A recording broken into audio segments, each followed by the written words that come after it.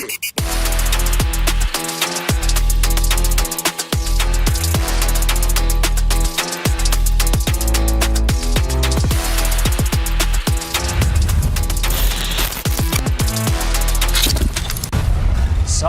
much talk of AI and tech today.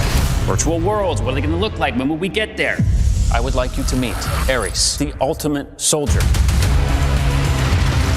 What are you? I'm looking for something. Something I do not understand. A malfunctioning program who wants to live. Fascinating.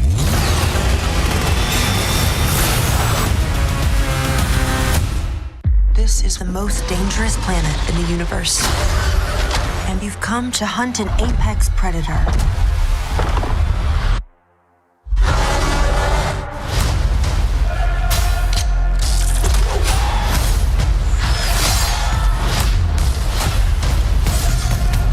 You might not be alone in this hunt.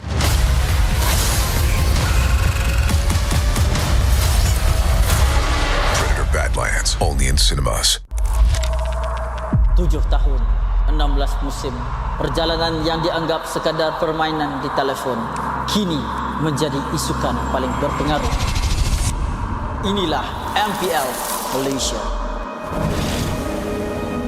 Era permulaan segalanya, titik mula sejarah apabila Malaysia dan Singapura menjadi tuan rumah MPL pertama di dunia. Di musim pertama, kita melahirkan legenda Solos, penjahat dan Fredo. Dari musim ke musim, MPL MYSG menjadi pentas lahirnya pemain tersohor. Musim kedua mengukir cerita untuk pasukan yang tak disangka. Sayan Rebound, Noon bangkit dari kedudukan tercorot di tangga liga, mengharungi satu demi satu halangan hingga akhirnya menjulang piala pertama buat Malaysia. Musim ini menyaksikan kebangkitan luar biasa pasukan Todak. Ciku Guys dan Moon menggoncang pentas M1 World Championship, menamatkan saingan di tempat ketiga, mengharumkan nama negara. Momentum itu memuncak di musim ke-6, detik bersejarah apabila Todak menjulang trofi pertama mereka. Dari detik itu bermulalah era kompetitif. Dari musim 7 hingga musim ke-12, setiap musim nama baharu diukir di trofi. Tiada pasukan yang kekal di takhta. Di sinilah Todak membina legasinya. Bersama Ciku Guys menjulang trofi.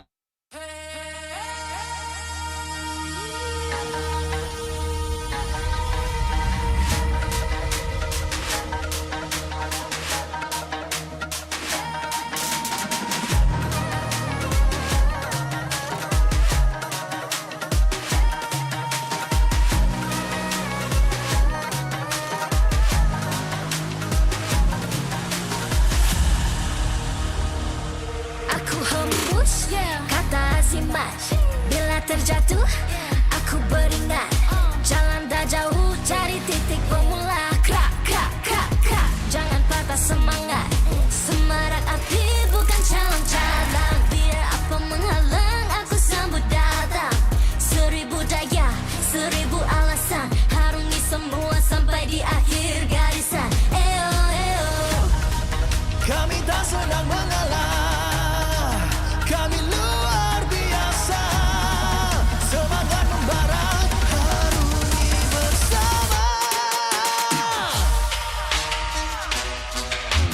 Lakukanlah sama-sama, lakukan. Bergema di kiri dan kanan, tak berhenti marah ke hadapan, tak mengalah berdepan cabaran. Jaga, jaga, kita jaga. Jaga, jaga, kita jaga. Jadi ayo. see me, watch me, hype me, gotta give it all. Don't matter how many times I fall, gotta get back up. Yeah, yeah, gotta go. I can hear them calling, now I gotta serve. Mess with my clique, now you get what you deserve. We keep it tight, we keep it cool. They got me and I got them too. Rundung terasa api tak kunjung padam. Marah ke hadapan kita sehaluan, jangan simpan-simpan, kita anak Malaysia.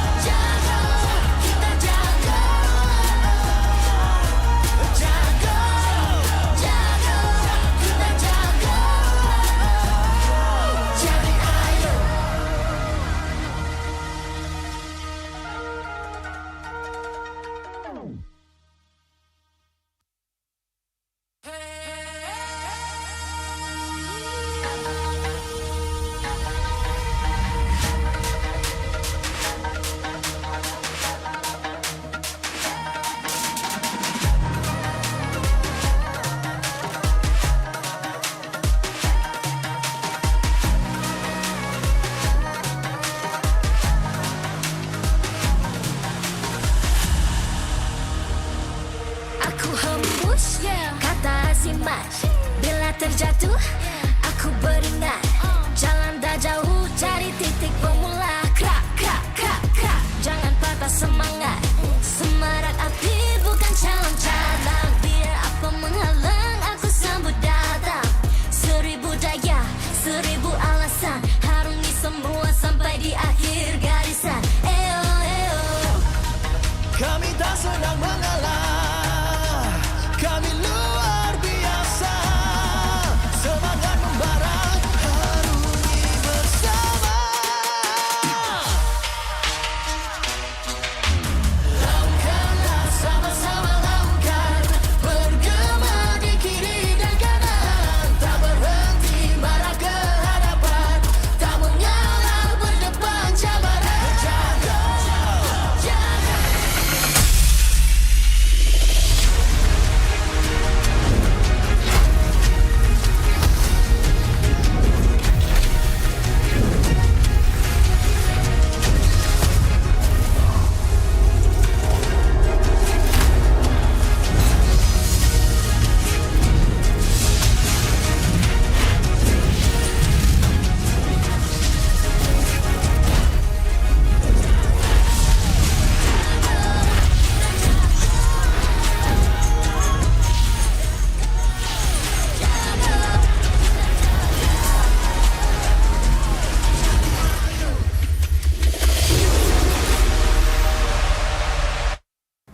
MPL Malaysia Season 16 is powered by Moonton. Presented by Celcom DG. Stream, game, vibe on social media, and more to your heart's content without missing even a single moment. Power up with lightning-fast 5G speeds. Stream all day long with Celcom DG prepaid 5G. Our official sponsors. Official gaming smartphone Infinix GT30 just launched. Comes with a free magnetic cooler, even more affordable than the GT30 Pro. The only phone in its class with GT trigger, 1.5K display, and 144Hz refresh rate. Supports steady performance with 120 FPS in MLBB. Available in 2 exclusive colors for the GT30, green and blue. Perfect meals for gamers, Grab. Grab food for one. When eating alone, enjoy meals from 10 ringgit. With just 1 ringgit delivery fee and no minimum spend. And group order. Get 15% off when eating in a group. Bigger gang, bigger savings.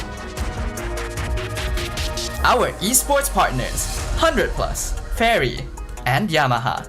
And thank you to all our strategic partners, CeraVe and Playas. Predator Badlands in cinemas on 6 November. An action-adventure horror set in the future on a deadly remote planet. Predator Badlands follows a young predator outcast who finds an unlikely ally in Tia as he embarks on a treacherous journey in search of the ultimate adversary on the most dangerous planet in the universe where everything is trying to kill you. Catch Predator Badlands in cinemas 6 November.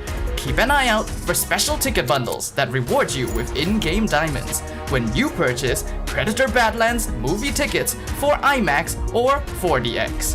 Supported by KBS, Rakan Muda, ESI, MESF, and PSM. Selamat datang ke MPL Malaysia musim ke-16, seminggu ke-6, hari pertama.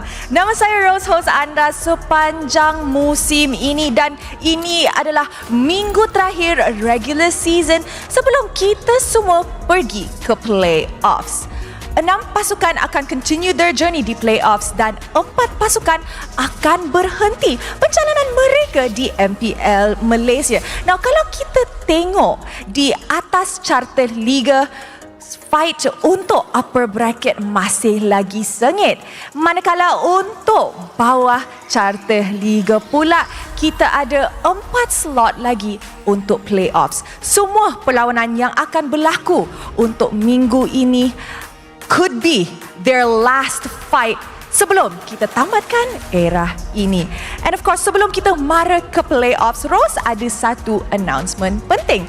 Promosi 9th anniversary sale sudah pun tamat. So, kalau korang nak dapatkan tiket, you guys can do so. Mendapatkan tiket general admission pada pukul 3 petang hari ini. You guys boleh beli tiket with its original price. For more information, korang boleh visit MPL Malaysia's official website. And jangan lupa, Predator Badlands is coming to your cinemas this 6th of November. Watch in IMAX, win big with MLBB. You guys boleh beli tiket IMAX ataupun 4DX untuk Tron Ares dan Predator Badlands bermula 72 Malaysian ringgit di GSC Cinemas dan berpeluang untuk memenangi 120,000 diamonds dan skin yang bernilai 9,000 Malaysian ringgit. For more information, you guys boleh scan QR code on my right side.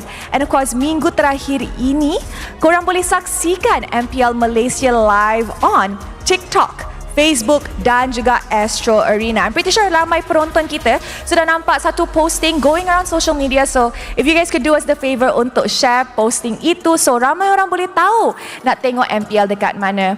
Before we wrap up, kita punya opening mesti kita ada ini gaya code untuk kepada semua orang penonton kita. You guys boleh isikan code ini dalam MLBB anda untuk mendapatkan in-game rewards. Rose dah tak sabar untuk mulakan hari pertama minggu ke-6. So tanpa membuang masa, mari let's show it to the casters. Casters, up to you guys now. Thanks, Rose, and welcome everybody watching who somehow found the English broadcast of the MPL MY. Thank you for coming along for those watching abroad and locally. Currently, GMT +8, it is currently 1500 on the clock. MPL MY continues on our final week of Season 16. And let me tell you, last week was the decider for a majority of these teams, but we have yet to find a second team to make it into the upper brackets. Of course, my name is GMXK, this is Lefel. Today is the final week. We're looking for that one last slot into the upper brackets. We're also looking for teams not to actually get relegated. Honestly, for today, we're looking at all four teams. A little bit less for GMX, but they do have a chance. We're going to be looking at Untitled as well as AERO because winning and losing for both these matches really dictates who actually goes to the playoffs and not. And Homeboys, they really want to win against AERO today because that's their only chance where they can make it to the upper brackets, but at the same time, they gotta hope that CG has no points going up against Vamos later this week. And that's the thing, throughout this final week, a lot of relationships between the teams, whether they're battling each other or not, really goes to show every single point leading up to this very final week actually matters. Now let's talk about Untitled versus GMXK, because for all intents and purposes, we've seen, and historically speaking in MPL MY, once we get to that last week, teams who, well, let me throw out a couple of names that might seem familiar. Sure. Secret, for an example. OB. The OBs. That's when all of a sudden they start taking some big games from big names. I mean, like, here's the thing. GMX Kelantan, all throughout the season, even if they don't win, you see shines of brilliance. So they could actually do it today, especially because Untitled hasn't been the most consistent, you know?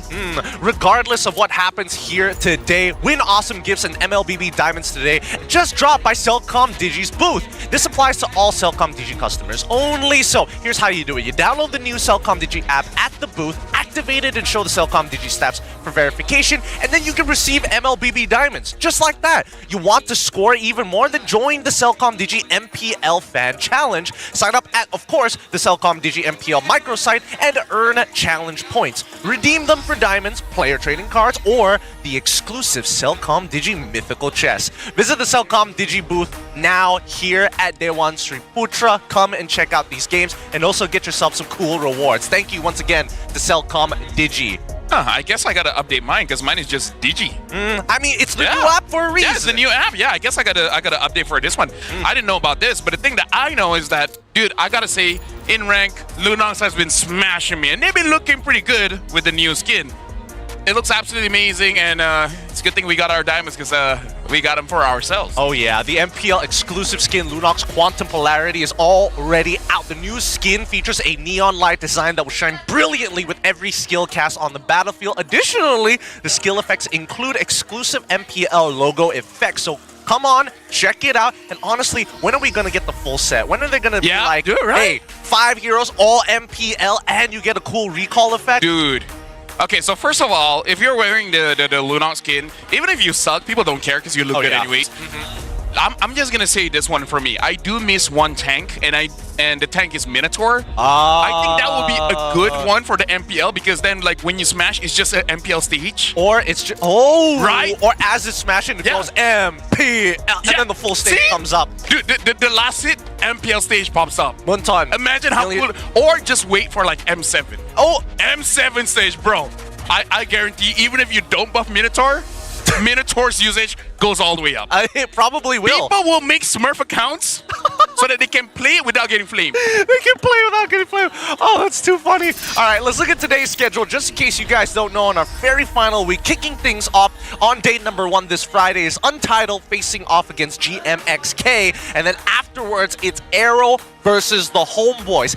Today itself, we will predetermine whether or not Untitled can actually qualify because they are depending that AERO does not win against the Homeboys. Yep, in case you guys are wondering, if Untitled wins, especially 2-0 against GMXK, and then AERO loses 0-2 against Homeboys, mathematically, it will be impossible for AERO. Even if they win 2-0 against Team Ray later on, they will not have enough points to basically put Untitled down. So Untitled will be going to the playoffs, and AERO will be knocked out, which is crazy to think. Consider how well they did last season. Yeah, I think that, I mean, we'll talk about it when the games come by, but our scriptwriters have also brought up a pretty good point here that there's a possibility for a 5-way tiebreaker. And there's a lot of different conditions to be met, but let me introduce to you Untitled. Skyzed, Rasi, Stoem, Kimin, and Siska. They had a very slow start to the season, but now they're picking the pace back up,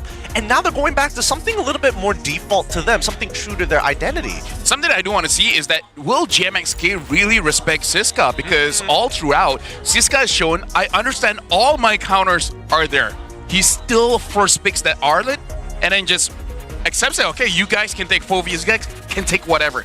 I'll deal with it. Will Siska finally be respected and not get his Arlet? It's really tough because I think right now, huge impact EXP laners, that's when you start thinking of things like Arlet. Lapu, yeah, sometimes gets banned here and there, but generally speaking, you don't want to lean too heavily into these EXP bans when you can start looking towards Kimin, for an example. Force him back on that Yishin shit. Make him go into double fighters, which historically Untitled have not done too well on. Skyzed, a true traditional marksman player. And right now we gotta look at GMX Kalantan here because, again, they've been looking pretty good, but I really feel like this is a team that really relies on their draft. Because Maima, for example, I kind of feel like he has a lot of potential, but when he's using the Eve as well as a little bit of Kagura. Other than that, like the Cyclops, the Kimi even, hasn't really been having the best of performances. Yeah, no, I definitely think that he's a bit of a double-edged sword as of right now. If he gets his comfort heroes, I think that, honestly, if majority of the members of GMXK get their comfort heroes, they look like a completely different team. And I think that right now, with nothing to lose, I feel like balls to the wall, GMXK are going to show off today. Madin's especially because we've seen him, I would say, zero to hero kind of guy. Sometimes he gets the Franco and then hits 0 hooks.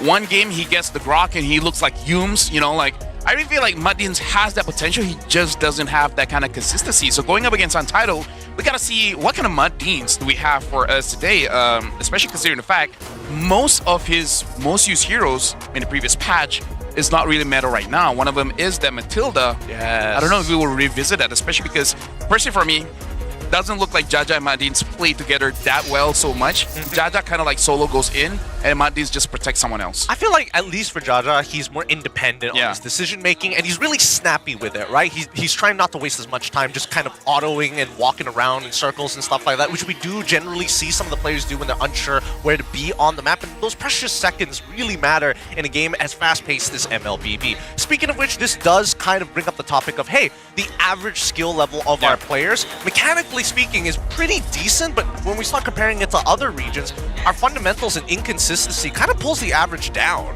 I kind of feel like one of the things is definitely on their decision making, because sometimes for the local players here, even if it's a bad decision, they're like, hey, throw the dice, maybe it will work out. I mean, they are throwing the dice here today, and if we're talking about decisions that need to be made, it's their last chance or last dance to do so. From 4th all the way to 17, Vamos, Monster Vicious, Untitled, and AERO Esports are very close in terms of points. You can even see their match wins and losses on the graphic that you see ahead of yourself, but GMXK, Galantan, right at the bottom of the standings.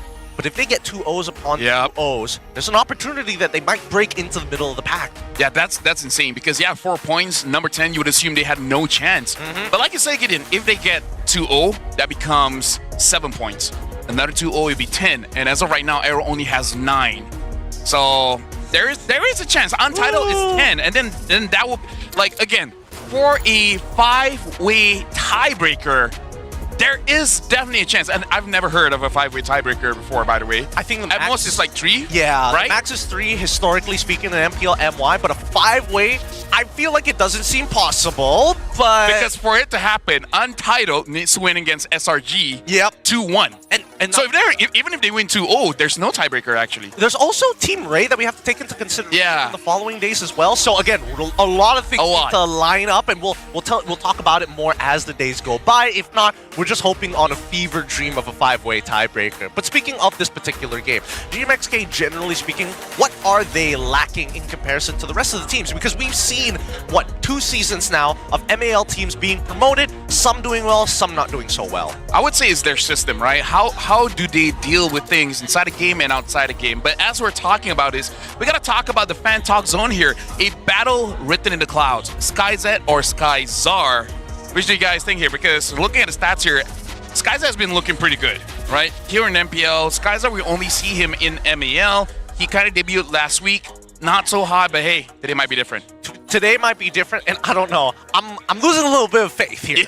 And mainly because when I hear the name MAL, I'm like, I don't know. They play a completely different game on that side. I feel like listening to the broadcast as well, even the casters there who are like, we're hoping for better games, but this is what we're getting. But anyway, jumping back into the topic, I really feel like it is that system because even teams that have been in the MPL for like 2 or 3 seasons, they're still trying to figure out how do they do their training, their scrims, how do they get access to A-tier scrims, S-tier scrims, like how do you build that connection with Indonesia, Philippines, Cambodia for you to get this top-tier scrims, right? Not every single team has access to that. That's very true, and I think especially amongst the S-tier teams, that they have a very small circle as well, right? They don't want to waste too much time. It's an exclusive club. Yeah, it's an exclusive club, and I think that the only way to do that, getting access to it, is maybe getting into an M series, maybe getting into an MSC of some sort, maybe I don't know, MWI. We'll see. You gotta make connections somehow, right? I mean, Rexvin has done a very good job at making those connections as well when in his time during MV. Now, let's look at the players so far, because right now it feels like they've got nothing to lose, but GMXK will get first pick. 38% win rate, of course, but doesn't seem like they're out of spirits just yet. Let me just say, because GMXK got 1 game off of SRG and told out 2-0'd Vamos, I believe in miracles, Gideon. Next time someone knocks on my door, like, sir, okay, here in Malaysia, it's a different religion. It's like, you know what? Let me hear it. Let me hear it. I believe in miracles now. Yeah, they're turning water into Ribena. You know what I'm saying? If you say it can snow in Malaysia, honestly, with all the things that's happening, I would believe it. I mean, we already started to get tornadoes on the northern side. That's so insane. It really is. And okay, look, guys, easiest way for Untitled to reach the playoffs, as stated earlier, is this. 2-0 GMXK. I'm not talking about a 2-1. I'm talking about the full 3 points here. A lot of pressure for Untitled, and you can see all the boys in Untitled just realized, no, we gotta do this. We got a 2-0. We cannot be given any chances, which might be a good or bad thing. Yeah. And then they're like, but 2-1 is our thing. But coach, I mean, like, here, let's pull it back. Okay. They 2-0'd Homeboys before. Well, that's fair. Right? Yeah. So there is a chance. Like, they can do it. We just got to see if they got that dog in them today. And looking at AERO here, this is going to be tough because Homeboys, especially with Reza in the mix, Reza knows how they play. More importantly, he knows their habits, especially those mid trio, right? Yeah. I feel like that kind of information being fed towards Daniel, towards Jesvin, understanding their pathing, Homeboys might have an edge on that one. Not to mention, if if Homeboys had not lost the Untitled, they probably already qualified for the upper bracket at this point. So they're coming in with just a little wee bit of salt. Just a wee bit of salt. They could have, Hey, I would say it's MSG at this point. It's MSG. MSG, man. Oh boy. Man, salty. Delicious. All right, we got 35 seconds left on the clock, but we have a quote from Coach Theo himself. We're not thinking too much about the playoffs. We just want to end our regular season with a strong performance. No matter what happens, even if we go 0-2 against SRG, we'll go all in until the end. In our recent wins, I'd say it's because we've been playing our comfort heroes and prioritizing SkyZ's picks. I wonder, because right now, even when it comes to the maps, who do you think favors more when it comes to the broken walls? Ooh. I think it's going to be broken walls for this one. The broken walls, I think the worst map so far, if we have to give it over to Untitled, if I want them to win, I'm hoping that they don't have to deal with flying clouds. Because that gives GMXK a huge advantage in the drafting phase. All right, now speaking of drafting phase, shout out to Predator Badlands, by the way. Make sure you guys check that out. I think it's going to be broken walls for this one. All right, just predicting. Come on. All right. Broken walls. Good call. 50% win rate so far for Untitled. Early ban. Wow. Oh. But Yisun Shin open. They're letting Kimin get that Yisun Shin. Talk about the bans here. The Fredrin 1-1 as well as the Arle has been banned. Now the Fanny, CC as well as the Angela, but still quite a lot of heroes are still open here. I'm okay with it because again, based on what we've seen from Kimin, his Yishin Shin is like, yes, he power farms, but it's those getting better. Fights. Yeah, it's very consistent. Either he hits his boat or he doesn't, right? Or he completely whiffs it. It's a risk that GMX is willing to take, and I think so far Jaja has been more consistent on the Lancelot. I think it's a fair matchup, but I'm more worried about things like Rock, for an example. All right. First picking Jushin alongside with Alice.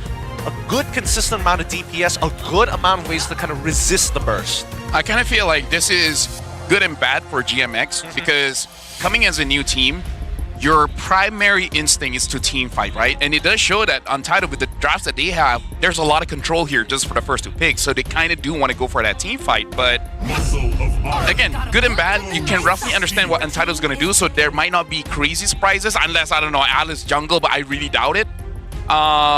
Yeah, I feel like it's overall good. Now, this is just a bit iffy, Maima on that Kimi. Although, they've been swapping it around. They have been swapping it around. We have seen that Skyzar picks it up every once in a while. Switching things. Okay, we finally get the Yishin Shin. This could be a double fighter composition for Untitled, but again, they mentioned that they were leaning back into playing into SkyZ, and I think that as long as they can scale, which again, their composition scales decently well with just the Yishin Shin alone. I keep thinking that Alice is old Alice, and it's just like, man, you want to build up those things. Oh yeah, it doesn't matter anymore. No, the crazy thing is, you're looking at a lot of setup here. Like the Yishin Shin, if you hit your turtle boat, you get a good setup, right? The Throne of Ruin, big AoE, possibly maybe even able to catch that Lancelot. This offers a lot of opportunity for SkyZ to use practically anything here, even something like a Beatrix. There's a lot of potential here, so this is already a very good draft for any GOAT league. I agree, but at the same time, I'm surprised that at least for the side of Untitled, that they go for Alice this early on. Because again, it's kind of a giveaway that you want to play for these big engagements, yet you still don't know what the gold lane matchup is going to be. Now, they've already gotten rid of Lapu alongside with the Lunox. I love both of these because Coach Theo is just covering his bases. One, we don't want the counter engage to be that deadly. More importantly, we don't know where this Kimmy is realistically going to go. But honestly, like, this might just be a pattern for Untitled because how many games in a row, right, that basically you secure your EXP first, right? It doesn't matter if it's Arlet, doesn't matter if it's the Alice. CC makes sense, right? But we need to say, like, I think this is just their comfort, where it's just no matter what, we're going to take your heroes first because we know even if it's a losing matchup, you'll make it work. Wow, I don't know. Why go for Hilda at this point, right? Broken walls, right? So there's, like, you can whiff in and out and possibly not get punished. And Jaja is the main win condition. Well, for now, right? We don't know what the rest of GMXK is going to be. I think that the only problem for me is the fact that it's a little anti-synergist because, again, she reduces armor, and you've got two big magic damage dealers from the side of Untitled, so you're really playing off of Yishin Shin more than anything else, right? I would have imagined like Cho would have made a little bit more sense. Force out Purify from the side of GMXK to maybe open things up. But they could go for Harren from the side of Untitled. I've been waiting for too long. Uranus picked up, and even the carry, making sure that they have an answer for this Hilda.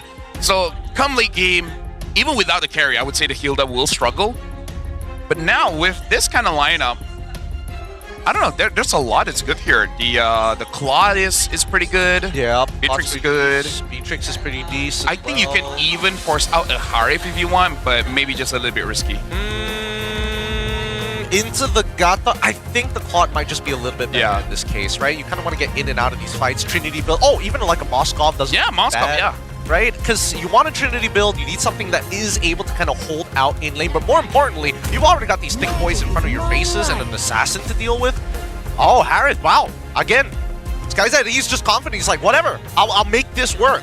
Again, it looks like Untitled is going for this Wombo combo, which we have to remind ourselves, this is basically what they did in the previous season in DxSoul.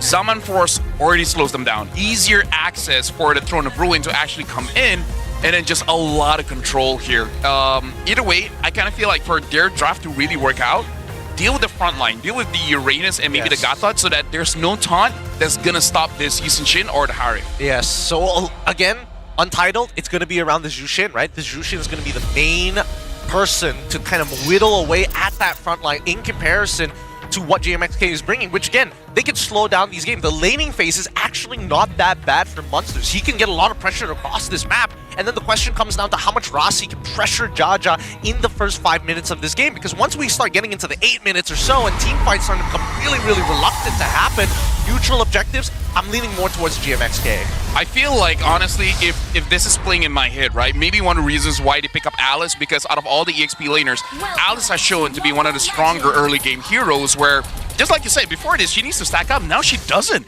Honestly, even pre-level 4, she's pretty strong. And this is what I'm thinking here, right? Basically did what SRG did before and then start pressuring early. Oh yeah, get involved here. Get involved. Make sure that Jaja can't breathe.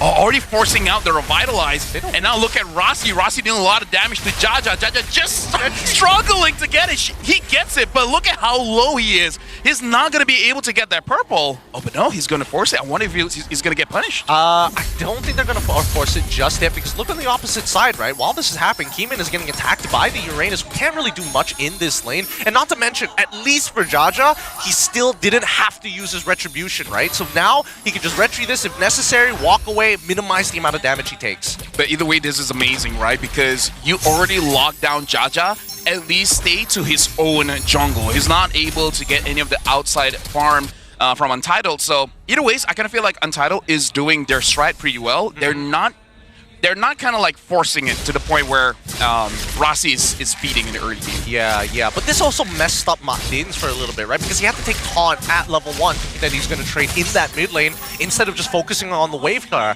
If he just held it off for a couple more seconds to see the play that Untitled was going to do, that could have given him a better idea of how to play out the early game and maybe save Jaja a bit of time. Yeah, looking at the levels here, Siska is level 3. I kind of feel like in terms of both teams here, it's more for Untitled when we're talking about the turtle, because even if GMXK ultimately secures the turtle, the follow-up coming in from Untitled is going to be deadly. So GMXK, I think, is going to be very risky if they really do want to contest this turtle. I don't think they can, right? Martins as well as Marmot.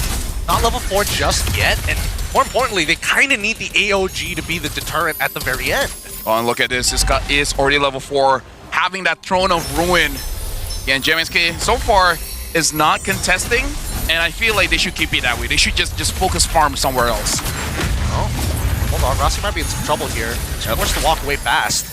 Able to get away. Martin still not level 4 yet. Already using the Revitalize Monster, trying to push them away, but he himself taking a lot of damage. A Throne of Ruin hits onto tree. Rossi chases, and Siska gets Martins. Rossi in the back tries to get onto Monster. Monster still gets that kill, but Keeman secures the turtle finally.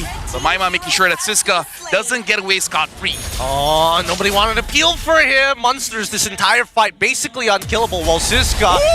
Oh, he catches it right at the end and survives? No problem whatsoever. 1 HP, no problem. Storm, he's got to finish this off. He has to finish this off. I don't think he can. He can. He can? Throw him underneath the turret. Bow. Oh, wait a minute.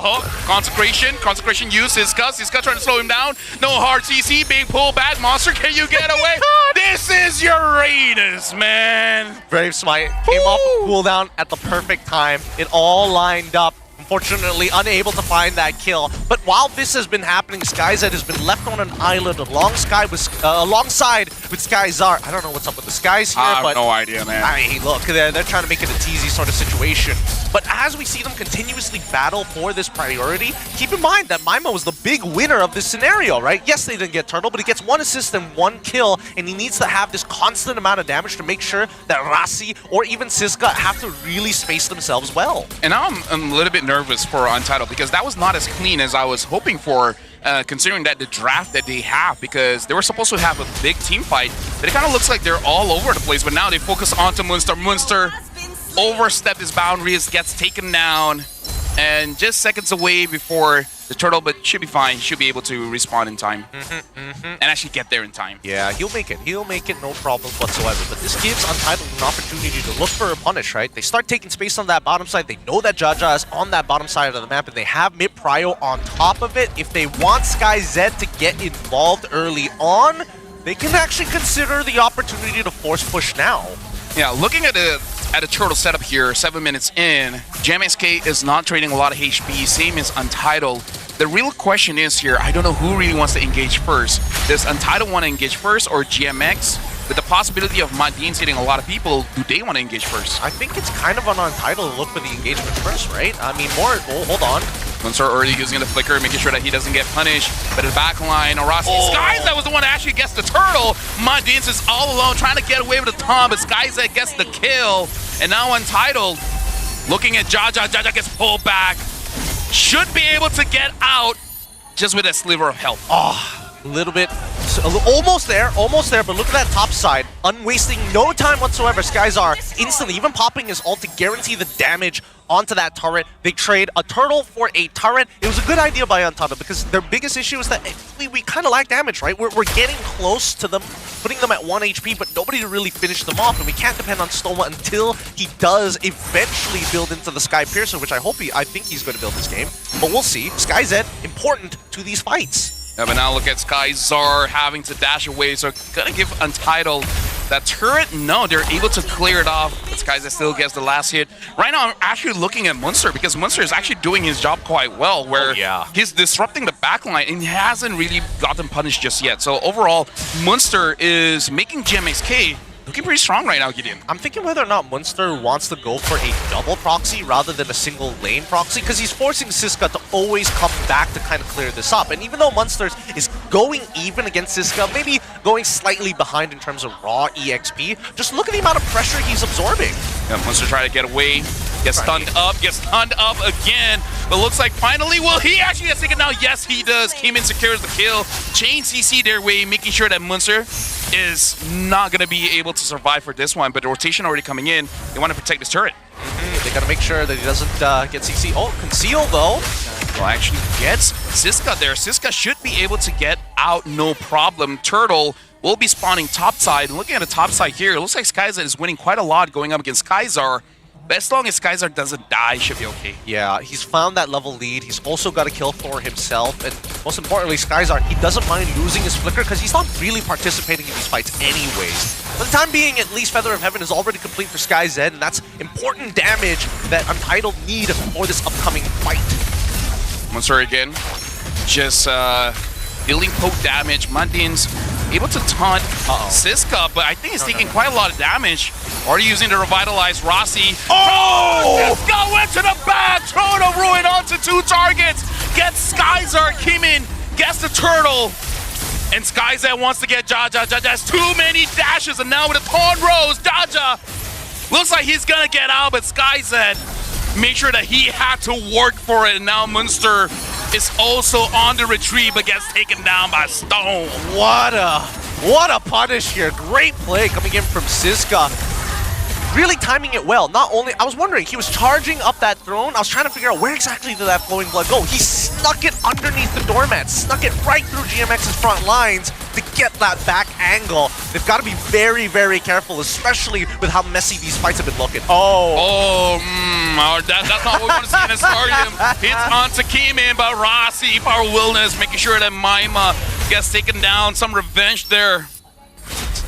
Oh, dude. Hey. Kimi, it happens. And this once again. Yeah. And this once again. I respect it. Yeah, of course. It was a good idea, and I think if he landed the boat, he almost guarantees a kill there. And not to mention that he's going for the more greedy build, right? He's not going straight into War Axe. He's going to go into BOD. And I think that's important because right now, the big problem is that Untitled don't have that finisher just yet. Now, we already see the Gleaming Gem completed early on by Stone. Most importantly, the Glowing Wand from Stone to make sure that Monsters doesn't get to run around for free. I would tell Kimin, it's like, hey, it's okay. Being a sailor, it's hard. You can't predict the weather, Gideon. Sometimes it gets stormy. Sometimes, I don't know. Things happen. Things happen. Things do happen, but I think more worrisome right now is that how is Jaja going to get his farm successfully? Because it always comes to a point where it's like, I've cleared out my entire jungle. I want to go for a wave, but at the same time, I've lost all my tier 1s on my side lane specifically, so falling back isn't the easiest either. So, Untitled, it's a good 3.4k lead, but we want to see the bigger punishes because they're playing a more passive approach. They're letting GMXK take space for free, and they're saying, we can punish it, no problem. We need to fight with purpose rather than fighting for the sake of fighting. So my question right now is, Jaja, if he wants to assassinate, who's the target? I think he has to go for SkyZ or Kimin, right? But it's going to be difficult, right? They basically want to be in the front line as well. So, I don't know. I kind of feel like it's going to be hard for him to take it for free. You got to deal with Stome as well as Siska. That's the thing. They have really good anchors for the side of Untitled. But that's the big problem with this composition that we see from GMXK.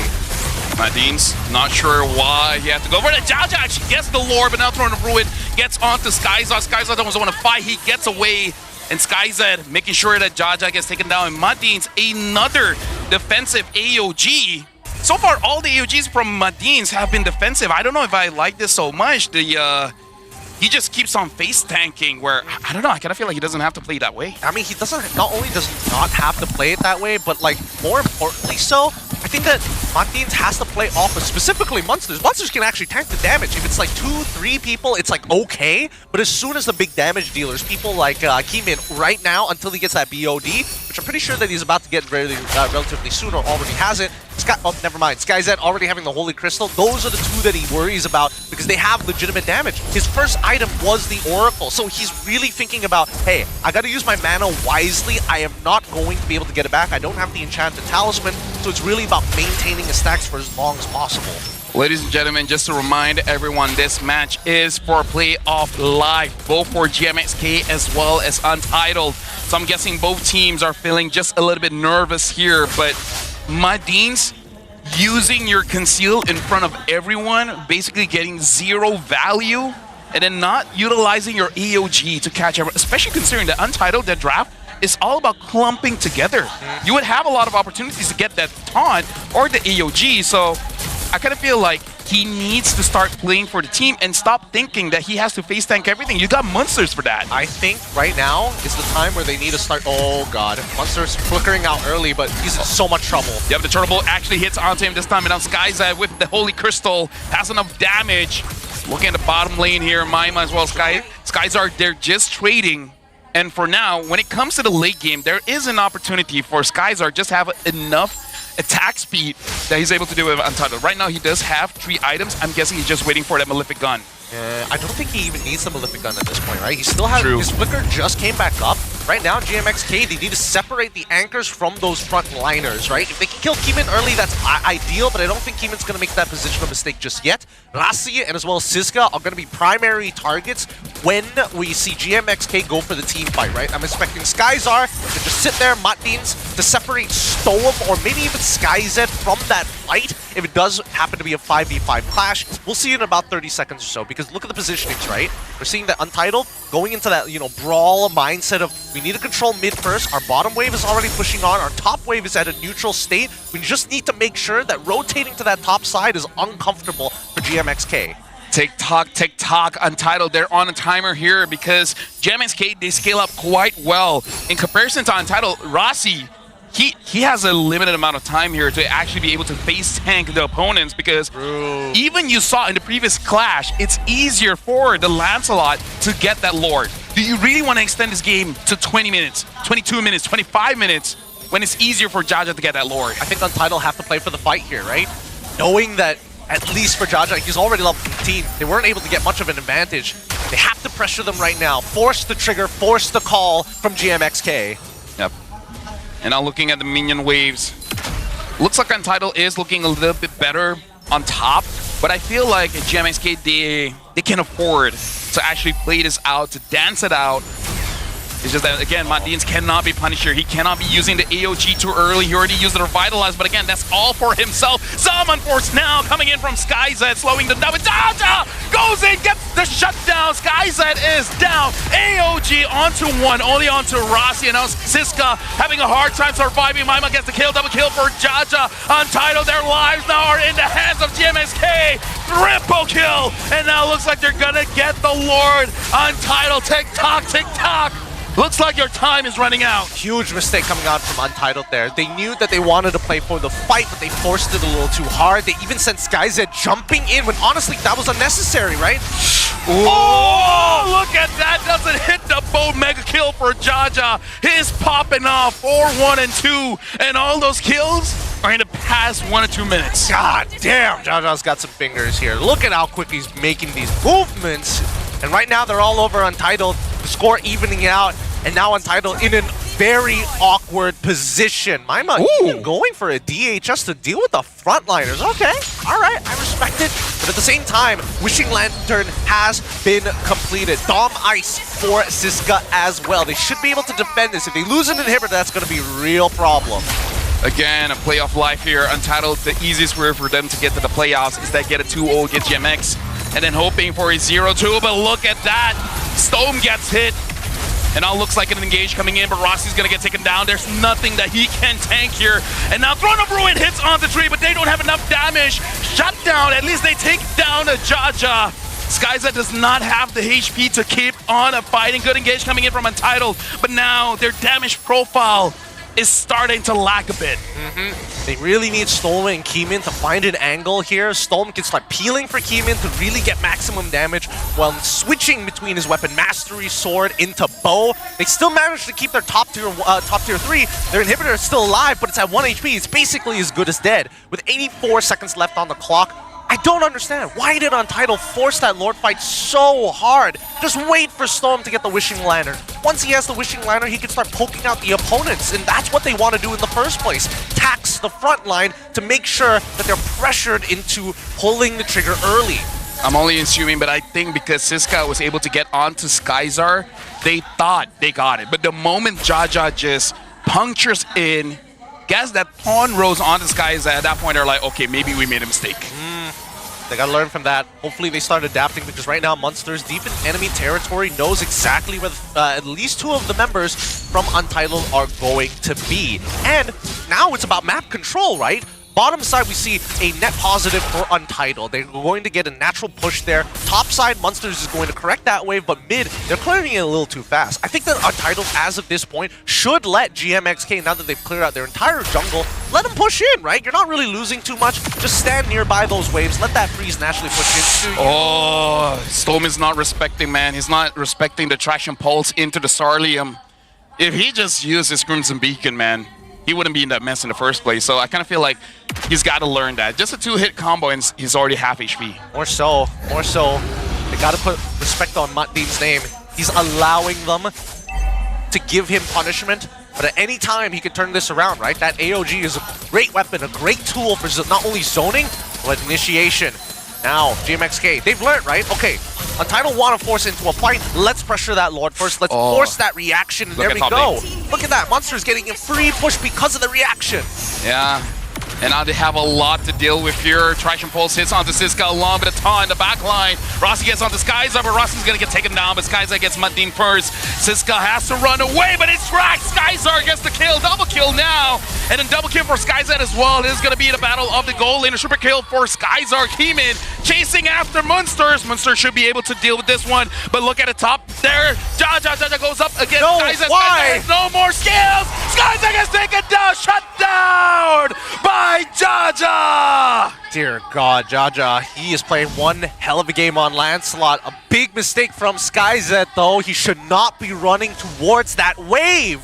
That gives him extra opportunities for Jaja to outplay him. Extra opportunities for, unfortunately, Keeman to not catch him. Able to get in and out of these fights. They have to be more aware, and Munsters will now break the mid-tier. Oh, he doesn't. Okay, 2 autos was not enough. Definitely unlucky there. But with a missing inhibitor on that top side and Lord about to be coming on their way as well, Untitled are in a awful position, and the fight was almost good. If I was Scouters, I would already be preparing my offer for Jaja.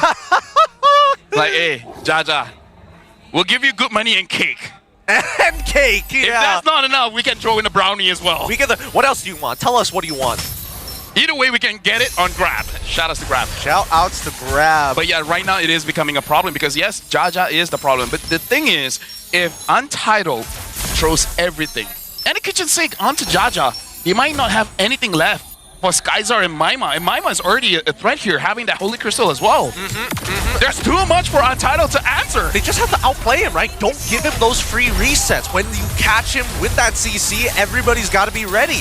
Let's see. Now this next fight, it's all or nothing.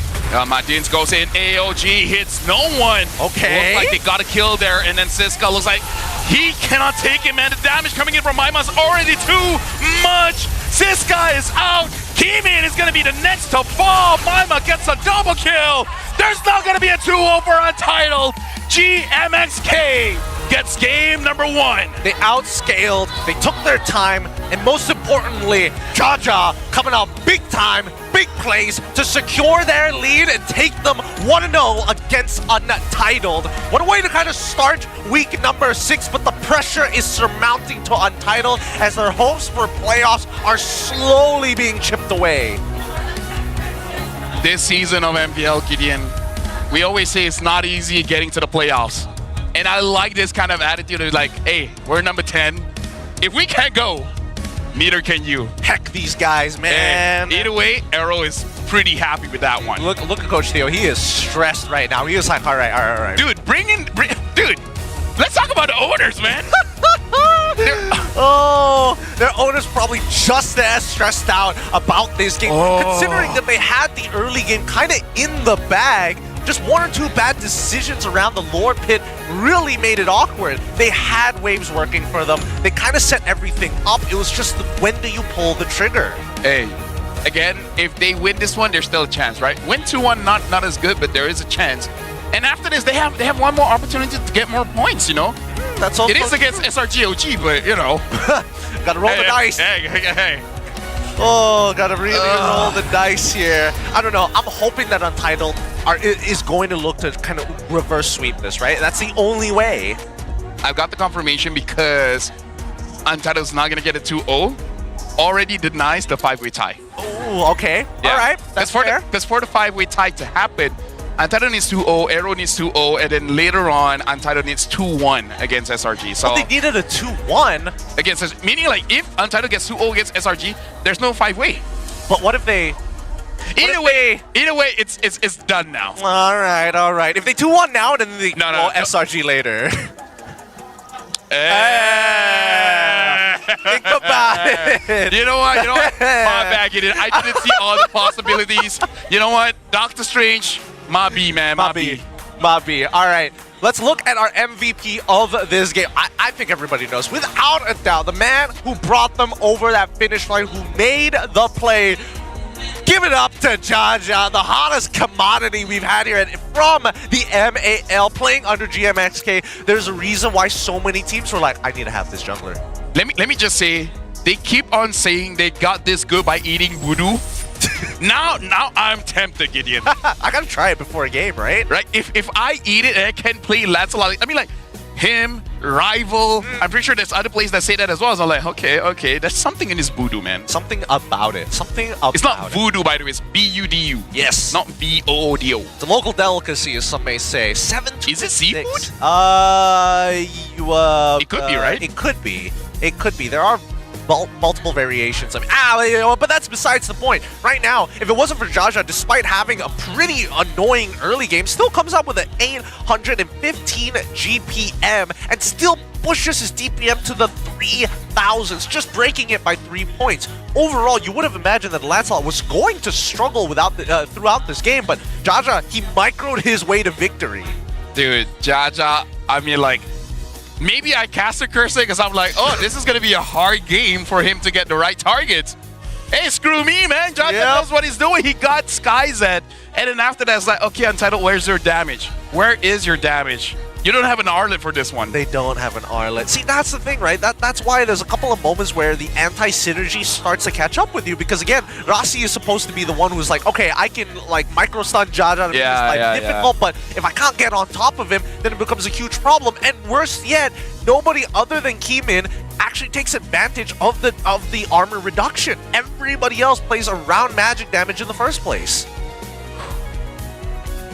If Untitled does it with this one, during our break, I feel like our talent room is going to be a bit heated. Oh, yeah. Or it could be not heated because there's going to be less people there. There's going to be less people. It's going to be somewhere else. I think more depressing, we're also not going to get the varsity jackets alongside. If they're not going to show up at playoffs, I doubt it. I doubt it.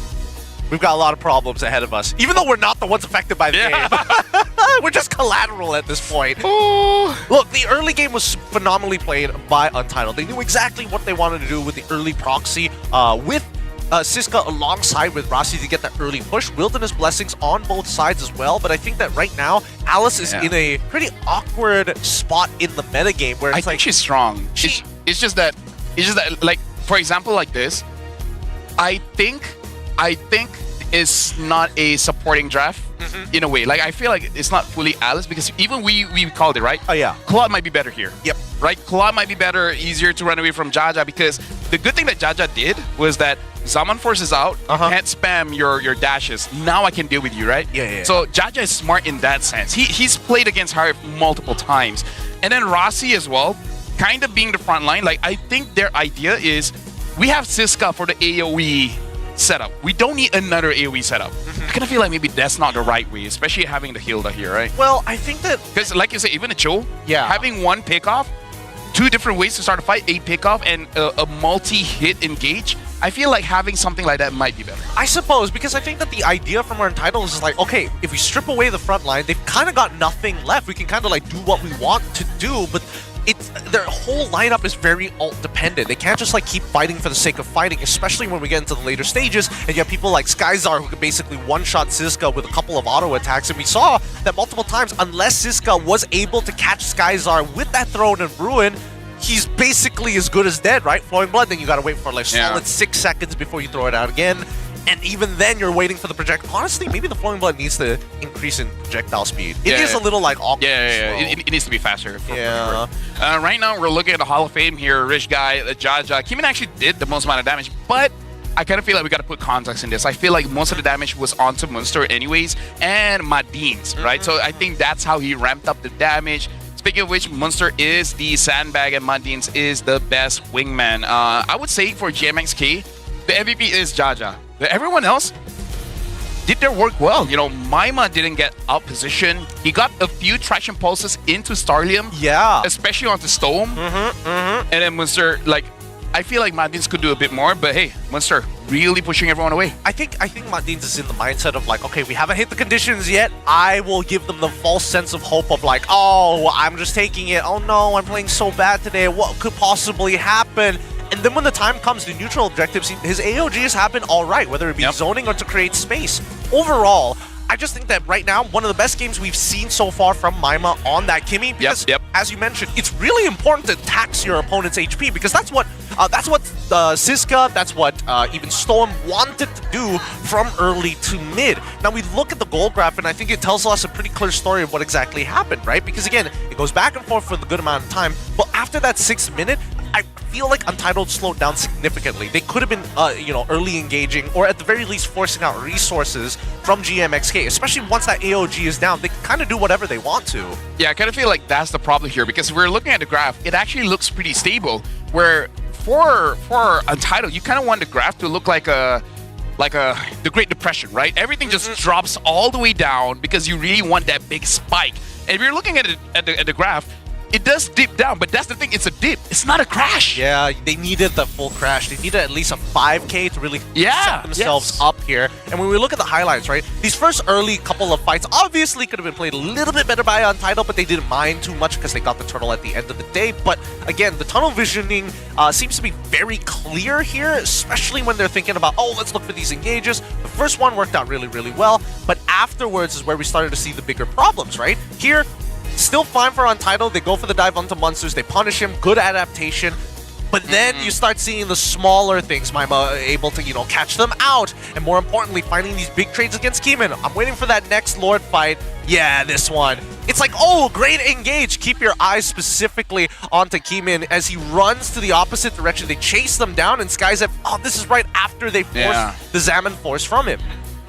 There's a lot of micro things that I've noticed after watching this, but I feel like one of the things is that they really trust Siska to survive, but Siska has to understand the limits of the Alice, and I kind of feel like that's differentiating here and other regions, right? Because Alice, tanky, yes, but not like a 1v5, I'm gonna stay here like a statue kind of tank, right? Because you go in, a big engage, and then you kind of dodge as much as you're staying up front. It's, yeah.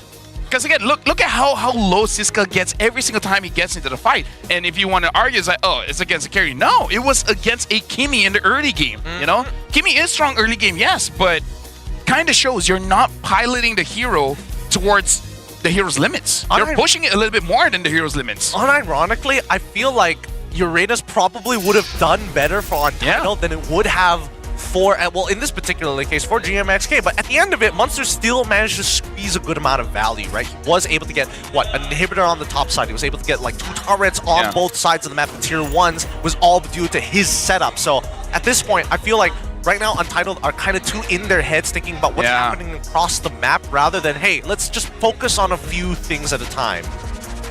Something that we have to talk about as well, it always needs at least 3 people to take down the Uranus. I feel like that's too much. Yeah, it is a little Alice, you just need one guy. That's the thing. But guys, don't forget, if you haven't noticed just yet, the Aspirant series has already been shown. But more importantly, we also have the all-new, the Aspirant series skin Vexana, Twilight Star, and Guinevere Daybreak Halo, which are making their dazzling debut in the MPL MY Battlefield. How, you may ask? Well, we've got some of the best players coming together to show off these skins. Team Dark Knight Corona with Rippo, Yums, Chiku, Siska, and Gojes will face off against Team Daylight Starlight with Zorn, Cram, Chibi, Sakai's, and of course, Arcadia in a one-of-a-kind showdown. Check it out, happening on the 18th of October, 8 p.m. Which is tomorrow 8 p.m. And trust me, you wanna check this out because it's not just showing off the skins. Oh yeah. You know what I really like about that episode is that it really tests the players'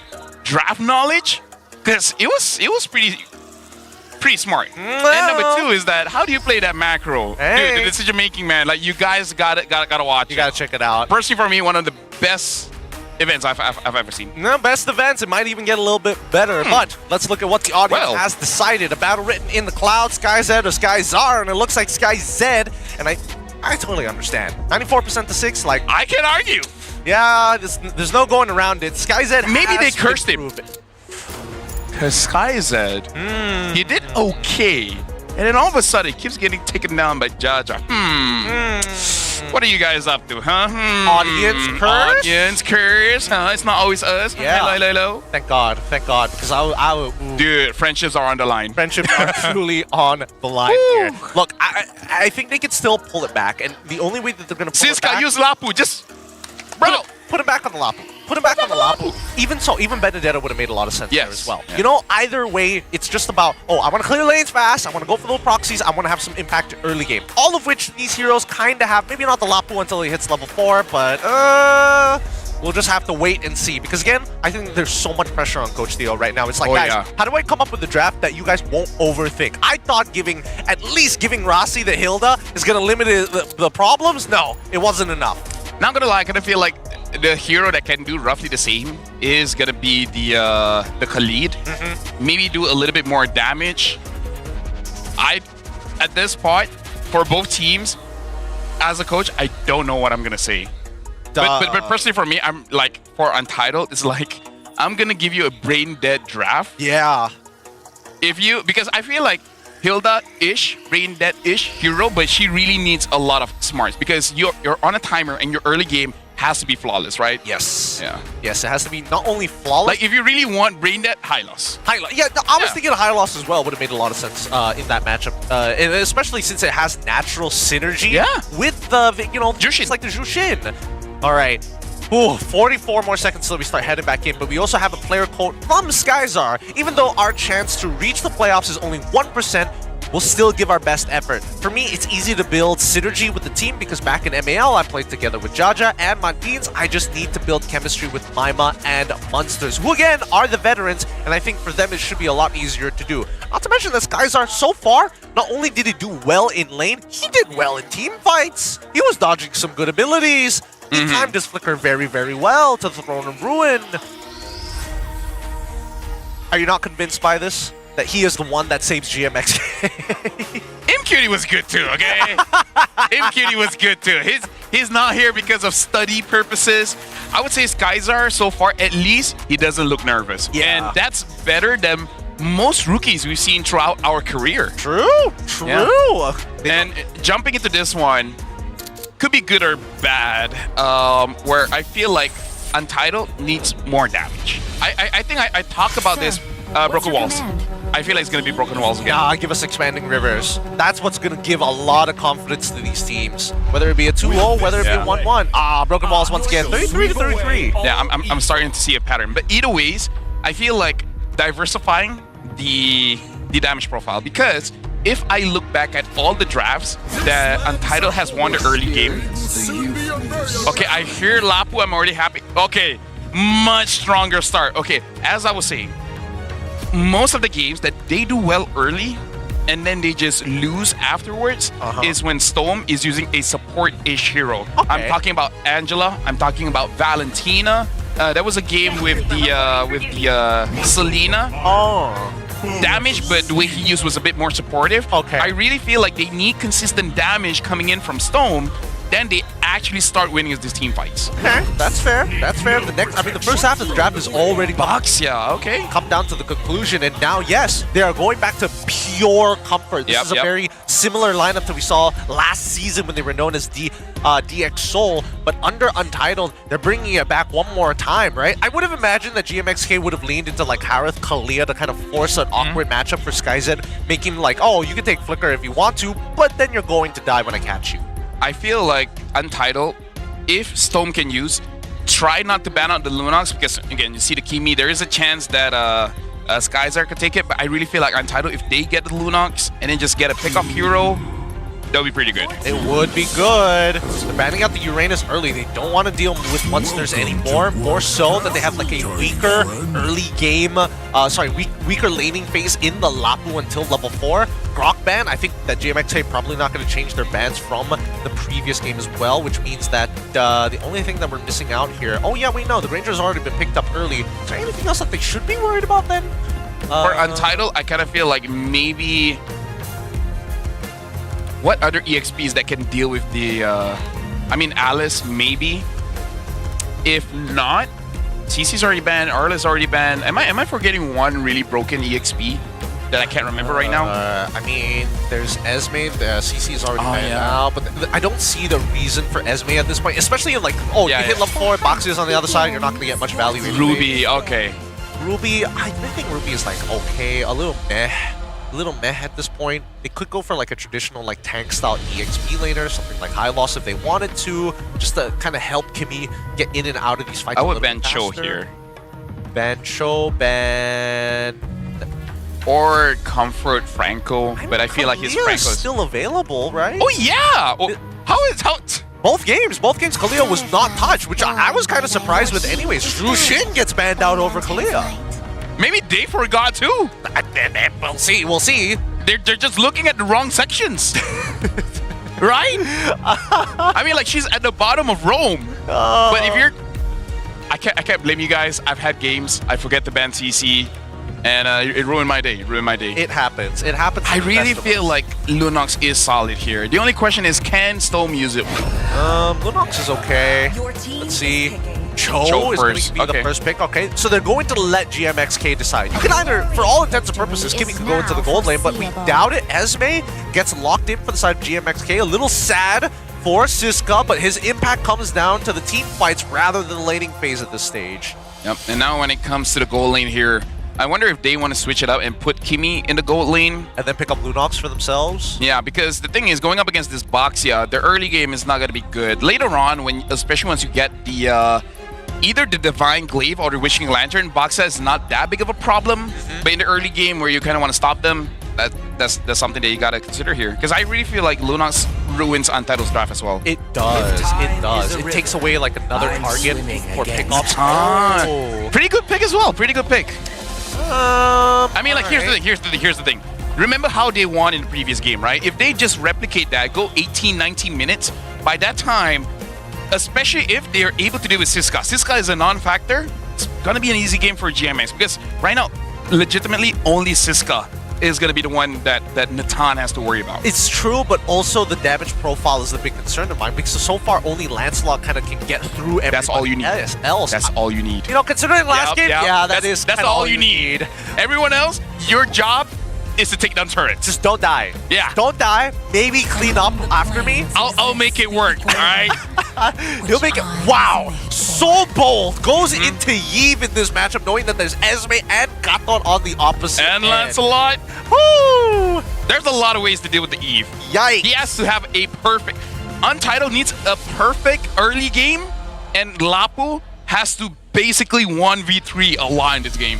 Let's see, because this whole composition depends on level 4. As soon as they hit level 4, they have to fight. They have to start looking for advantages against GMXK. GMXK are the ones who can actually slow things down. First couple of turtles, whatever. If I can steal one of them, that's already good enough. But more importantly, it's how do you keep Rasi in check? An interesting stat here I have for you, Gideon. Oh, I like stats. Give me the numbers. Lancelot plus Gatot plus Kimmy as a combination has played 5 games.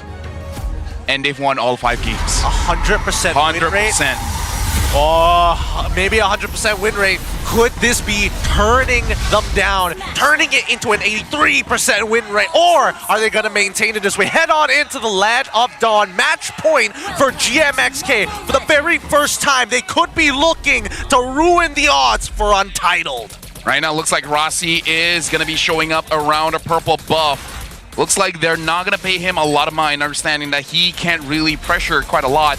Looking at the lanes, I would say it should be stable for everything. The only one that can really turn things around is probably this mid lane. I mean, the mid lane is going to be a huge problem, right? Again, big tax effects from both Stoneman as well as Rossi. Same goes for Matdins. I would have imagined that Lunox might have saved their lives there, but it's so important for Stone to play this laning phase perfectly, right? Using those Void Blasts to outrange Maima and getting consistent amounts of DPS on his target to ensure that he holds control. Interestingly enough here, it looks like the Natan is going to take Swift, so going to have a bit more attack speed, probably making sure that he's able to last hit all the minions. And now in the mid, Storm already having to use the Flicker, not having a very good laning phase, but at least he doesn't die, so there's that. Yeah, worst yet, I think that getting a freeze here, pretty decent. Doesn't have to go for like an early recall just yet as well. The only problem is that this is why Gatot is so good in the meta, right? When it comes down to the laning phase, he just doesn't care. It's like, all right, I'll absorb. If I need to break this freeze, I can easily do it. Oh, wait. Potential punish here. Yep, still able to dash on out of there. Looks like Untitled. Oh, still gets onto Maima, but it looks like Storm and Roxy is going to get away. Kimin taking quite a lot of damage, and now Jaja, they've been using the ult to chunk him down a bit, but again, I kind of feel like for Untitled, they don't mind. They just want to get level 4 first, which they got to be careful because Munster is about to hit level 4 here. I kind of feel like Storm is going to be not going to be doing a lot in the next turtle fight. Not much. Rossi's already too low as well. Yep, they're able to get Munster already purifying out of that Matdins, using the Revitalize. He's taking down all of them, and now looking at the... Oh, hold on, Maima still secures it. And Jaja, good play coming in from Rossi, actually stunning him down. Munster gets a kill onto Storm. But we're going to talk about this. This is not going to be a good Eve game. No, it is not going to be a good Eve game. What is Untitled doing right now? Why do they seem so disorganized? They need to make a choice whether or not they're going to, like, hey, if we're going to play our standard style, we don't actually want to sit on top of the very first hurdle of the game. We need to cut our losses. And even Siska, right, jumping in to try and deny Jaja the opportunity to go for the retry early was a good idea if everybody else was in position. And unfortunately, Storm is kind of left on his own to sort of die alongside with Kimin, who should be looking to kind of just hover around it. Okay, Siska doesn't get hit by the falling star moon. And in this game, I heard that Untitled had a pretty good week in scrims. Maybe that's the reason why they're not looking so hot here. Monster dealing with the box, yeah, not a good idea. Just trying to delay as much as he can, force out the retribution. Siska overall gets a kill, but again, Monster's job, game number 1, game number 2, it's just wasting people's time. Yep, and Monster is going to keep on doing it. I like the fact that he decided to take Purify because, again, that's going to be the biggest problem. If he gets kicked in place, right, he can't really outrun anybody else unless he decided to take Sprint. And even then, Rossi would then have another free target. Right now, the denial of Rossi's Way of the Dragon is already being shown within this game. He's kind of got no targets. He wants to hit Jaja, but Jaja's fingers has been too fast. And even for Mountains, it just doesn't feel good to try and go for Gato this early on in the game. The moment Untitled win is the moment that Siska is able to join in the fight. So Munster against Siska, I feel like this is the matchup that we really have to look out for, because if Munster doesn't join the fight, I think it's still fine. Oh, Kimin gets on to Skyzar. Skyzar is going to get kicked, but using the Purify. But that's good info for Jaja. The only reason he didn't get a turtle was that he got knocked up, so a little bit less to worry about.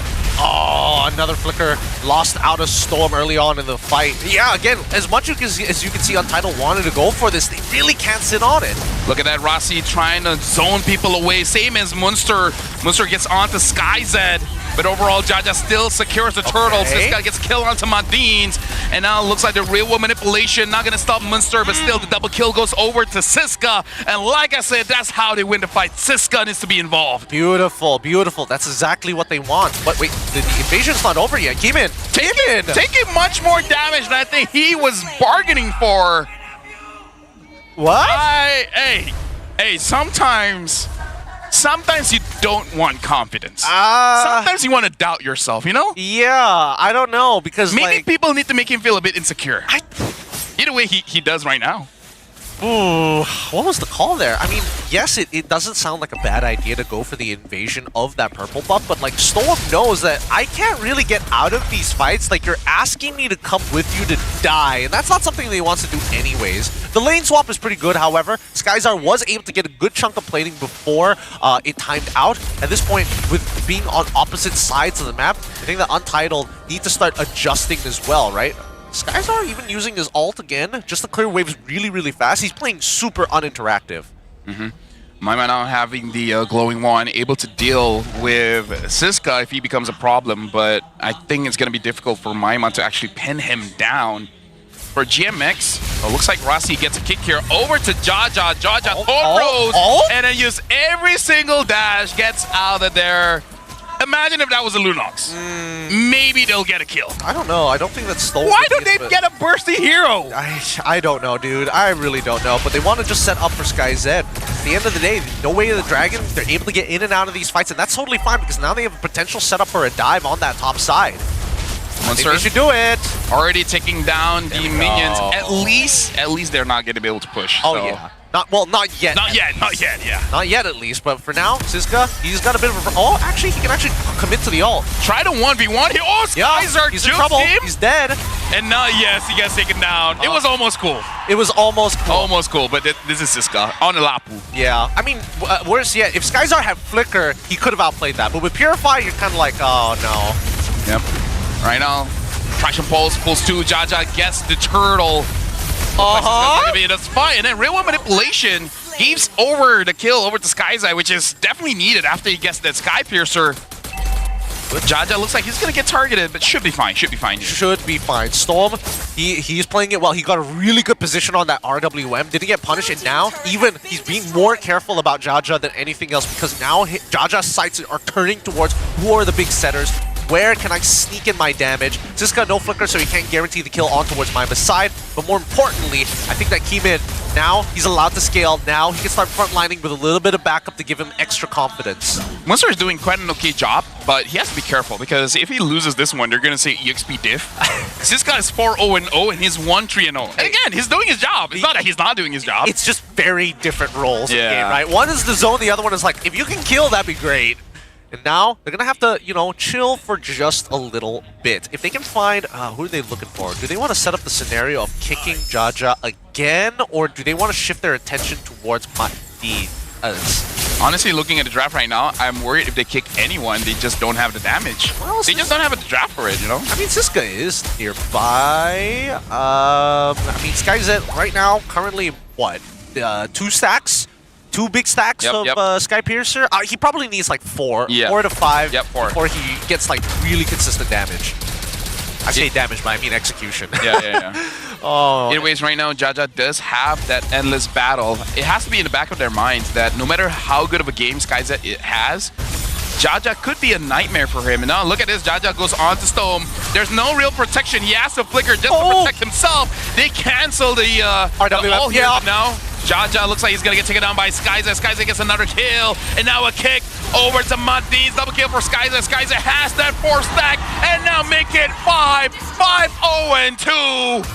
Untitled looking much better into the game before. That's exactly what Untitled was looking for. Again, Jaja, he was overextending, but he was feeling a little too confident this time. Finally getting punished, and Storm outplays him with a flicker. Luckily, is able to get the RWM after all the resources are out. Now, GMXK have to heavily rely on their late scaling to carry them through this game because Untitled finally are in a position where they can start threatening for inhibitors. Right now, SkyZ shoulders is going to be pretty hard right now because 5-0-2. If he dies, half the stack is gone. And you know he wants that 8 stack, right? 80 points there kind of wins you most team fights. Unless Jaja just has a godly engage and then full hits combo onto you. Either way, a lot of stress is onto Jaja and SkyZ right now. This is different roles, but they're definitely the rivals. They're definitely the enemies of both sides. Oh yeah, and now as they start to pressure, these T2s should inevitably fall. They're not putting too much pressure onto that mid-tier 1 just yet, but I feel like right now, Untitled, if they can get... oh no, there's still the holy shielding to worry about. Alright, just break open that mid-tier 1, get access to enemy jungle, because Jaja's already at level 14 in comparison to Keeman, who's been giving up a lot of his farm. Right now, Storm in position to think about using the RWM. So far, I thought Akimi was going to get punished, but not so far. Should be fine here. They got that, but again, in 2 minutes, it's going to expire anyways. Yeah, it is going to expire, and I think, really nicely played by Jaja, because he's just looking for these proxies. We'll see whether or not he can outplay the scenario still. Phantom Execution, and even Keeman trying to cut off his space. Yep, and now, no rolling here. He should be able to get away. He still has a lot of dashes. Oh, maybe not enough. Maybe, maybe no. Oh my goodness, guys, that still gets the kill.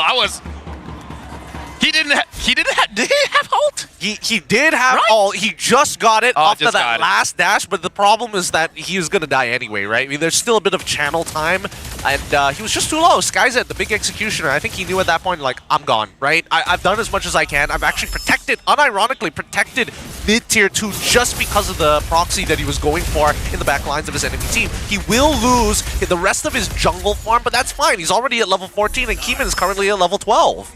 Soon he will get that brute force. Rossi, invisible right now, kicks over at Madin's. Not sure if this is the right target. Munster from behind. Munster gets onto SkyZ as well as Storm. And now the AOG hits onto no one. He just wants to get onto SkyZ, but now SkyZ gets another kill. Unstoppable for Ziska. Good idea coming in from Munster, but just doesn't have enough backup to secure the kill. That was a force that made a lot of sense for Untitled. They have the lead in their hands. They're about to convert it into that 5K that they've been looking for so long. But more importantly, these ults and battle spells are gone before the Lord is about to spawn. So with mid-tier 2 down, Untitled have a really good opportunity, assuming they can zone Jaja out and don't let him steal this. If Untitled wins this one, I think they're actually going to be really upset. Because they're like, we could have done this game number 1, guys. Like, what happened, guys? Guys, I know that we had a rough morning, but this is unacceptable. Shut up, Morty. Shut up. Shut up, Morty. Rick, this is not the way that it's supposed to go, Rick. Right now, Rossi, he does have eyes on Jaja. So Jaja does like a bit paranoid here. Munster is far away. They should know that he is there. Rossi gets onto Jaja. They need to start rushing it now. They need to force a reaction because they're going to lose a top tier 1 if they don't do anything. However, with broken walls, right, they're pulling it towards the bottom side. That's exactly what they want. They need the open area for Jaja to kind of leave himself ready to die at any point.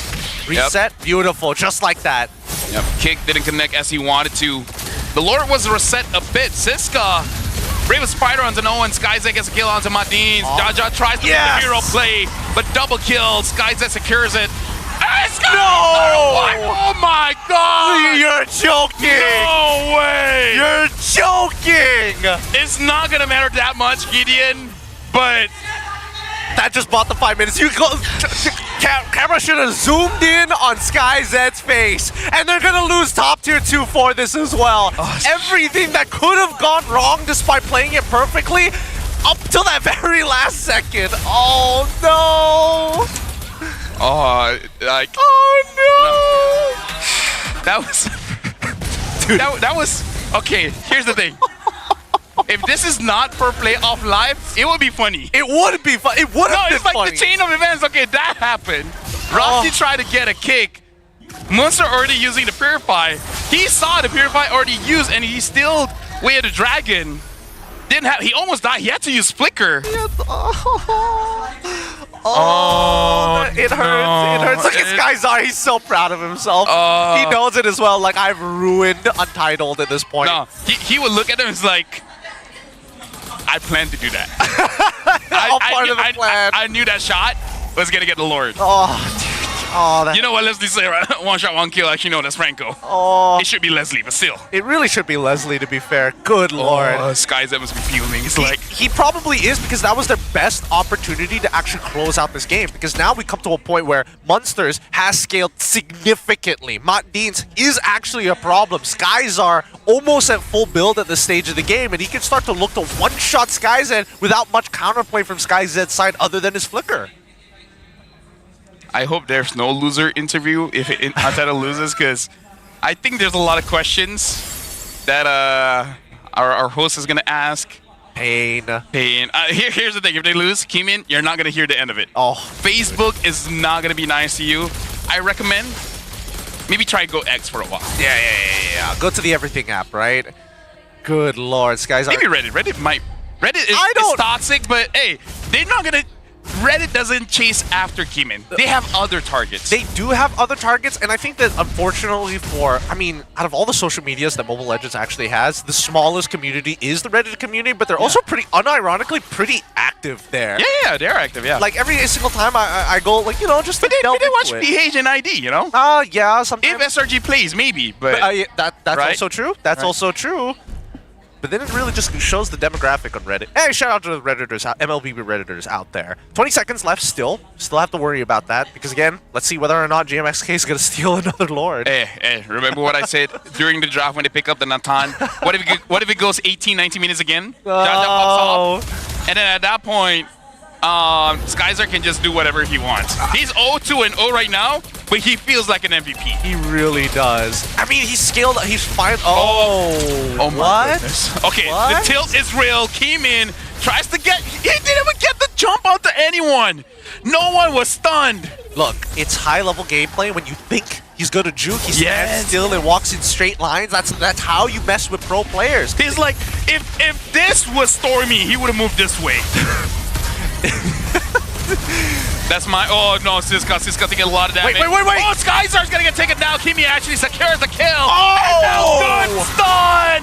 Maima still gets away. Gets the shutdown. Rossi has to flicker for that one.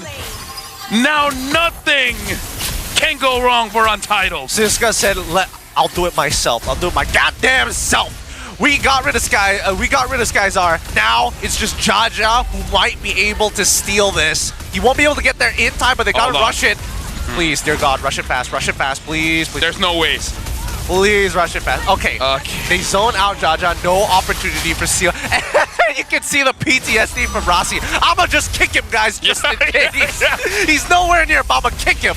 Oh, Jaja might actually get punished here. Thorn Rose. The burn. Oh! With one Void Blast. Gets Jaja. Clips him right at the very edge as well. Oh, that must have felt good. Yeah, that's gotta feel real good. Okay, bit of an overextension here. We don't need to be here, boys. Let's calm down for a second as we've already got the Lord by that mid side, and they're gonna crack open this inhibitor like an egg. However, high ground defense, not bad with Skyzar already dropping his ult. Oh, wait! Yeah, but now look at the Lord still surviving quite well. Skyzar gets Rossi. Still, GMXK, they don't have Jaja just yet. They go for Madin. Madin gets taken down. Good stun coming in from Siska. Jaja is 5 seconds away. Maima and Skyzar are still here. Real world manipulation clips onto Skyzar. Skyzar moves forward, but still Untitled wins the game. 21 kills to 4. And look at Skyzar's face. Oh. So blank. He's just like, what was that? What happened? What do we do? How do we make this cleaner? 1-1 so far. Untitled still the king of 2-1s at this point. Now setting themselves up for that final game. But GMXK, there's a lot of adjustments that can be done here. They're noticing that Untitled has a bad tendency of overthinking situations, getting very tunnel vision, not having a very wide appeal to what's happening across the map. They saw that they were focusing very much on Jaja, so at least for Matdins, alongside with Maima, we're getting away with too many things in the middle of these fights. Happy for Untitled, but with that, there's no more playoff chance for GMXK because they needed to 2-0 this one and the next matchup. But anyway, it might be good for them because now, again, no pressure, nothing to lose. And we see what teams can really do when they have that kind of mindset. We're like, we're not here to win. We're here to make sure that you lose. Take off the chains, take off the weight, and they become a completely different player. The thing is that we're hoping to see these players actually learn to adapt more often, especially on that stage, right? That stage makes all the difference in terms of mentality, because sometimes we get these ranked demons come onto the stage and then they just can't do it. They be puppies. Yeah, they just lose all of their ferocity. Might even be female puppies. Hey. It's not on YouTube, so it should be fine. But I had to let that sit for a little bit. I'm not. You know. Check yourself. Hey, you can speak English, right? Yeah, check yourself. Either way, as we get into this now potentially final game, I don't know whether or not we want to see GMXK back on that blue side. Because again, I feel so far it's very punishable considering that they're now going back to their more traditional default slot for Untitled. They know that they're going to be playing towards their gold laner. They're going to give Siska that Lapu again. So they got to start thinking of the counter matchups as we jump on over to our MVP of this game. No surprises whatsoever. Siska nails it right on the head. Dude, I gotta say, both side laners for Untitled is amazing. And this is why we say they play like EECA, where their mid trio is very good. But at the same time, the hard carries, man, the EXP, the gold laner, a bit of signs of Hiko coming in from SkyZ. Like, I'm liking that we have a team with this kind of personality, with this kind of playstyle. Yeah, it's the attitude, but right now, it's about kind of opening their eyes to the rest of the map, right? Their eyes to the rest of this game. And Siska, he played a phenomenal Lapu Lapu each and every time. He's getting so much value, finding good solo kills with his flicker available. It feels like he's ever present in the game. It doesn't feel like he ever drops off. Yep.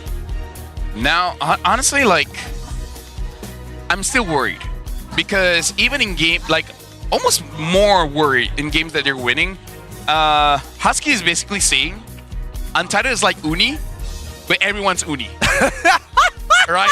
You make all these flashy, unnecessary extra moves, which looks like the owners are agreeing right now. So, hey, maybe Husky's gonna make some people lose their jobs. I don't know, dude. I don't know. But what do you think about this, right? Coming in from Maima, that DHS purchase. And he did it in the previous game as well, picking up DHS pretty consistently every single time in comparison to things like we've seen teams go for Concentrated Energy or even Feather of Heaven, depending on the scenario. Most of the time for survivability, but DHS is an interesting purchase. I kind of feel like there is logic there. Maybe a little bit better for Arthur, but like, Kimi does both physical and magic, so that's why it makes sense. And she gets the on-hit effect as well. And I feel like in this game it's difficult because there's a lot of dashes coming around, right? Cho, the Granger, as well as the Lapu. Compared to the previous game, going up against Alice, she has a dash, but like you said, the orb moves so slow. During that time, Kimi can free hit. So I kind of feel like this build, like maybe he autopiloted the build, right? Where maybe your idea is take down Kimin, but you gotta save yourself or save Skyzar from the Lapu. So maybe a different choice might be better. Maybe. I don't know, because either way, I feel like this DHS didn't get as much value as you wanted, because if you want to get the DHS value, you kind of have to be in the perfect spot in terms of like how you're throwing out these autos in the first place. And every single time he gets into that position, people like Rasi, people like Siska, worst yet, he can't outrange Stoem at all, right? RWM, Void Blasters, all of which hit him outside of the auto attack range of Maima's Kimi in every single scenario. So I think that maybe for GMXK, go over to red side rather than double down on the blue side, because we've seen that Jaja is able to perform. It doesn't necessarily have to be Lancelot. He could still have access to, well, Joy. He can even play Hayabusa if necessary, and I think maybe a way to kind of snowball this game out of control might be a likely solution to what Untitled brings to the table. And now we gotta talk about Stoem here, because he had a good game despite having a lot of, I would say, predators. You know, you got the Gatkacha, you got the Lancelot, as well as you got the Esmeralda, which, by the way, Munster almost no presence compared to the Uranus, right? So I don't know if that's the case. Maybe they should pick up the Uranus early. Because their first 3 picks was the Lance, Gatot into the Kimi. Maybe the Gatot could have been delayed. The Gatot could have been... I don't know if Gatot should be delayed, because they already knew they wanted to go for Kimi, right? And I don't disagree that maybe they could switch up what the EXP lane matchup should look like, but the Esmeralda actually does pretty well.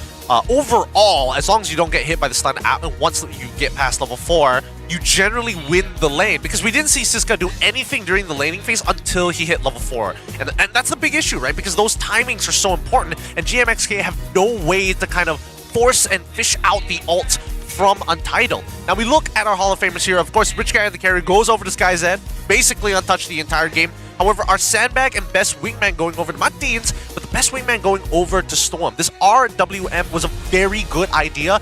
Extremely bold despite seeing Gatot on the opposite side. In this game, they got a lot of kills, 21-4, and overall played pretty well, but they gotta make sure that game 3 is flawless. You can't have a random Natan, I even think it was a basic attack, stealing your Lord away. Rossi can't get tilted because we do see that he kind of forced some Wave the Dragons, and it's a good thing that his team didn't trust him. Where if they did, they would just dive in, right? Who knows? Maybe Rossi was like, guys, don't trust me right now. If it just so happens it's toward you guys, go for it. Yeah. It's a scary thing, right? Because Untitled, now that they've kind of gotten their warm-up in, they ended with a score of 21-4. These neutral fights, I think, is their weakest point, right? Because every single time we see these fights actually progress, Untitled is still questioning a lot of the movements that they make across the map. And yes, you know, things like these early pickoffs and monsters able to solo killing Storm because they completely disregard the backline. I feel like Untitled feel a little disorganized overall, and this confidence booster should kind of get them back on track in comparison to GMXK, where it feels everything is very intentional, right? A lot of their movements, even for Skyzar, are going for that early lane swap, knowing that Turtle is going to be spawning on that top side, was an initial good move. Probably don't want a 1v1 Siska in lane when he has Flicker, though. But Kimi does have to step up, because if we're being real, he did make a lot of mistakes in this game and the previous one. Because we even saw in the highlights where he was in a position he wanted to steal over the purple. It was not worth it because he did die. And even in the way that I think, even if he does get that purple, but he still dies, I think overall is a net negative. So they got to make sure that the decision making is all good, because Kimin does not feel hot today. Yeah, he is not feeling hot, which is probably why they put him on the Baxia, right? To kind of limit, like, it's like, how can you mess this up? That's the nice way to see it. How can you mess this up more so? Let's take away the mechanical aspect of these, really high mechanic heroes like, the Lancelots, the more importantly, the microwing coming in for things like Gishin Shin, right? At least for Keeman, just don't miss a skill shot, make sure you land your retry, and that should be good enough. And he doesn't do that. And he doesn't do that. Which is sad, but hey, everybody has their off day. It's just unfortunate that his off day comes at such high stakes. Again, I'm saying it from a place of love. I want the players to do well, and the way that you show love to people is that you want them to improve, so you just gotta be honest. You can't sugarcoat it all the time. I mean, like, to be fair, we're saying it nicely. We're saying it nicely. If this was Husky, whew, he'd be dumping on his chest. He'd just be taking a fat dookie on him. I feel like Mirko would as well. Probably. Yeah, probably. Because again, we're the good dads.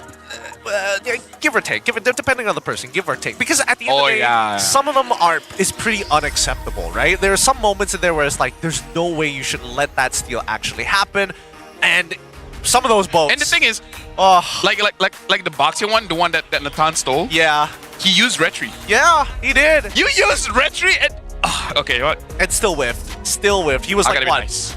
He was like, what, 16 damage off or something like that? Or 5 damage off, if I remember correctly. He was going down really, really fast. But GMXK at this point shouldn't feel too down about that game. It's like, okay, mistakes happen. Siska was a little bit of a problem overall, but we also have to make sure that Jaja actually gets to play the game. Because now that they've adjusted and started to figure out what are the key pain points for GMXK, this is where they should start shaking up the draft a little bit more. First pick, going over to GMXK, I think they can go for something else. They still need to get Lancelot within the first phase.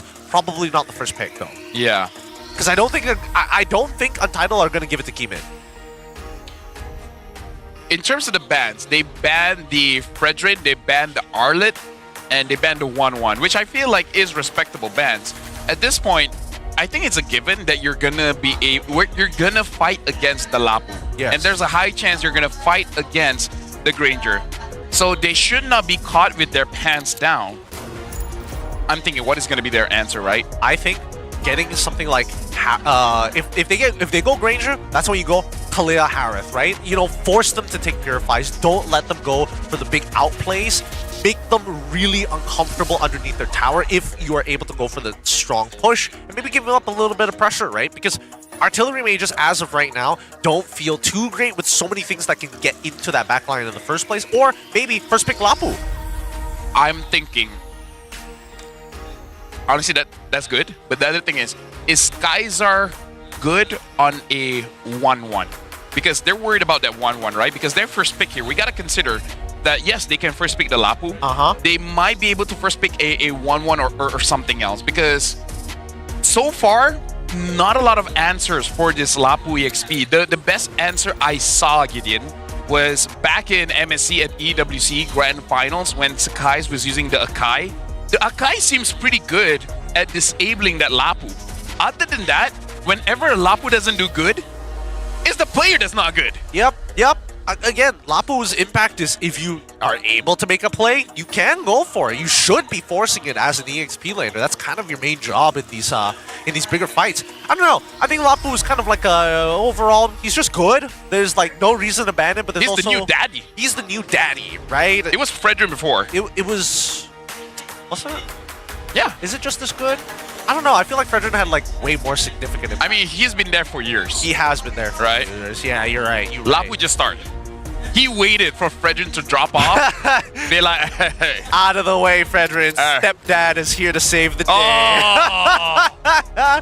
But that, okay, this is more like a podcast. But that if Lapu falls off, and Fredrin is also a non-factor, is Amon gonna be the new daddy? I don't know. Amon is kind of a give and take here. I feel like Amon. Some people like his look, some people don't. Oh, I guess some scrappy like Roger. Something scrappy?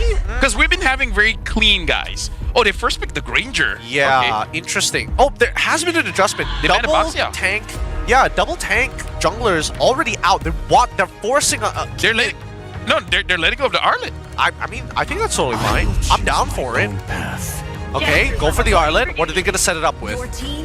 Okay, they're also taking away the kidney away from Maima. Maima? Your Eve is pretty good. Yeah. Your Eve is pretty good. Eve is not bad. Eve Lancelot? Eve, Lance. I mean, but Arlet does deal well with the Lancelot. yeah. No, I still think Jaja goes for Lance. Yeah. I still think that they're gonna go for Lancelot. I still think that. Oh wow, Matins, all 3 games going into the Gaton here. I guess a deterrent for potential Eves on the opposite side. Or he's been training nothing else. Scribs, it's just all Gaton. He's like, but coach, what about the Grok? And then the coach is like, what about Grok? I didn't ask you to think, sir. I asked you to lock in Gaton. Oh, Yis and Shin this time. Okay, that's fair. Yeah. There's still iframes to work around with. The traceless is a good way to deal with that.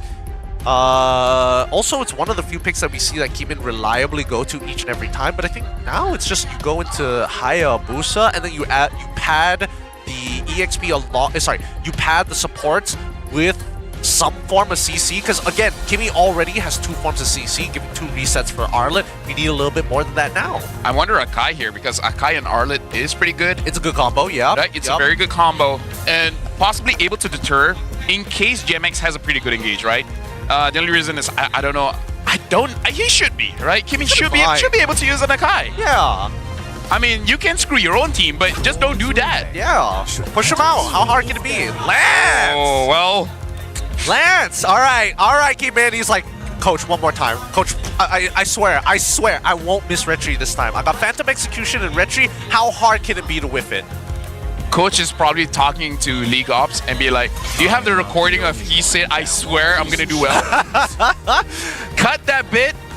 If he doesn't, I'm gonna need that as ammo. Look, honestly, I wish that the player tables were just a little bit lower, just so that we can see whether or not Coach Theo's feet are just shaking. His knees are just like, okay, lock it in. This entire week, you want me Lancelot. Are you confident? And then Magic Kimmy's like, sure. Why not?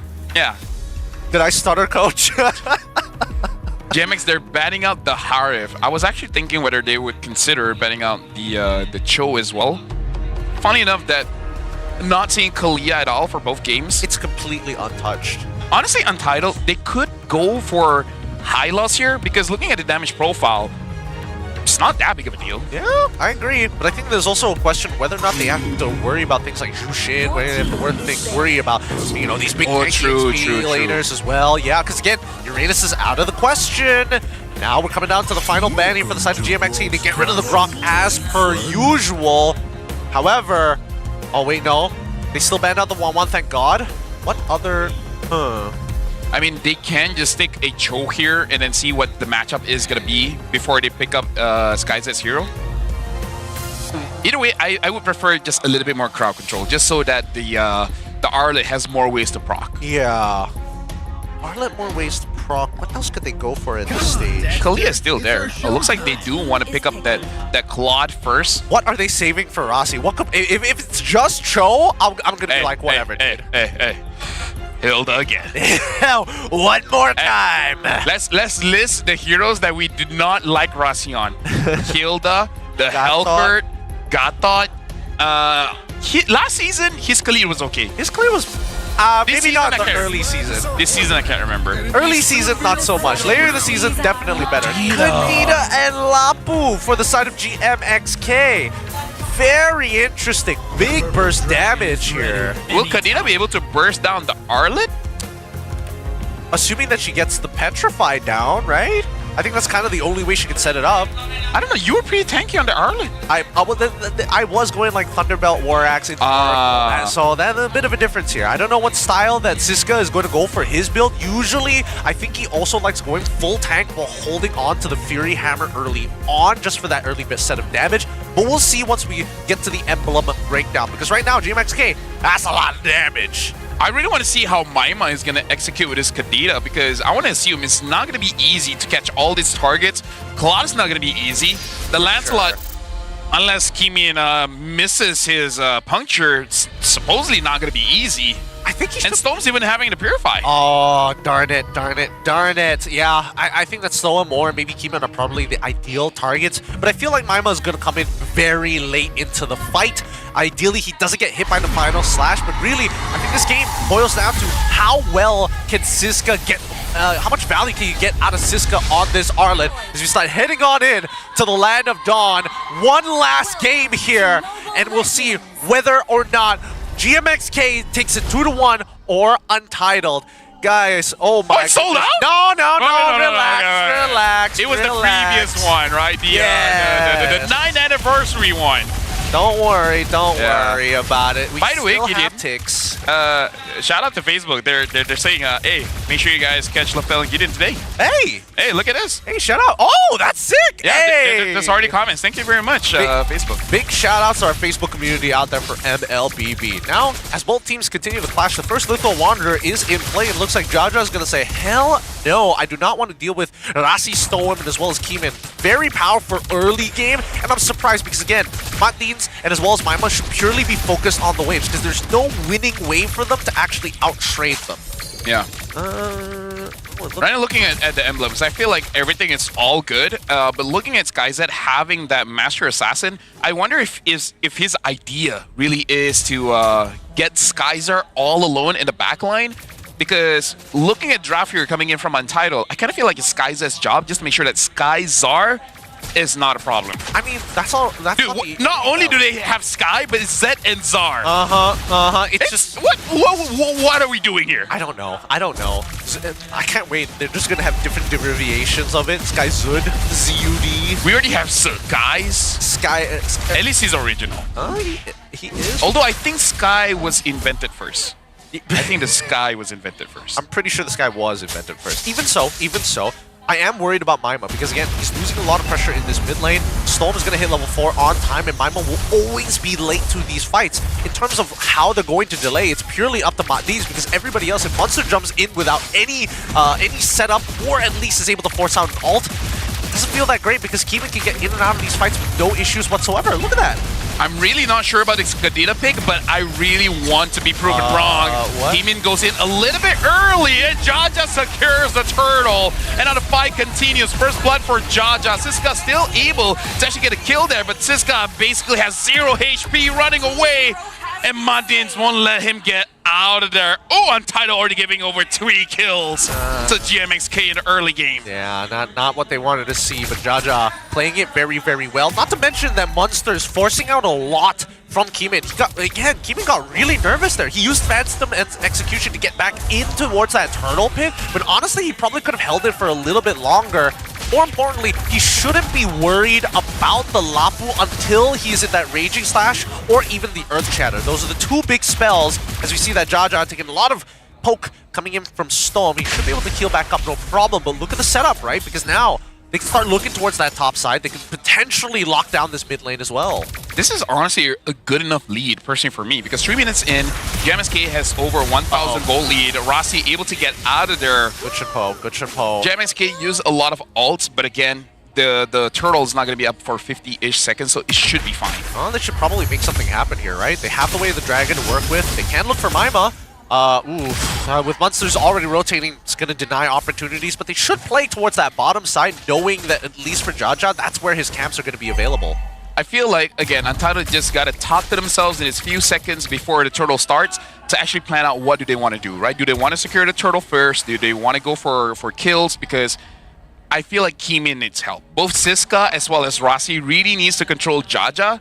If not, Jaja might get a turtle again. And I feel like as a jungler, losing 2 Retribution fights, maybe even 3 back-to-back, might really impact your confidence going to the late game. Well, speaking of confidence, I think my biggest worry here is Stoem, right? Because again, if there is a high focus on to supporting Keeman, Stoem usually gets hung out to dry. And we saw that in the previous game when he was playing Eve, getting solo killed by Monsters. Even though the rest of the team was honestly pretty close by, they could have turned around, but instead, he ended up dying as soon as he hit, as Monsters hit level 4. And I think that Monsters wants to do the exact same thing. However, Stoem is way more patient on that Purify, right? He will wait until the very last second to do so. My question is whether or not Untitled... Oh, hold on, though. Oh, they actually go for Siska, making sure that Siska forces out the Retribution, and now... It's good. Mundines already used the Revitalize. Okay. Untitled, they force a lot. GMX force a lot out of Untitled. They should have a good standing ground here going for this turtle. They're going to take their time. Keeman, he knows that he's leveled down on Jaja at this stage of the game. They drag it out. Keeman should hit level 8 on time while Stone pressures that mid lane to force the attention away from this turtle. Oh, this might be an angle. They should go for this. Yeah, Mandy's actually taking quite a lot of damage. AOG hits onto no one. Rossi already flickering out. But look at that. Looks like they're going to go for the kill first. But Kimin takes a lot of damage. SkyZ comes in a little bit too late. SkyZ secures the kill. But back, we can see that Munster chases after Siska. Everything is going downhill again from Untitled. And it's all from a lack of cohesiveness? They're not playing as a team. They're not really talking to each other. They knew that Martins doesn't have his Revitalize. I don't know why Rossi didn't go for the kick at that time. I think that was the perfect time to go for the kick. Nobody else was nearby to support Martins. They have Storm nearby to actually get some damage done. They even have Kimin nearby who can Phantom Execution when he's 10% HP to guarantee the kill and then look to reset, right? There is no need for Untitled to try to speed up this game knowing that SkyZ is the main win condition at the end of the day. Untitled's lives might be flashing over their eyes, and I'm talking about playoff life here. If GMXK wins this one, I don't know about the numbers, Gideon, but it's not going to be looking pretty good, especially if AERO has a good time going up against Homeboys later on. For Untitled, I feel like Kimin has to lock in because SkyZ is doing a lot, and Siska is getting targeted over and over and over again. Siska wants to have a good game. But when 3 and 4 guys jump onto you, it's kind of hard to outplay that. Yeah, man. It's, this is one of those things, right? It's got to be a little smart about it.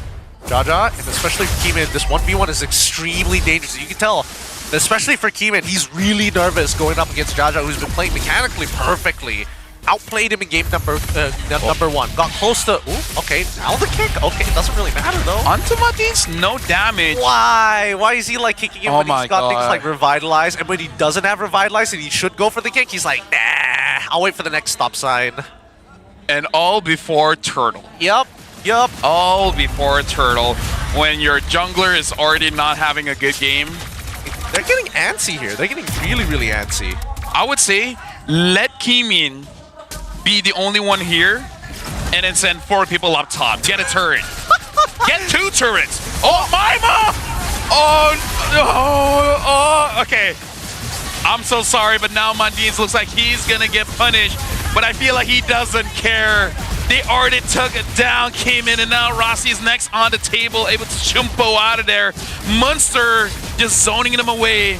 It looks like Jaja gets the purple buff as well. I'm so sorry, but when I saw that Petrify over to Kimin, I was supposed to call that, but I knew it was over. I mean, to be fair, you got to give it over to Maima. I wasn't expecting him to sneak his way into the Tri-Brush, right? And I think that probably shocked Kimin as well. It shocked me! He had no time to respond to it, right? He could have gone for the Thorn Rose to try and dodge it, but as soon as you get hit by that Petrify, everything else that follows up is almost guaranteed because that Petrify is so good at locking people down.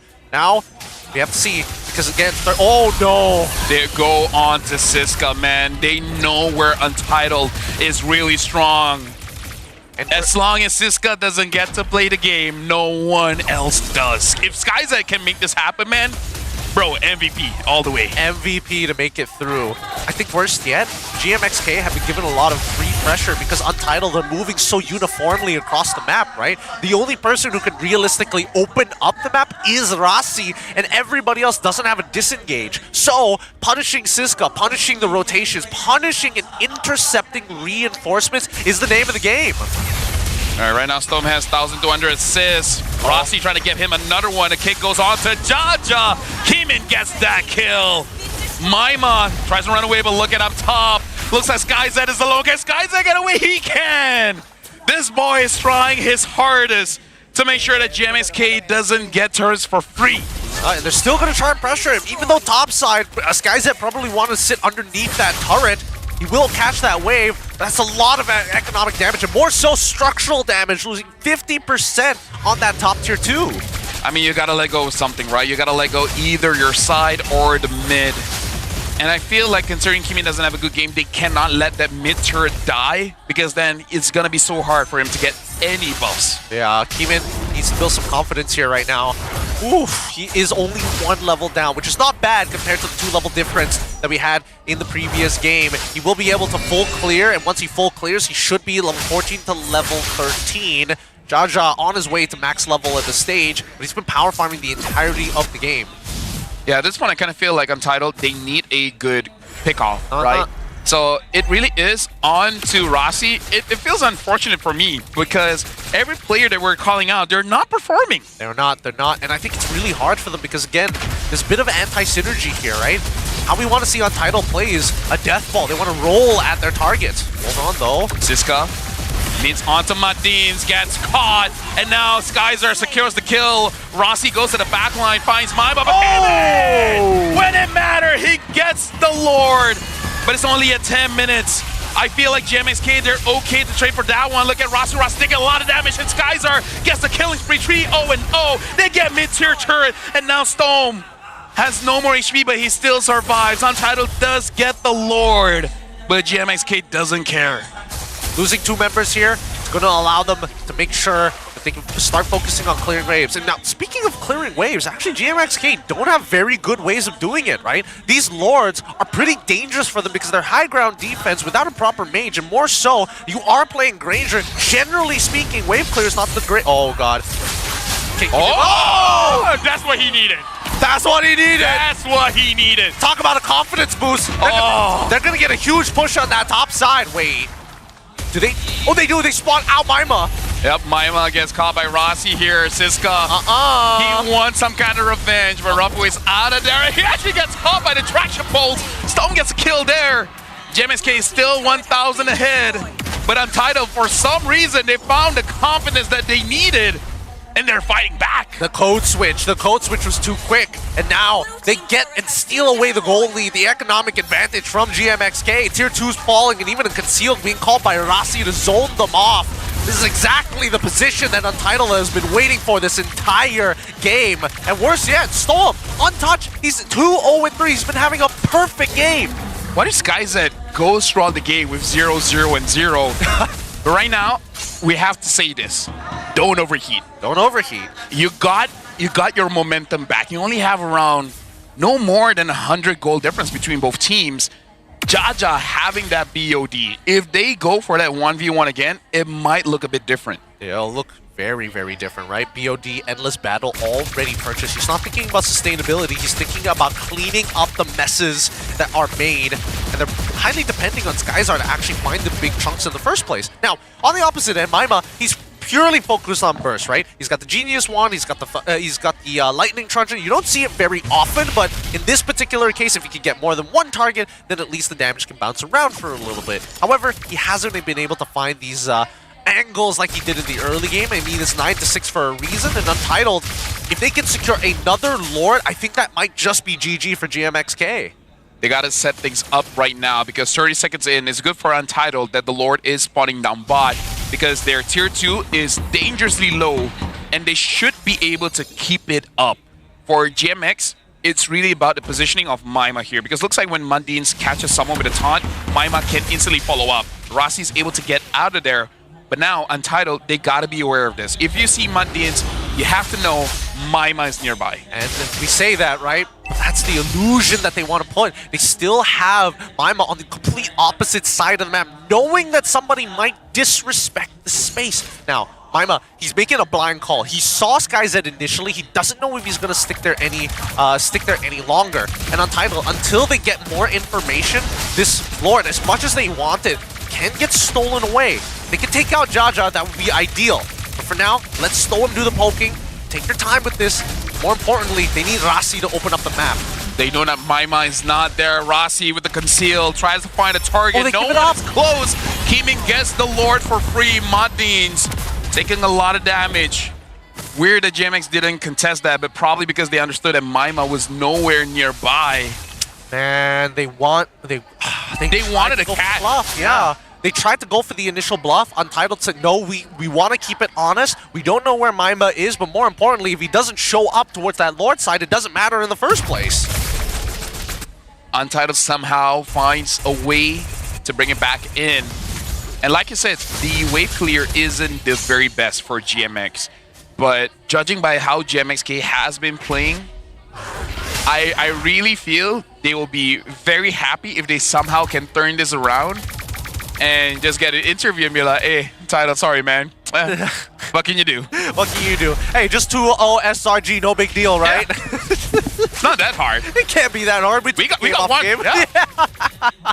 All right, here we go. T2 should be collapsing now, but the question is that inhibitor, and I think Untitled doing a very good job at managing these waves, want to slow it down for just a bit so it collapses at the same time. Lord marches in. Kimin now, he has the BOD as well. Skyzar is doing his very best to clear up top.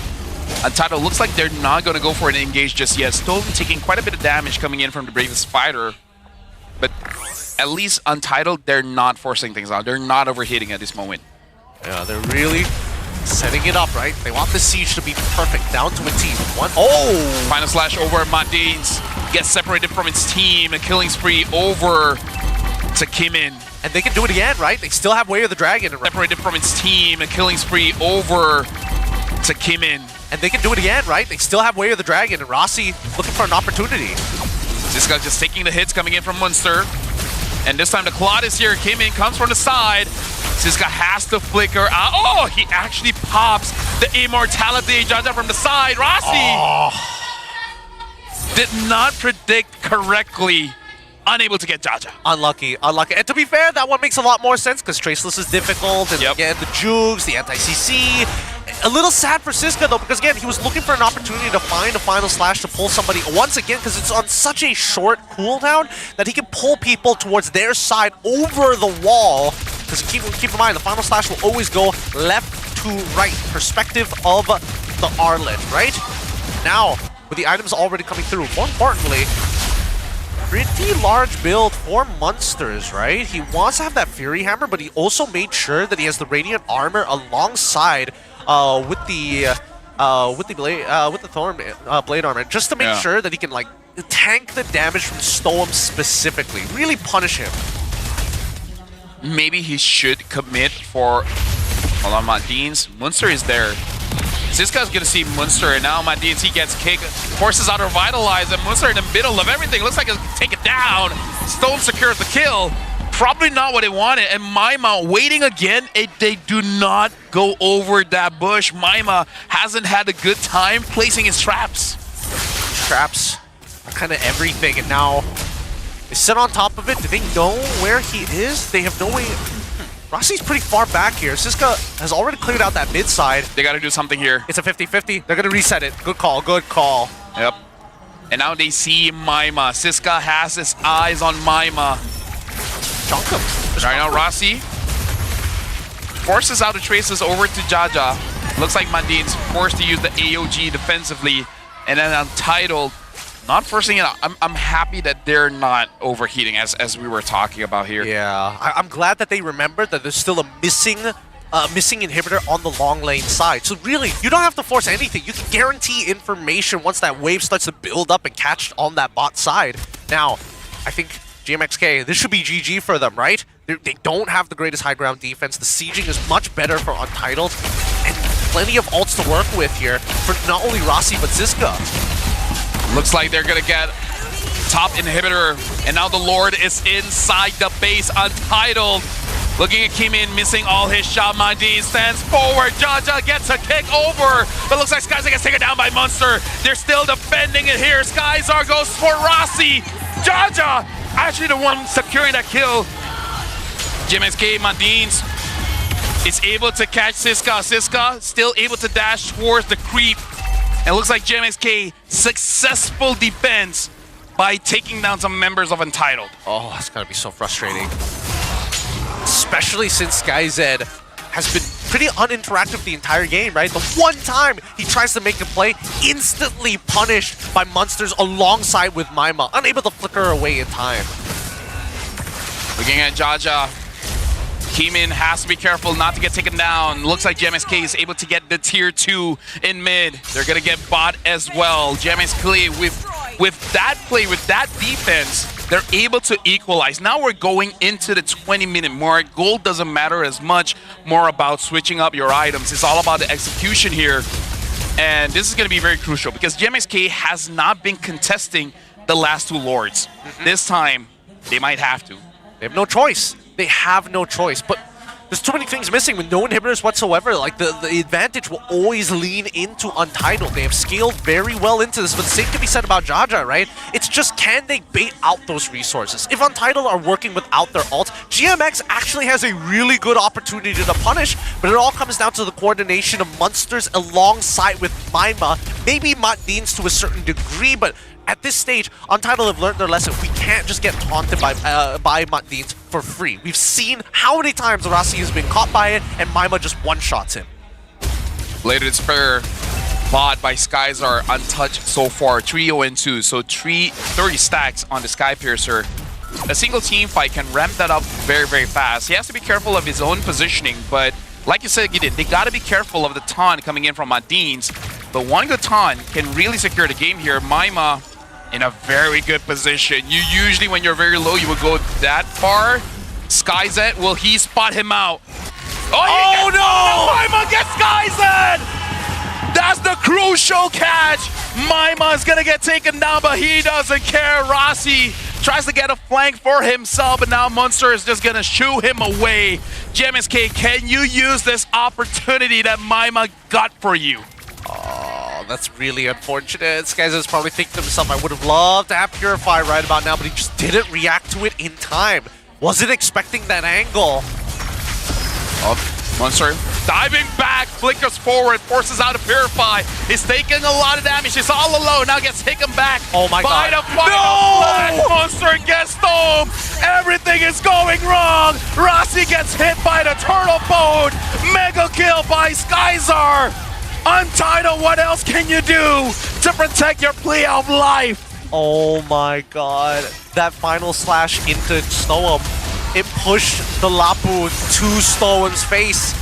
Unless Keeman can go for the steal right now. I mean, they're trying, but Ziska is going to be the first to beat on to Skyzar. Oh, this is an act of desperation. He doesn't even get the immortality. I can't even blame him. This is desperate times, man. I mean, GMXK showed up today. GMX did show up, but at least with that play and losing his own immortality, he buys time, which is exactly what Untitled need right now to get their team back into the fighting spirit, right? They still have a chance. They still can make things happen. They know that the wave clear is so weak for GMXK. Just let the waves do God's work. We need to delay, and if they're going to start delaying, now would be a pretty good time as GMXK are sitting on the Lord. Untitled came in. If you get any, this is the one that you really want to get, Matdins. Here we go! Trying to force it out, and Kevin gets it! He got it!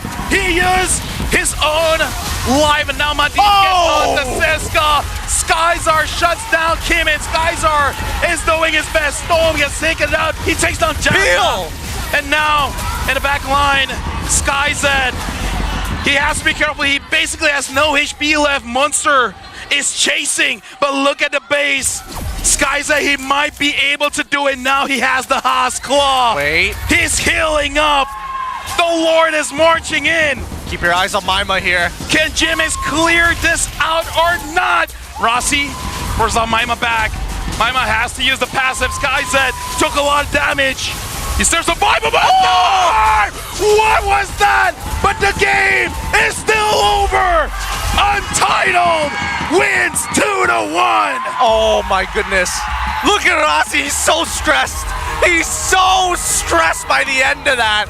Down to the wire, 2-1 victory, going over to Untitled. Not the cleanest game, but the mission is complete. Stolen breathes the sigh of relief. GMXK. Matdins, you can see the frustration, man. We put everything into that. Still, it was not enough. Down to the wire for the 2-1 victory. Holy cow. Woo! I think if you want to give an earful towards Untitled, maybe give them a few minutes. I think they need time to reset after that game because, my goodness, Keeman needed that. He got that because imagine if they didn't. they could not have won that match. When it mattered the most, Keeman showed up right there, and he did the item swap and was able to find and chunk out a couple of people before he went down. He put everything on the line in that final take. Oh, that was I still can't get over that. I'm nervous for them, man. I'm shaking for them. Well, someone's shaking for sure. On stage, I'm already looking at Keeman as well as Siska. Gonna be the one doing the interview. So now we're gonna be throwing it over to the stage with Rose. I don't even know how they're gonna answer that one. I'll be shaken up. But now, let's go over to the stage. Untitled berjaya menjadi roadblock untuk GMXK. 2 berbalas 1 untuk pasukan Untitled. Dan sekarang Rose bersama dengan Keeman dan juga Siska. Congratulations atas kemenangan hari ini. Tapi it was a very close call, Siska. Kalau kita differentiate lah perlawanan minggu lepas dengan minggu ni, kita boleh cakap beza sangat. Apa sebenarnya yang beza?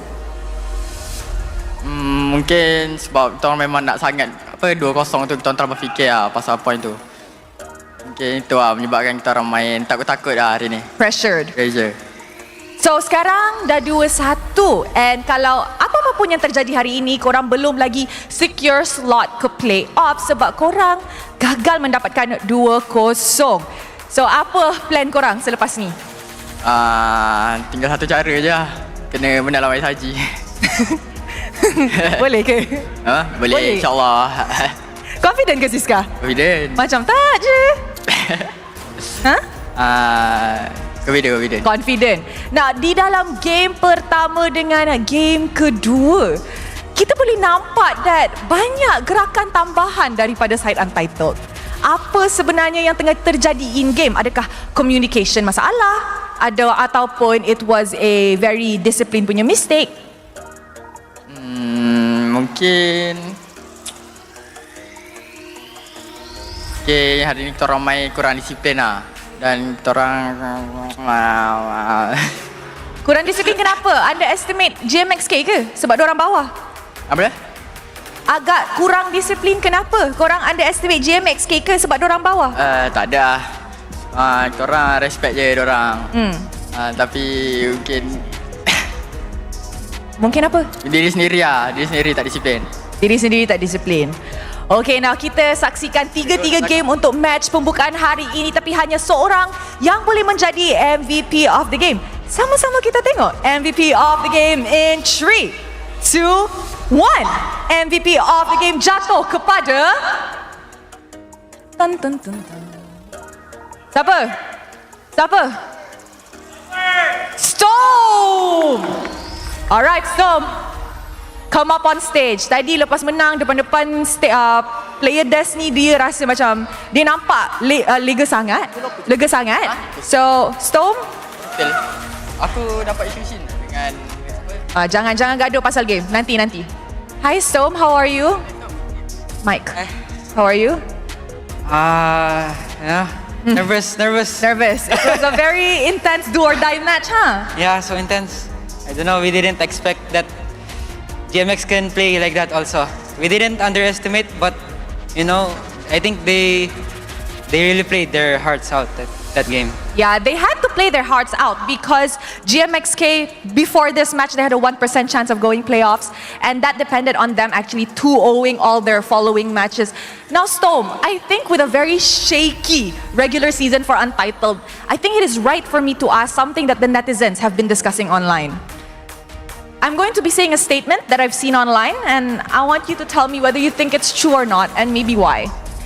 People have been saying that Untitled is a one-season wonder team. With such a shaky performance in the regular season, do you think this is true?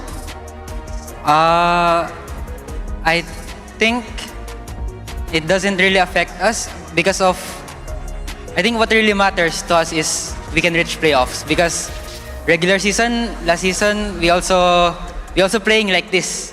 So, us repeating it again, it doesn't really affect us. And I think what our minds are focused on are just reaching playoffs and playing our best there. So if you guys don't reach playoffs, you guys are a one-season wonder?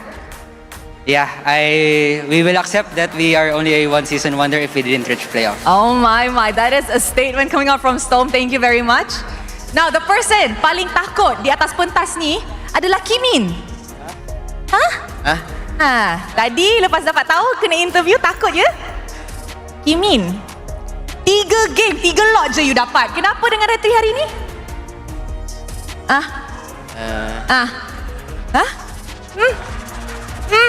Jawab. Apa jadi? Takut ke, pressure ke, retri buta, button hilang ke apa? Oh, tadi dia kecil. Button retri kecil. Tu yang tak dapat tu. Tu yang tak dapat. Lepas tu tadi lot last semua saya besarkan sikit. Tu dapat. Oh, game ketiga besarkan sikit. Lain kali besarkan awal-awal ya? Okay. Kenapa tiba-tiba last game je nampak Kimin pop off? Game pertama, game kedua macam Kimin tak ada je. Ada lah game 2. Oh, ada ke? Ada. Tapi game ketiga baru nampak Kimin fungsi bantai-bantai sikit. Tak ada bantai pun. Lambat panas ke hari ni? Lambat sikit lah. Kenapa? Awal sangat? Game awal lah. Okey lah. Kimin, ada lagi peluang untuk pergi ke playoffs untuk Untitled. Apa ekspektasi Kimin untuk lawan SRG OG untuk Ahad pula?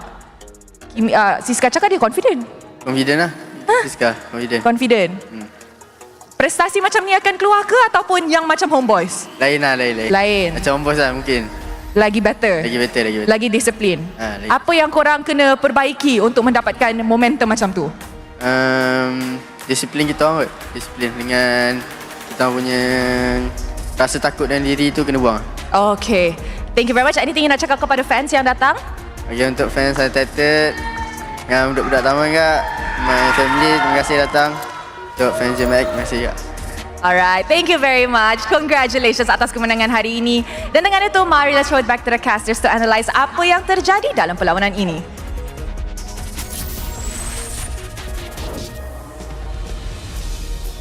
Thanks, Rose. MVP of the game going over to Storm. Out of all 3 games, Storm has been reliable. Somebody that you can fall back to. But when they shut him down, that's when these games have been going pretty difficult overall. But well done. Overall, they still managed to find their 2-1 victory. It just means that their next match is going to be that much harder. I gotta say, if I were them on stage, I would be pretty scared as well. But yeah, like they say, they just gotta win against SRG. No big deal, right? No big deal. 2-0 as well. Although let's just say, if they do, they deserve to go to playoffs. They probably, yeah. At that point, you know what? Might as well win it, right? Might as well win it. Overall, I don't know, Untitled, they look so... They definitely feel pressured, not only in their interviews, but in the game. I blame their name. Their name? Their name itself is Untitled. They're unsure. Even from registering the team, they're unsure. Oh my god. I don't know. It's I blame from the beginning. Right from the beginning, they should have been just very confident that the name of the team. VC. Very confident. That could be an idea. Should be called VC. Or just confidence, one way or another. Yeah. Well, look. It could be over, it could be under, but it's part of the name. It's part of the name. Look, I have some things to say. Some hot takes, some may call it. Let's bring that camera over to me in just a little bit here. Because again, there's a lot to talk about. First off, the question is... don't worry. We'll get the minute timer is already up on that clock. And I'm going to specifically talk about teams who... Alright, got it. Why are they so slow? Why are they not warming up right from the very beginning? And yes, we've heard a lot about franchising in the following season just to get our double round robin, but we need these games to happen now. It's not about a matter of scrims, it's about the matter of games that we're actually able to cast and give you guys up at home to see, because so many of these teams come in looking really, really weak and only find their feet later down the line, which I have 2 gripes with. Number 1, we need a double round robin. Number 2, we need teams to start investing in their players before the season. And I'm not talking about a couple of weeks. I'm talking about 3 to 4 months ahead of time. Really put in the time and effort to get these players up to snuff. And yes, you can't control the patch. Yes, you can't control whether these personal players have beef with each other, but at least you'll know ahead of time. That's all I got for the hot takes. Hey, thank you very much, Gideon. We're gonna be looking at the itemization here, but you're talking about how teams are slow. I got medication for that. What is it, Xanax this time? Oh no, that makes you slower. Oh no! There's something that makes you fast. Oh darn! You know what? Hey teams, if you need meds, I got connections. You got connections. I got connections. And here being in Malaysia, I just gotta WhatsApp them. Yeah, just I like that. I talk to my doctor not with email. I just WhatsApp her. I'd be like, "Sup, doc?" It's sup, doc. Just the equivalent of just texting somebody. Oh goodness. Hey, that's Malaysia, man. So if you guys are out of the country, out of Malaysia, come here. I'm pretty sure even our prime minister, someone wants to contact him, just WhatsApp him. You don't need the email. Dude, I'm pretty sure our prime minister is just a normal dude. He goes outside, he buys things by scanning the QR code. He uses QR pay? I'm pretty sure he has cards for that. And I'm like, you know what? Let me QR this. This prime minister, I don't know, bro. Yeah. I think he's just a normal dude, you know? I feel like he's a normal dude, but I also don't think that he has the security measures that his phone, like, similarly. Because again, I know for a fact that the security measures for the president of the United States are prior to our current one. Can only use the phone to listen to basically music, and they have to let communications be done by everybody else. But that's about it, you know. Other than that, did you know that GMXK actually ended this game despite it being a loss, having a higher kill score than Untitled, 19-14. You saw how exhausted Stone was. Whew. He didn't look that exhausted going against any other team. GMX pushed them, man. I'm surprised though. Would you, if the league was a double round robin, do you think that GMXK could actually push themselves into the middle of the standings? Oh yeah. Really? Overall? I'm actually looking at, because at the end of the season, this is why I actually do want a double round robin, because only at week 5, Dota has figured it out. Oh yeah. Right? GMXK, they've been improving every single day. Maybe not as fast, but they are, right? And then you see teams declining. You see CG. They start off very strong, but now instead of top tier, they look kind of mid. Well, same as Vamos. Vamos just all over the place. Yeah, Vamos is a bit of a roll of the dice, to be fair. They've been like that through many different seasons. I feel like CG, Coach Raid already preemptively, like, we're not ready. It's like, it's good now, but people are going to pick up on us in a little bit. Now, we look at the Hall of Famers here. Once again, key players, Keeman, Stowem, Rich Guy, the carry, Matt Deeds, and Maima, Sandbag into the best wingman.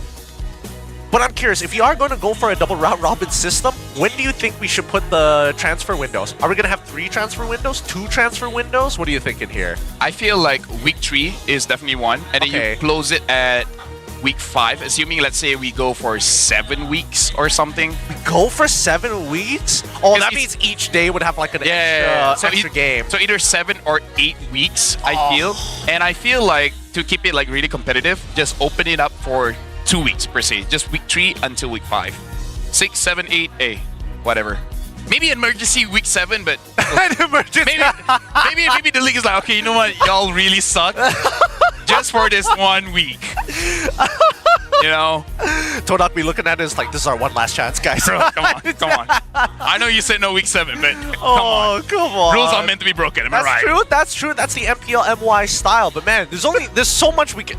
honestly, I don't have much to say about this particular game because, again, that final game said everything we needed to show, right? The desperation, how close it was, the pressure surmounting to that very end. Most importantly, as we look into these highlights, the outplays that actually occurred, because throughout the entire game, disincluding game number 1, Jaja alongside with Keeman were having this internal battle about when to retry. The timings kept on changing for each neutral. Out of topic, but if Jaja transfers out, his name might stay the same, but it might be pronounced differently. It could be haha. No, keep it to Jaja. It's branding purposes. And I think it's not that bad. No, get it? Like, if it's like Germany, it's like ha. If it's like, God damn it. If it's like Mexico, if he like, it is haha. God damn it. That's what I'm saying, you know, it's Jaja here. No. But everywhere else. Like Indo, someone might be named WKWK. It's what? Yeah. Everyone else like Waka waka. No, I think it's fine, right? I think that's kind of the beauty of it because everybody has a interpretation of Jaja at that point. Jaja. Imagine if we have Mobile Legends Paris. Speaking spaghetti, am I right? Anyways, this is the highlight that I've been waiting for. A little bit tilting that Siska put Stome in a very bad position by putting the enemy in a very good position. He didn't think about it because he forgot about the Queen's wings that Munster had. He saw the initial stun come out, so he's like, he doesn't have it up again. Final slashes him. I'm so sorry. Forgive me, sir. That was my bad. Skyza didn't have a lot of kills. It's only up until the end. But let me just say, if it was not for him, they would have lost this one. They would have lost. But it was such a close fight. Look at both teams only having 2 members and both having, I would say, the exact same chance of dealing with the problem of each side. Exactly. And I think, unfortunately, it boiled down to, just hero selection. Maybe if Maima wasn't playing something with a little bit more wave clear, if he was on Farsa, for an example, they might have been able to actually go for the defense because right at the very end, Rossi ended up dying. And not to mention that SkyZ also ended up dying and the Lord just kind of did his own thing. What if, right? Everyone just says like, what if I change up the hero? Because I would say the thing that made Maima not that great is that 7 minutes and above, he put himself in a situation where he can punish. Untitled, whether it was on purpose or not, was not a position where they were punished, right? I mean, Maima wins on this bush, and then they're like, we're going everywhere else except that. Yep. And SkyZ received the punishment because of it, right? That's what, 3 We had times? the one time, yeah. 3 times he died because either he got wombo combo by monsters on top of Maima, or just I wasn't paying attention, instantly died off of that. Either way, the games are very, very tight, and that's one way to kind of set up for the rest of this final week of the MPL MY. Let me tell you, it is if today's games are going to be exactly like this one, I don't know what to expect. The thing is, after this, it is going to be AERO going up against Homeboys. If AERO wins this one, Untitled's not going to have a good night's sleep. That's also true. We'll find out right after this break. Let's go check out the mic check, and then we'll see you later. Gua fighting. Fokus perang. Mati tambelin ya. Fokus perang. Repas di mana. Fokus perang guys. Nih, alis. Mati. Fokus perang. Nice, aman. Gua pegang tuh. Nah, pokoknya SOS guys. Aman. Gua tempel. Satu atas. Tidak aman. Gua kuat. Fokus perang. Mana. Gua teknik. Aman. Nice fight. Gato tu. Dah selat. No. Nice.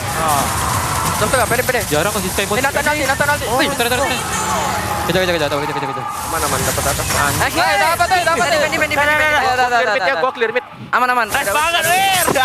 Guys, kalem. Kita beri. Boleh nih guys. Jom. Ulti natan. Mati Anderson. Jangan ada selat. Jangan cari. Jangan pesan. Nice. Kasih. Mati. Kejar. Nice. Balen. Salah. Atas. Dan selat 5. Tarlok. Natan. Tahu.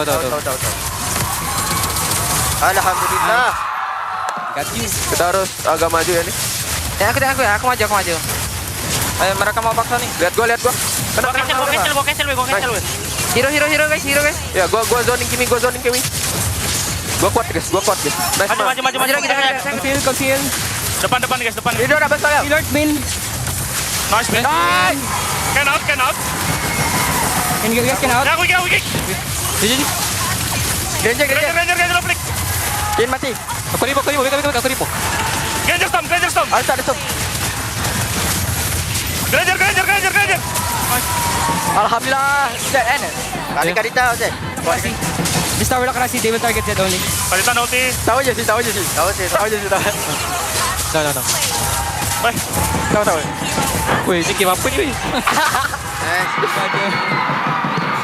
Yes.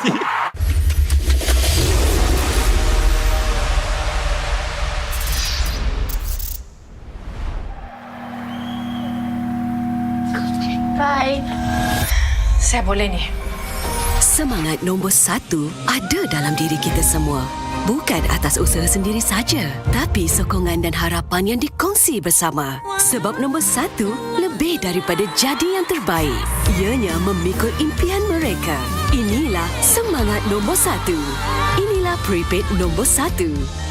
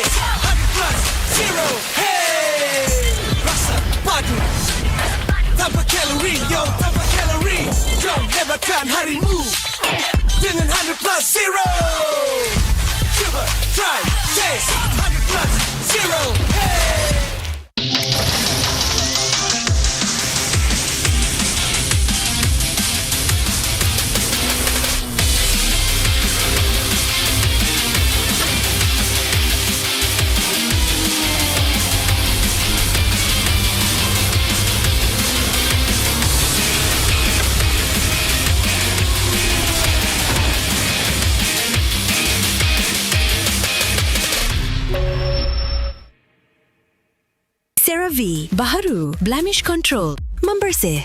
2% salicylic acid untuk membersihkan pori dan 3 ceramide untuk melindungi kulit, memperbaiki. AHA, BHA dan niacinamide untuk menangani jerawat, untuk kulit bersih dan sihat. CeraVe.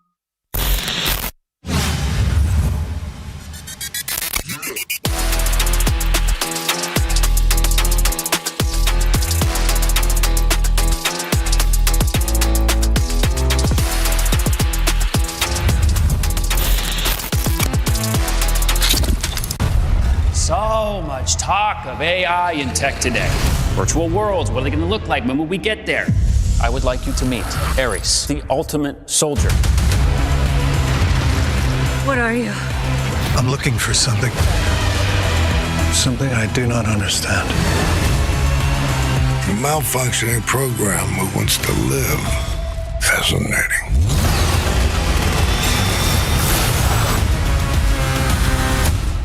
This is the most dangerous planet in the universe. And you've come to hunt an apex predator.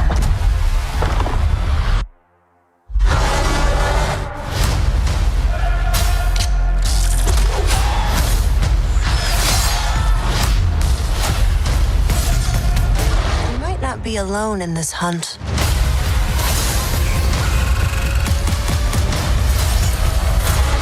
Predator Badlands, only in cinemas. 7 tahun, 16 musim, perjalanan yang dianggap sekadar permainan di telefon kini menjadi isukan paling berpengaruh. Inilah MPL Malaysia. Era permulaan segalanya, titik mula sejarah apabila Malaysia dan Singapura menjadi tuan rumah MPL pertama di dunia. Di musim pertama, kita melahirkan legenda Solos, Penjahat dan Fredo. Dari musim ke musim, MPL MY16 menjadi pentas lahirnya pemain tersohor. Musim kedua mengukir cerita untuk pasukan yang tak disangka. Sayan Rebound, Nur bangkit dari kedudukan tercorot di tangga liga, mengharungi satu demi satu halangan hingga akhirnya menjulang piala pertama buat Malaysia. Musim ini menyaksikan kebangkitan luar biasa pasukan Todak. Ciku Guys dan Moon menggoncang pentas M1 World Championship, menamatkan saingan di tempat ketiga, mengharumkan nama negara. Momentum itu memuncak di musim ke-6, detik bersejarah apabila Todak menjulang trofi pertama mereka. Dari detik itu bermulalah era kompetitif. Dari musim 7 hingga musim ke-12, setiap musim nama baharu diukir di trofi. Tiada pasukan yang kekal di takhta. Di sinilah Todak membina legasinya. Bersama Ciku Guys menjulang trofi sebanyak 3 kali. Puncak kegemilangan mereka hadir di SEA Games ke-32. Gabungan superstar team Ripo, Chibi, Zon, Ciku Guys, Izarami, Momo dan Gary menakluk pentas Asia Tenggara dan membawa pulang pingat perak. Satu detik bersejarah yang mengangkat nama Malaysia ke mercu isukan tertinggi di era ini akhirnya mencapai noktahnya apabila musim 12 Homeboy, pasukan yang sebelum ini tidak pernah menjulang trofi, mengangkat piala buat pertama kalinya dan membuka jalan untuk babak seterusnya. Sorakan peminat bergema bukan hanya kerana nama, namun kerana SRG menjadi pasukan Malaysia pertama menjulang MSC 2024 dan mara ke Grand Final 2 tahun berturut-turut. Sekaligus menyemarakkan api harapan baharu untuk MPL MY. Era ini diterajui oleh Cram, Stormy, Yums, Skies dan Innocent. Bukan sekadar juara, SRG menulis sejarah daripada dominasi di peringkat liga sehingga ke detik terakhir mereka mempertahankannya dengan penuh megah. Musim ke-14 mereka terus membuktikan kekuatan, memecahkan lagi sumpahan menjadi juara bertahan. Musim ke-15 repeat bersejarah yang menebatkan SRG sebagai pasukan paling dominan dalam sejarah MPL MY dengan barisan pemain yang sama memperoleh kemenangan demi kemenangan. Tapi musim ini pentas akan digegarkan. Wajah baharu muncul menentang gergasi. Wajah lama kembali membawa dendam membara. Medan tempur terakhir sebelum segalanya berubah. Pantang mengalah. Menuju perjalanan ke era baharu MPL MY musim ke-16. Hanya yang gagah kekal juara.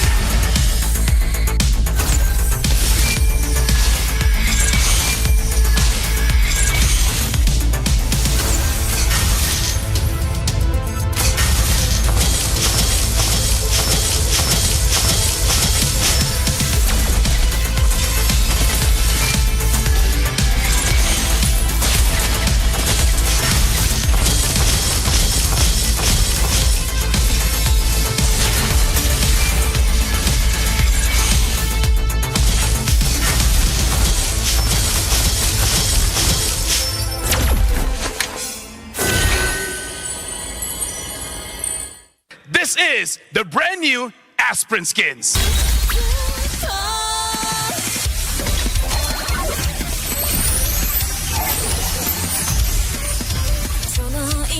Huh?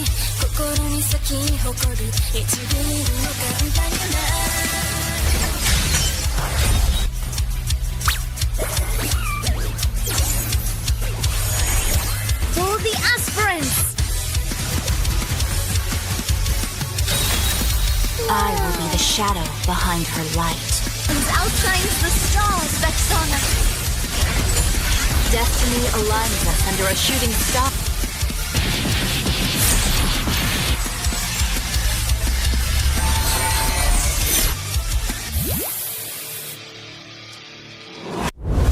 We are the aspirants.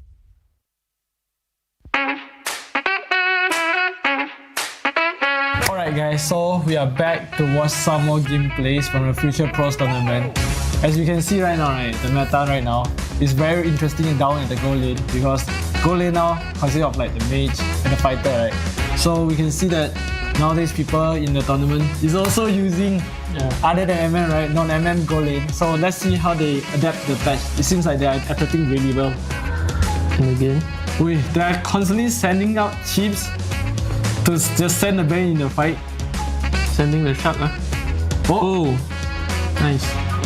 Now you can see that Mage Bane is really kind of strong in this meta. Thank you, Innocent, for creating this monster. My boy! My boy is Sky Piercing. Yeah, you can see that he's really using the Mage Bane really well. So it's good to see that people are adapting the meta quickly.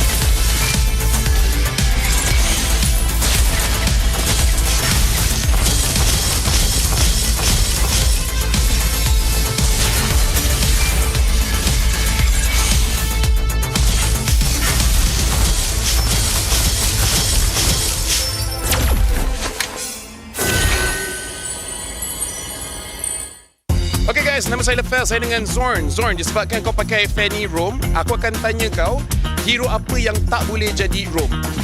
Kau diam je.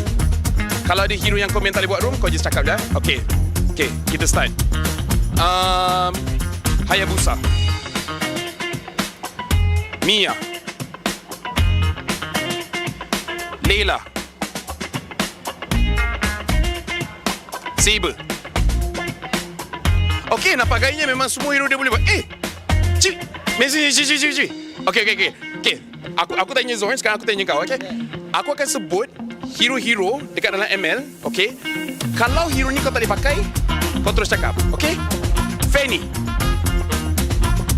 Aku macam boleh. Alright, itu je. So Zorn boleh pakai semua, dia tak boleh Fanny. See you guys later.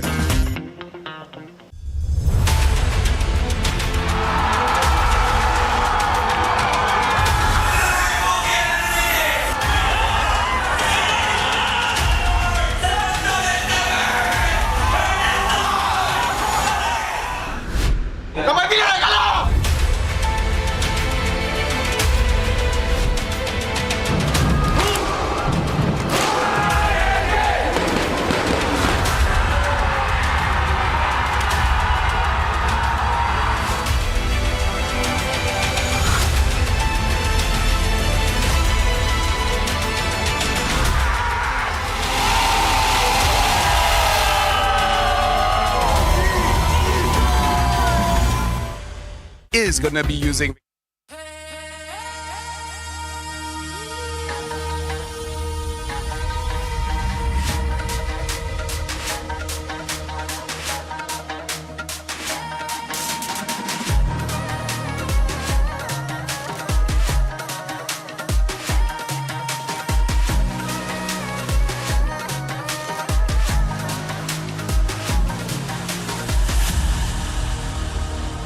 Aku hembus kata azimat.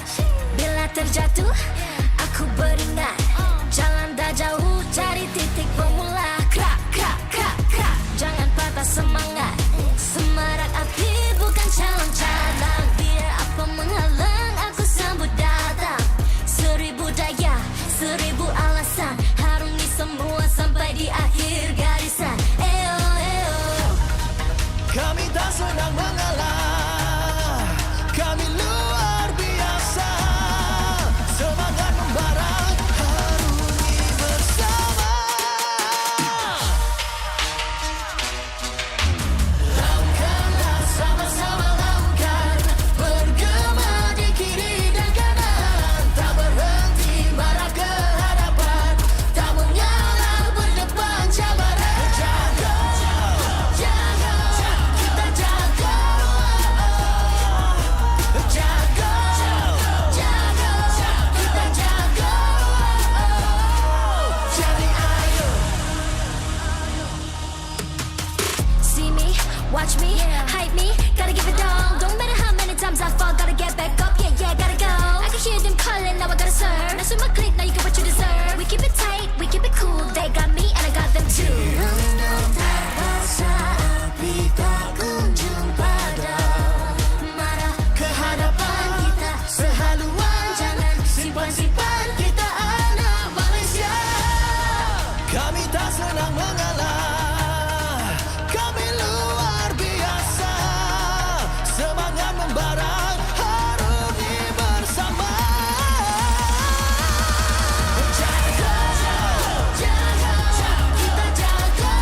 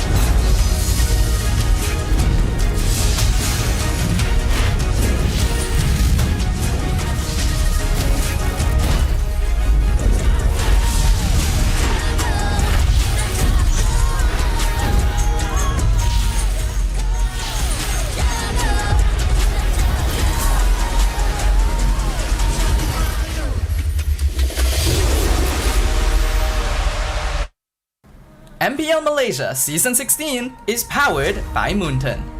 Presented by Celcom DG. Stream, game, vibe on social media, and more to your heart's content without missing even a single moment. Power up with lightning-fast 5G speeds. Stream all day long with Celcom DG Prepaid 5G. Our official sponsors. Official gaming smartphone Infinix GT30 just launched. Comes with a free magnetic cooler, even more affordable than the GT30 Pro. The only phone in its class with GT trigger, 1.5K display, and 144Hz refresh rate. Supports steady performance with 120 FPS in MLBB. Available in 2 exclusive colors for the GT30, green and blue. Perfect meals for gamers, Grab. Grab food for one. When eating alone, enjoy meals from 10 ringgit with just 1 ringgit delivery fee and no minimum spend. And group order. Get 15% off when eating in a group. Bigger gang, bigger savings. Our esports partners, 100 Plus, Ferry, and Yamaha. And thank you to all our strategic partners, CeraVe and Playas. Predator Badlands in cinemas on 6 November. An action-adventure horror set in the future on a deadly remote planet. Predator Badlands follows a young predator outcast who finds an unlikely ally in Tia as he embarks on a treacherous journey in search of the ultimate adversary on the most dangerous planet in the universe where everything is trying to kill you. Catch Predator Badlands in cinemas 6 November. Keep an eye out for special ticket bundles that reward you with in-game diamonds when you purchase Predator Badlands movie tickets for IMAX or 4DX. Supported by KBS, Rakan Muda, ESI, MESF, and PSM. Welcome back, everybody. You're watching the MPL MY Season 16. The final week continues here at day number 1, and we've already completed our first best of 3, now leading up to our second. My name is Gideon Q. Once again, of course, on the desk is going to be LaFell on the English broadcast, and thank you to everybody watching abroad and locally finding the English broadcast in the first place. Speaking of which, our upcoming game, the most important one by far, AERO facing off against the Homeboys. Whoever wins this will predetermine the likelihood that Untitled makes it into the playoffs. So stakes are pretty high. When I was praying, I saw the Untitled boys. The first thing they said to me is like, hey, Homeboys wins, right? And I'm like, for your sake, after the interview Rose, whew, they were sweating. Although to be fair, the aircon not as cold. But for this one, AERO going up against Homeboys, where Homeboys looks like they got their stuff together. They understand their own system. Oh yeah. When it comes to AERO, a big question mark because Coach Tazi is not there, right? Coach Panda basically gets instantly promoted. At least that's for last week. We don't know what's going to happen for today. Gets promoted, and then the analyst basically becomes the assistant coach. So worried that there might be a broken system inside AERO, but if it's broken, but within the week they're able to fix it, hey, maybe it's for the better. Could be trouble in paradise, to be fair, right? Because again, when Tazi was implementing, kind of diversifying their portfolio rather than leaning back into playing what they're usually comfortable with and practicing it over multiple weeks like we saw last season. But this time around, it's going to be a little bit different here. Now, keep in mind that while our players are up on that stage, they are going to be using the best products possible to give them that competitive edge. And of course, we want to thank one of our biggest sponsors here, Infinix. Now, shout outs to the GT30 because just launched. Keep in mind that it's now available and you can check it out on the Infinix TikTok Malaysia. And if you do decide to purchase the GT30, it comes with a free magnetic cooler and it's even more affordable than even the GT30 Pro, which is priced below 1.1K. It's the only phone in its price tier with GT triggers, a 1.5K display and 144Hz refresh rate that supports steady performance of MLBB at 120 frames per second. Now, 2 exclusive new colors come along with it, the green and blue added to the GT30 series, so get yours today like our professional players up on that stage. But coming back to the topic at hand, you're right. I think that Homeboys are looking really, really good, and their fans are just as excited to watch them during the playoffs because they can secure it right here, right now, if they win 2-0 against AERO and dash their chances at it. By the way, you can buy the playoff tickets right now. Scan that QR code. 17th of October is today, 3 p.m. We've had it up for a while, so if you missed out and you need to get those tickets, now's a good time to do so. Yeah, I kind of feel like people have been saying like, oh, we couldn't get this ticket, it's sold out, it's sold out, it's sold out. Hey, it's open now, so make sure you guys get it. By the way, I forgot whose phone we stole, but apparently he only has one friend on ML, and it's Gijay. And look at that picture, man. Look at that picture. I hope Gijay is not a bad word. I hope so too. I hope so. Sounds like too. Gaijin. Could be. I mean, I guess that's a. We should give this back to Imosuke.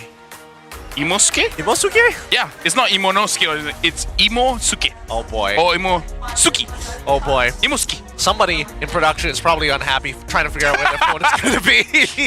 Imosuke's friend is Gijay. Oh, good friends, man, good friends. Has 0 diamonds, by the way. 0 diamonds. Gotta work on that. Gotta work on that. Can't gift it to anybody else, unfortunately. But in the meantime, at least we can talk about this upcoming game because as we mentioned before, trouble in paradise for AERO, but on the opposite end, Homeboys on the up and rise. Now, Homeboys has lost games, even though we were singing the praises during week 4 with their brand new, quote-unquote, brand new support. But now we look over at AERO, running the same lineup. It's Kusei, ZK, Kim, Hazel, and Smooth. I would say the rock in AERO right now is Kim. Kim is the reason why they're staying in the games.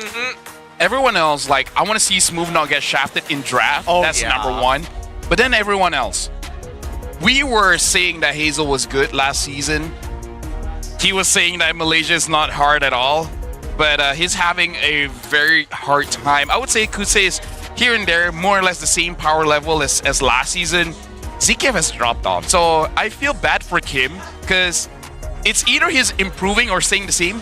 But both his supports, man, kind of dropped off. The mid trio is kind of looking a little bit awkward here. Kusei making a little less mistakes compared to last season. You know, Smooth, unfortunately, the draft has shafted him a good number of times, but I think that I totally agree with you that Kim is kind of holding his own and trying to keep it together. Yeah. If they can get the draft down, I feel like this team can really start to pop off. But then the question is, where do you lean to, right? It can't just be Kim, it can't just be Hazel. I think that Smooth, number 1, needs a good matchup, especially when they're facing off against MelQT, Daniel, Izanami, Ema, and Reza, ex-AERO player.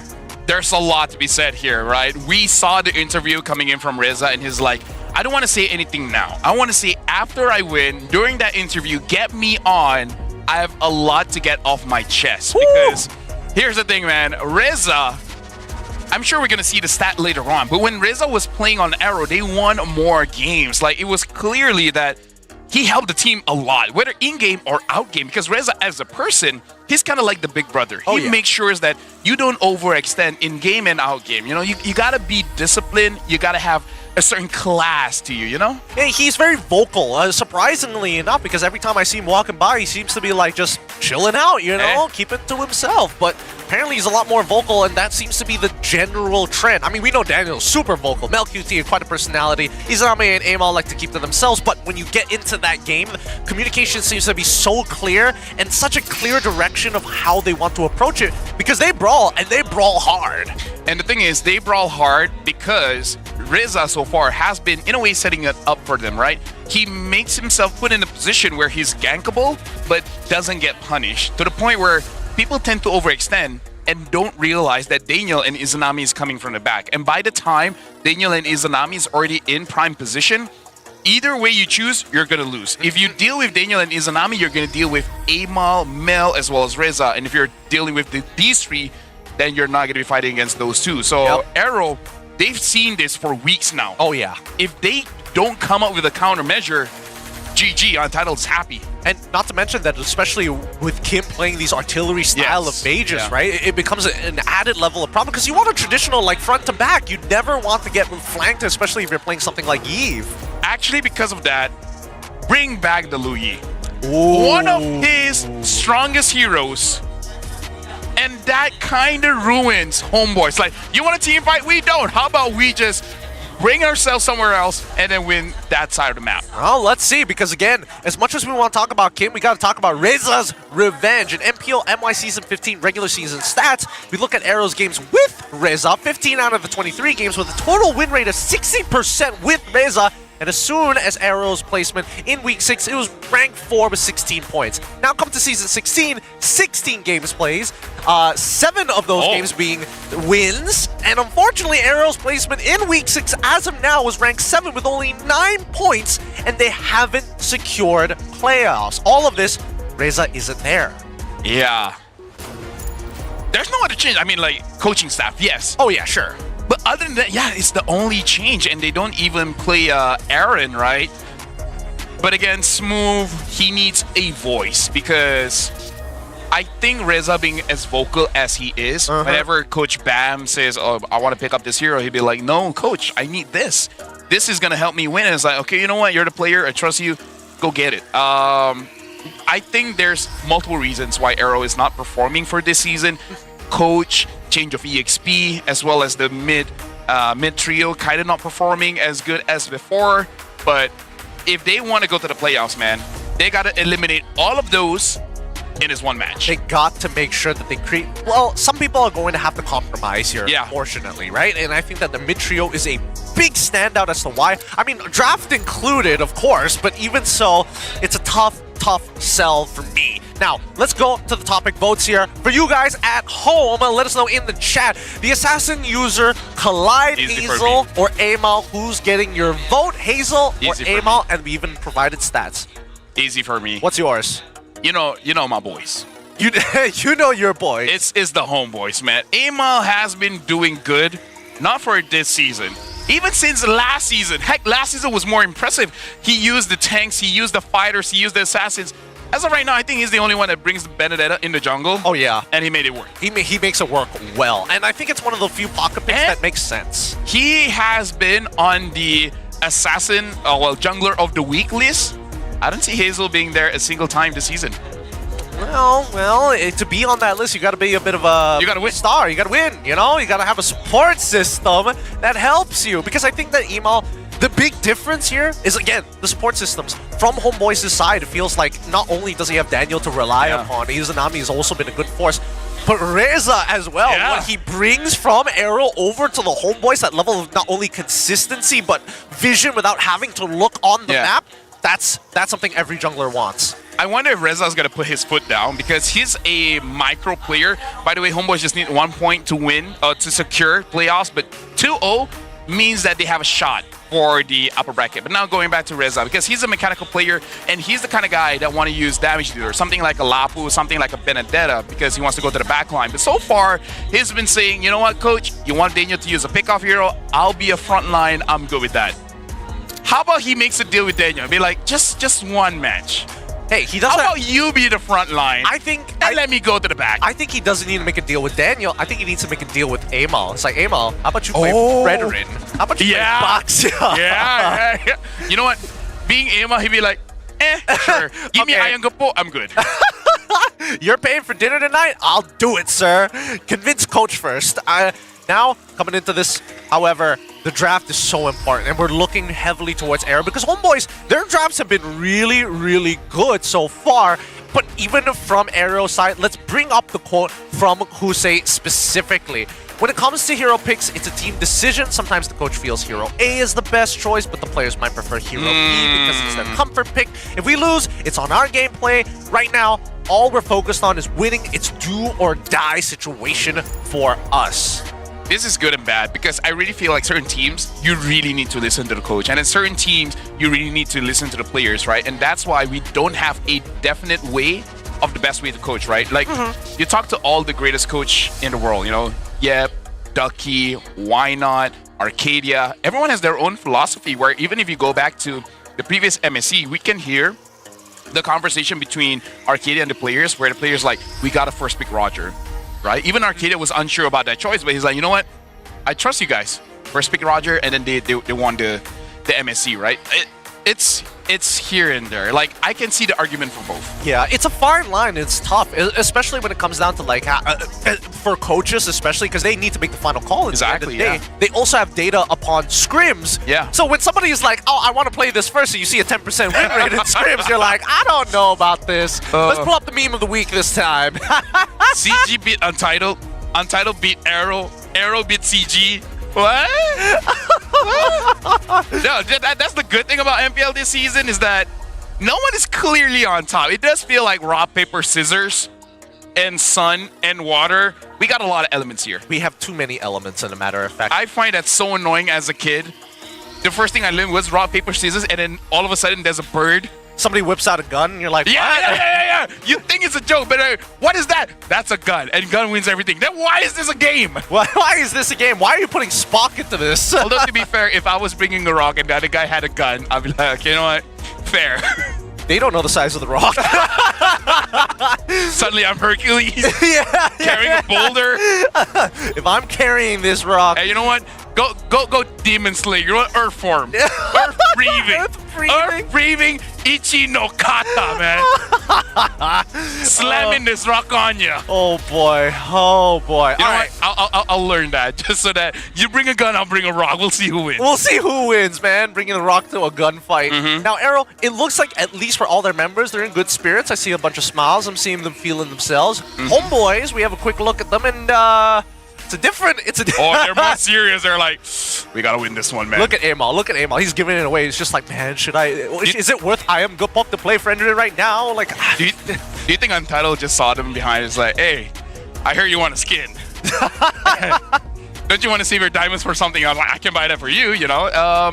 Either ways, jokes aside, this is really do or die for both teams because even if Homeboy secures playoffs, right? If possible, they do want to get that upper bracket because last season they got their upper bracket and then they made it all the way to the grand finals, right? They kind of want to do that again. They definitely want to do that again. Now, time for the random map draw. Let's see what it's going to be. Is the map's already going to go? Give it to me, Rivers. Oh, Flying Cloud. All right. So this does affect the draft at least, right? Now you can start thinking of your side lane matchups as, oh, even if we have a losing matchup, it's not that bad. You can just fly back if you get a good timing. You know the team has an identity when they know what to ban against you. Ban out the Cho, ban out the Lunox, and be like, haha, we took all your first picks. Maybe ban the Lancelot as well. We'll see, because at the end of the day, in terms of assassin-style junglers, you can't ban them all within the first phase unless you have a little bit of collaboration with your opponents, but I think that Hazel should be fine with his overall picks. I'm more concerned right now is whether or not Daniel is going to have something that has synergy, right? It's going to be pick off, but then it needs to have a plus X to it. And what is that X going to be? Because the thing is, in this situation, Homeboys would first pick the Jushin, but that doesn't fit into Daniel's playstyle, right? Yeah. Right? Unless they finally get Reza on a damage dealer. Hey, that's what I'm hoping for. If they they lock in Uranus. Pick up the Jushin here, and I'm feeling it's a Reza game. Oh, okay. Let's see. If it's a Jushin, it should be Reza. It could be Reza going on onto a Jushin EXP. Okay, maybe not. Not everybody can be not everybody can be flat, man. And even then, he didn't win that game either. Shout out to Flat Man, flexing all around. Oh man, he's a great guy, great personality. Makes you really insecure about yourself. He does, unironically. He's getting bigger every year. Every time I see him in the international, it's just like, dude, did you double in size in all the good ways? There we go. Oh, CCC! Hey, it's the Reza game! Hey, it's the Reza game! Now, here's the problem. On Flying Clouds, as much as you're saying that, oh, Reza's gonna dominate on this CC, it kind of doesn't because with CC, the only way to punish people on Flying Clouds is not only do you trade better than your opponent, but you also wave clear. So even if they do get a decent recall, they at least miss out on one minion due to the help of the hard push into the turret that will guarantee at least one minion loss. Now, coming on to the opposite side, AERO. Okay, Bovius. About it. They did it before. If you do that, okay, Smooth, we need an intervention. We need. I would take a Uranus, Lapu, you know. I think you don't even have to pick it right now. Kalia Jushin. Yeah. If their jungler doesn't have that instant burst, might be a bit awkward for the Kalia. It could be a Smooth Vendetta game. Don't give me hope. Don't do that to me. I mean, it's not off the table.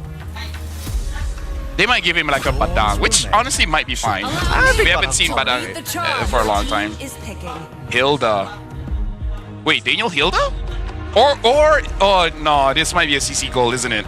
Is it a double fighter setup? I mean, like that's what Melcury used last week to deal with the Alice. I forgot who used the Alice, but the Alice was just shredded. Yeah. Especially if AERO doesn't ban the Kimi next phase. Yeah. I would imagine. Yeah. I mean, okay, I think Joy here? Is it even worth it? Because if not, it is gonna get banned because Hayabusa ban, Yusenshin ban, Fanny ban. Unless they want to go crazy and pick up something like an Amon. I don't think Amon's too bad because at least then a lot of the heroes, at least a lot of the ways for homeboys to actually reveal him is basically, it's got to be untargetable stuff, right? Yeah. Hilda has targeted abilities. Same goes for CC. You need to visually see, for some reason, need to visually see them even if they're camouflage. Don't know why that works, but it's just the interaction, right? But now AERO has decided, you know what? We're going to get the Esmeralda first, which is kind of like, I'm a little iffy on this because now you're running out of damage sources and you're heavily depending on Hazel alongside with Kusei to kind of get you over the top. And even then, there's no guarantee because it has to be very specific to burst. Especially for me, I'm just thinking of this like a rank game, right? What I would do, for homeboys, I would ban Joy as well as the Alpha. We don't see a lot of Alpha, but the Alpha could potentially shred this Hilda to neutralize the early game. What? Okay. They get rid of. They still don't know where this Hilda is going to go. They don't know if it's the double fighter, so they're sticking to their guns, keeping it safe. Get rid of counter engage. So they say goodbye to the Grok. Joy is the follow-up ban, and finally Khalid gets banned out for the side of AERO, which is interesting, right? What jungler are they worried that Khalid is going to provide that much of a problem to them? And even Gwen, good bans from homeboys. I always forget about the Gwen. As of right now, any kind of, except for, maybe even more so for Hanzo, any kind of jungler to pick up that has damage, unless Alpha, Hellcurt? Wait, Baxa is still here, but then there's really no damage. Exactly. That's what I'm thinking, like, damage dealers that have burst, like Hellcurt, Amon, Gushin, but then do they care about, like, the profile of damages? Because so far, it's, like, kind of just magic all the way through.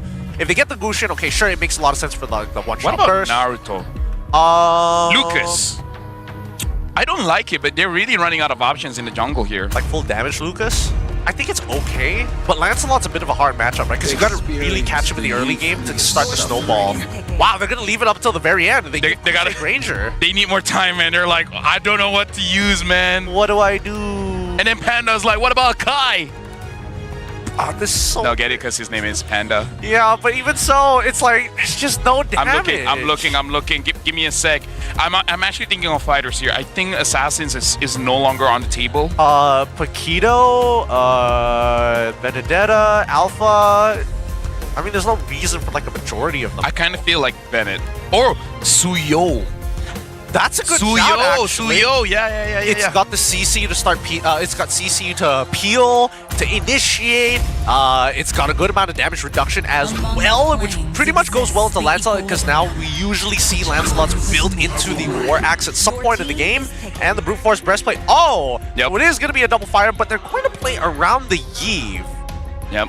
Having the Uranus here now, and I feel like homeboys, they can execute it because they have Amal as a jungler.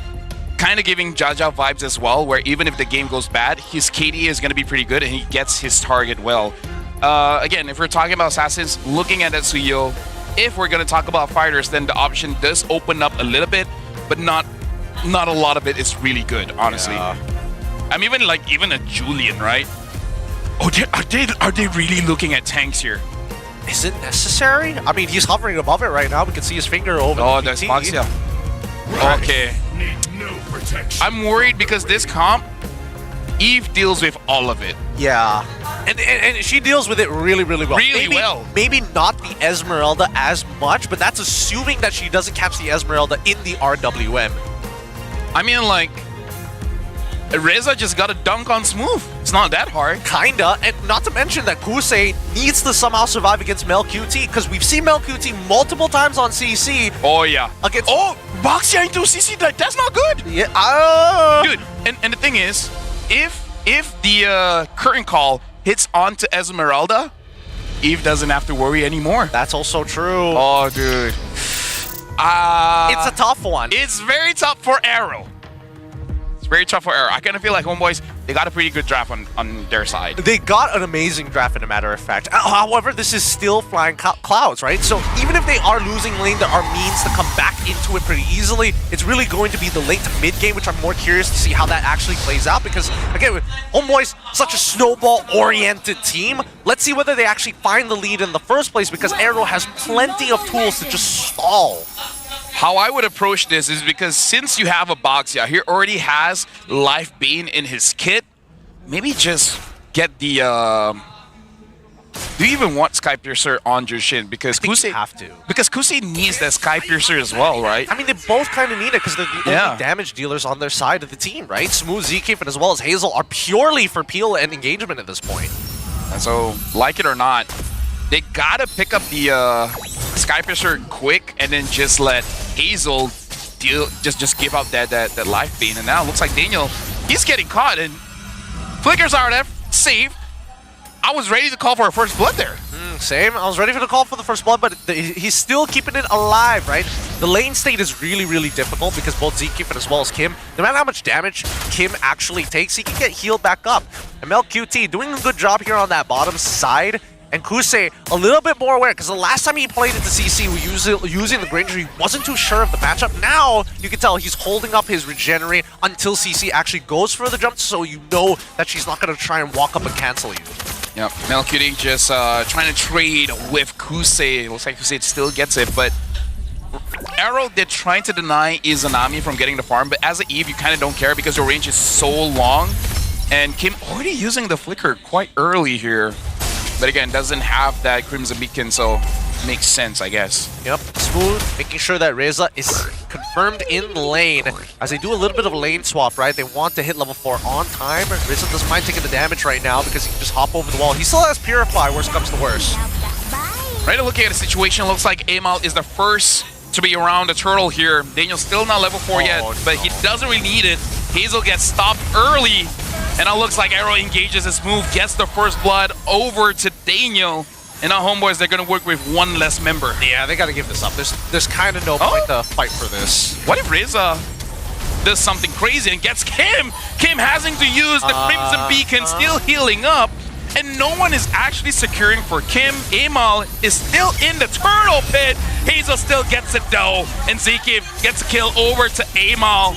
Daniel is there, but Reza gets the kill over to Zkif. Hazel tries to run away. Reza, this seems personal. He's making sure that this Boxia doesn't go on rolling, and Izanami joins the fray as well. Homeboys find a way to equalize in terms of kills. Which is not too bad, but unfortunately, Reza, he's picking up so much off of this. He's 1-0-1. He doesn't mind if Smooth tries to trade with him because he's running out of mana, and no Enchanted Talisman has been purchased this early on in the game.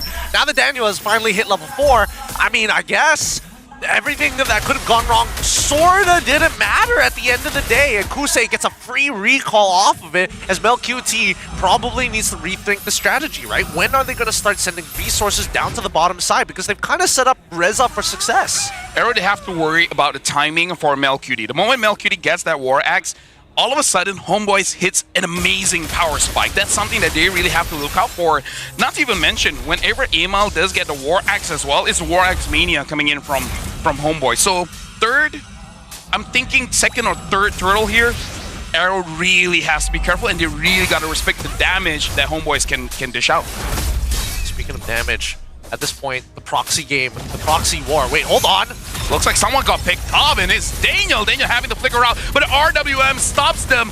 and Hazel taking a lot of damage from both Amal as well as Mel Cutie. They don't have the damage just yet. Boxia is still tanky, but it's all a matter of time. 3 ults for 2 ults in terms of the ult economy. AERO is still up good, but they don't mind dragging this out, right? They need Kusei in a position where he can actually join these fights and make full use of when he does get that Sky Piercer. Now the turtle is coming back up in 13 more seconds, but we look towards topside, right? Smooth now in a much better position after the recall. Wants to go for the proxy, but Reza will not give it to him for free.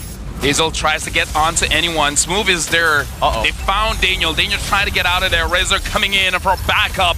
Daniel gets picked up, and now Tonrose coming in. Amon secures the kill, able to get Hazel. Kusei is here as well. Looks like Melcutie is going to be a little bit late to the party. But overall, good trade. Trading your roamer for a jungler. Yep, homeboys, they trade upwards, and that's exactly what they want to do in every single one of these scenarios. Now that Hazel's out of the picture, they're going to try for this Lord, but at least Kim getting the early reset off of it to slow things down, allowing Boxia to actually rotate down. Look at how quick he is. He's almost there, and look at the mid lane. They got Izanami. Izanami has to flicker up. Still, Kusei gets the kill. Daniel trying to get a return onto Zeke, but he's healing up.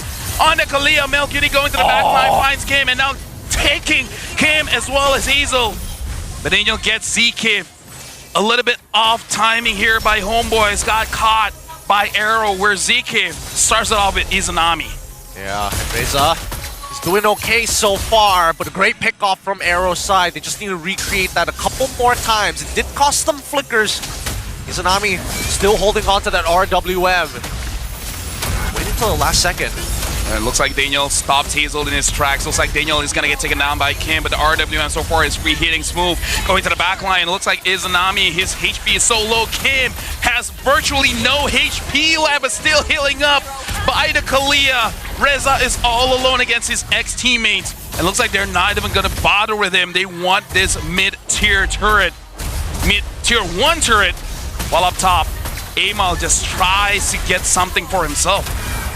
Good damage on towards Kusei's side, but Amal is able to break that tier 1. Smooth, unable to do much about it overall. More importantly, wait, how much of a brass axe is they gonna... I think he's gonna keep on going, right? Amal's already put down to 20% of his HP. I like that Smooth gets a hero that he can use.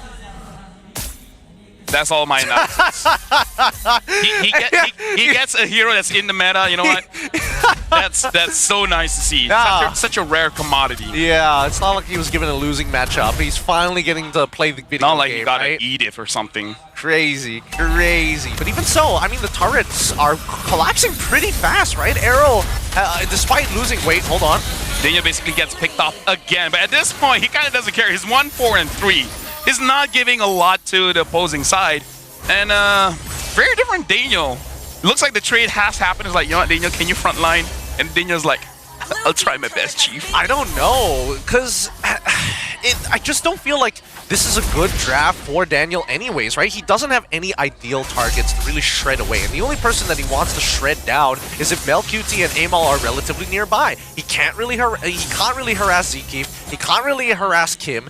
He can harass Hazel or even Smooth, so he really only has one target that he can successfully harass. If not, has to depend on Reza to open the map.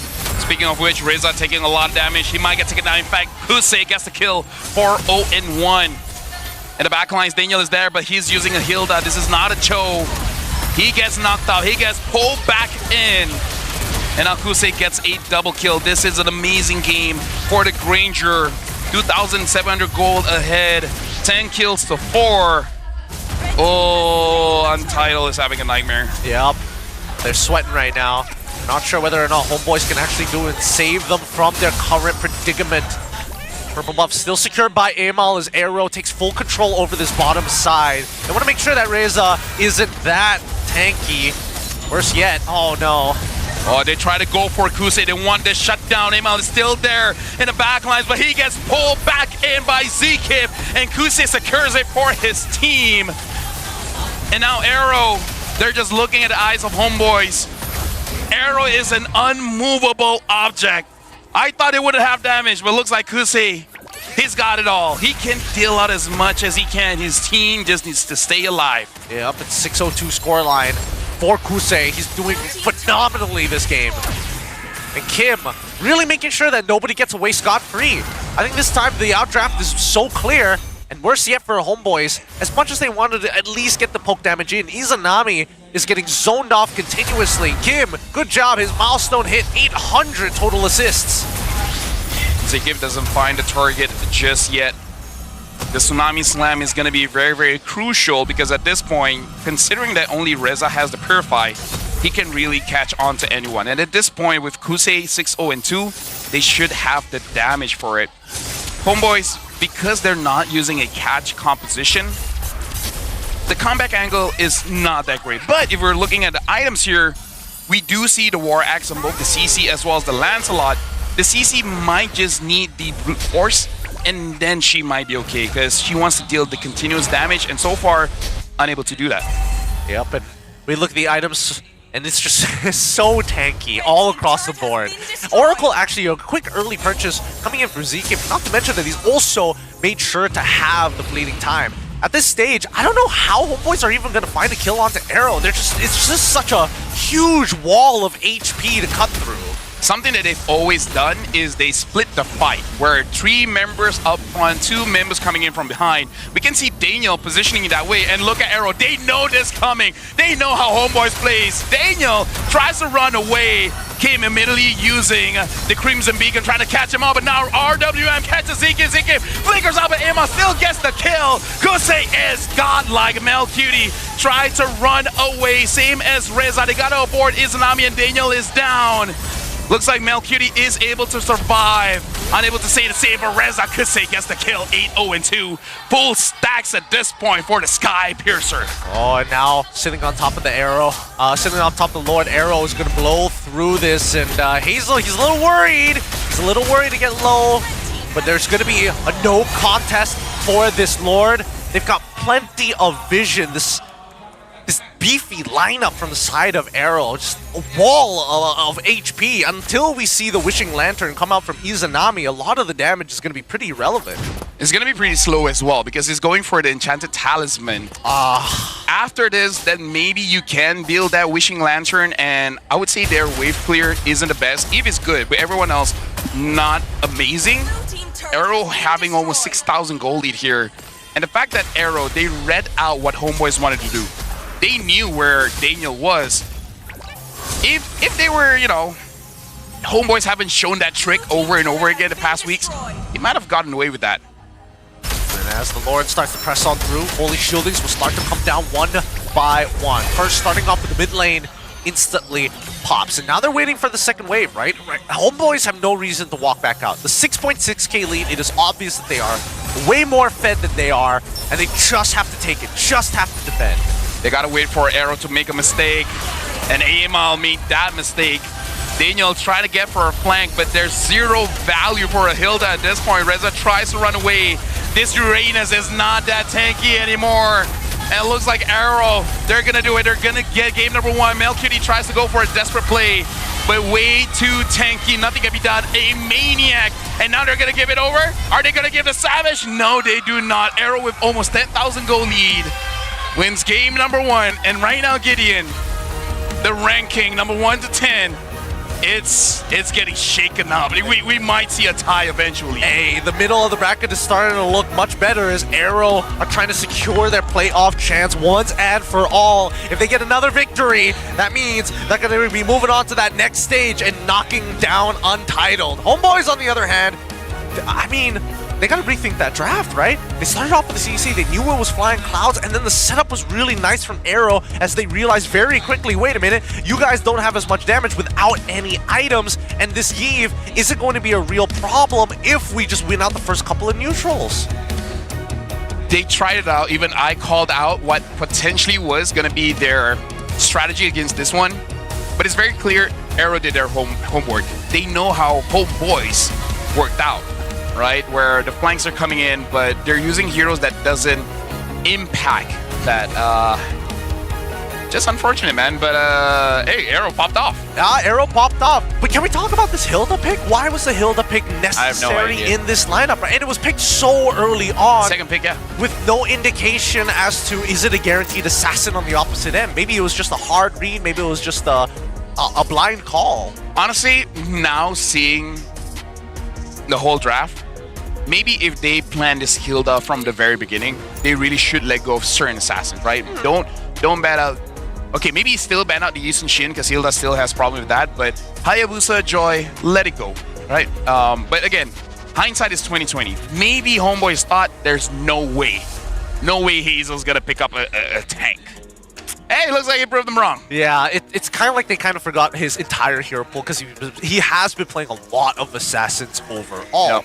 Even so, I think that right now, we might have to see homeboys go back to a traditional marksman on male QT because again, the CC was doing okay in the lane, but then it would be better if it was EXP. It probably would have been better if it was EXP out to raise that again because that Uranus just wasn't doing enough. It's supposed to work as like a small combo because the Ion Edge is able to shred away MR, and it helps a lot with keeping people within artillery ranges, artillery mages ranges overall. The RWM in this particular case.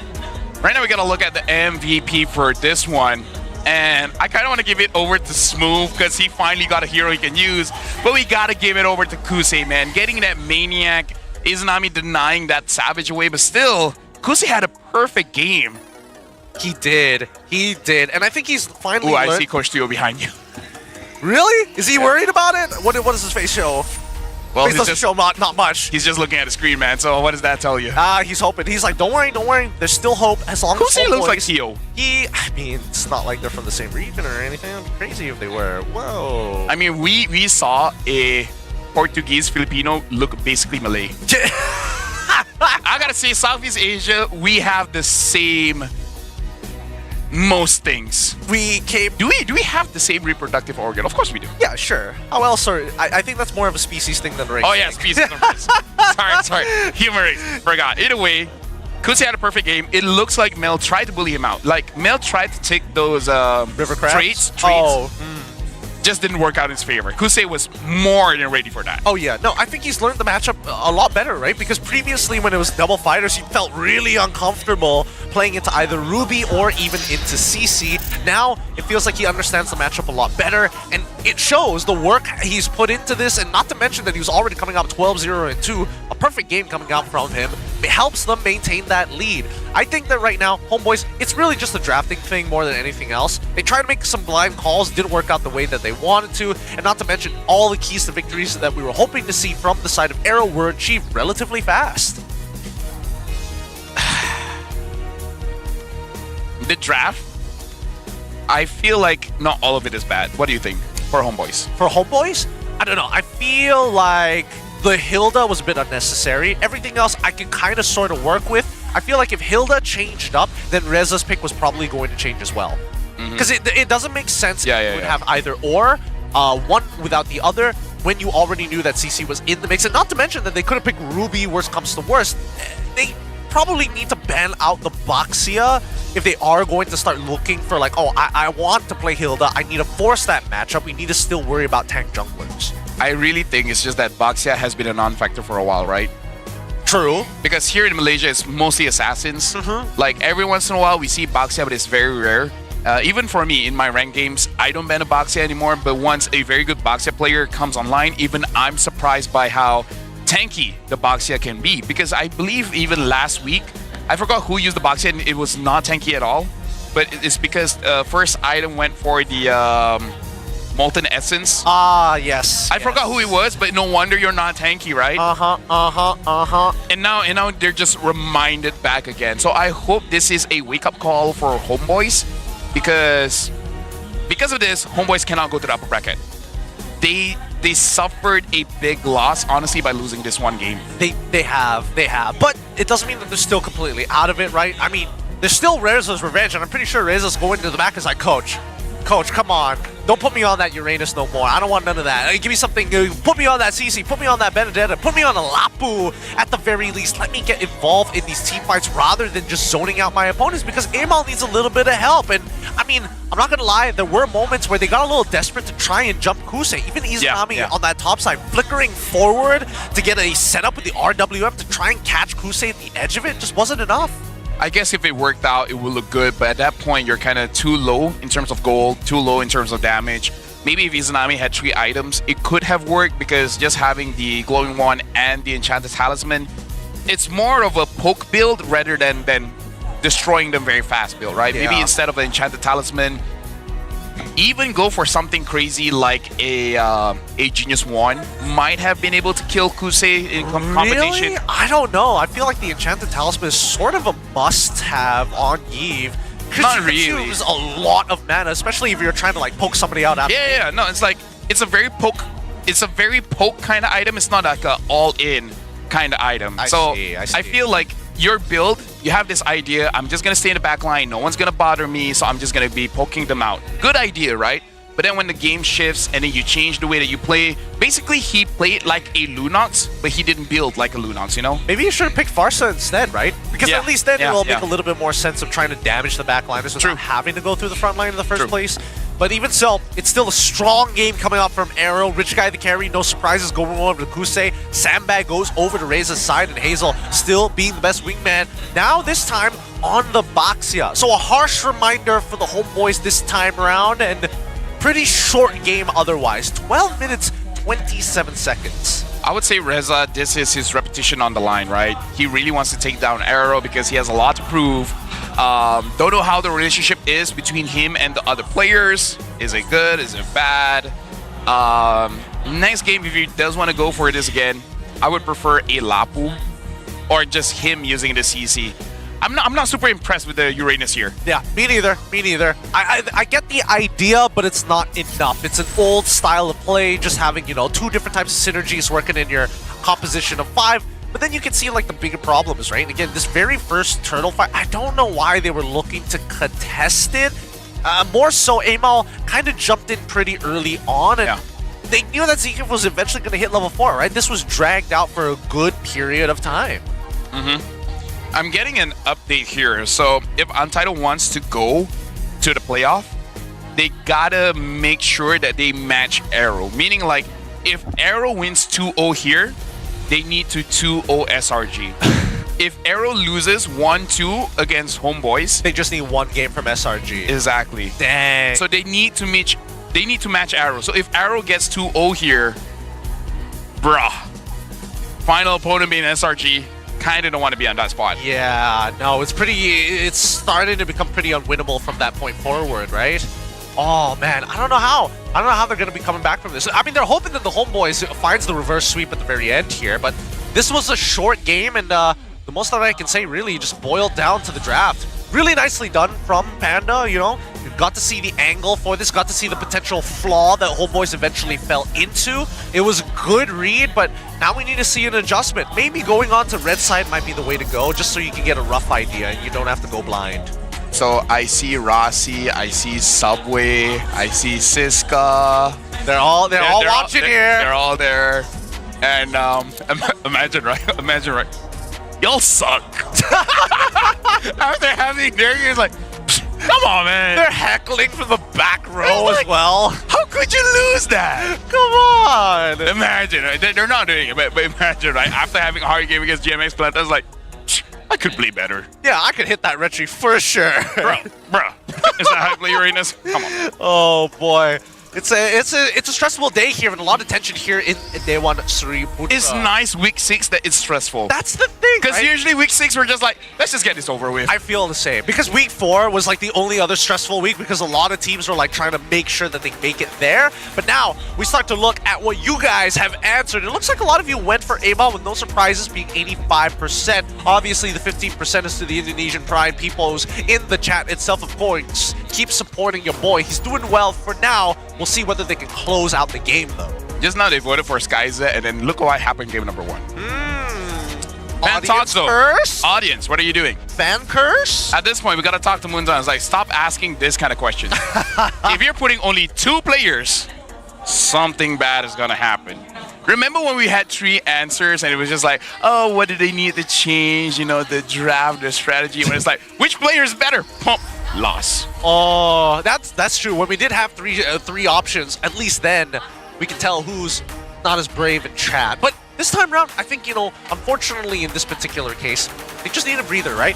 Homeboys just need to rethink because it's not like they made huge mistakes in the game. It's just like, what are we supposed to do with the tools that we're given, right? Well, if Cho gets banned, then just pick up the Kalia early, right? Yes, and I think that right now, both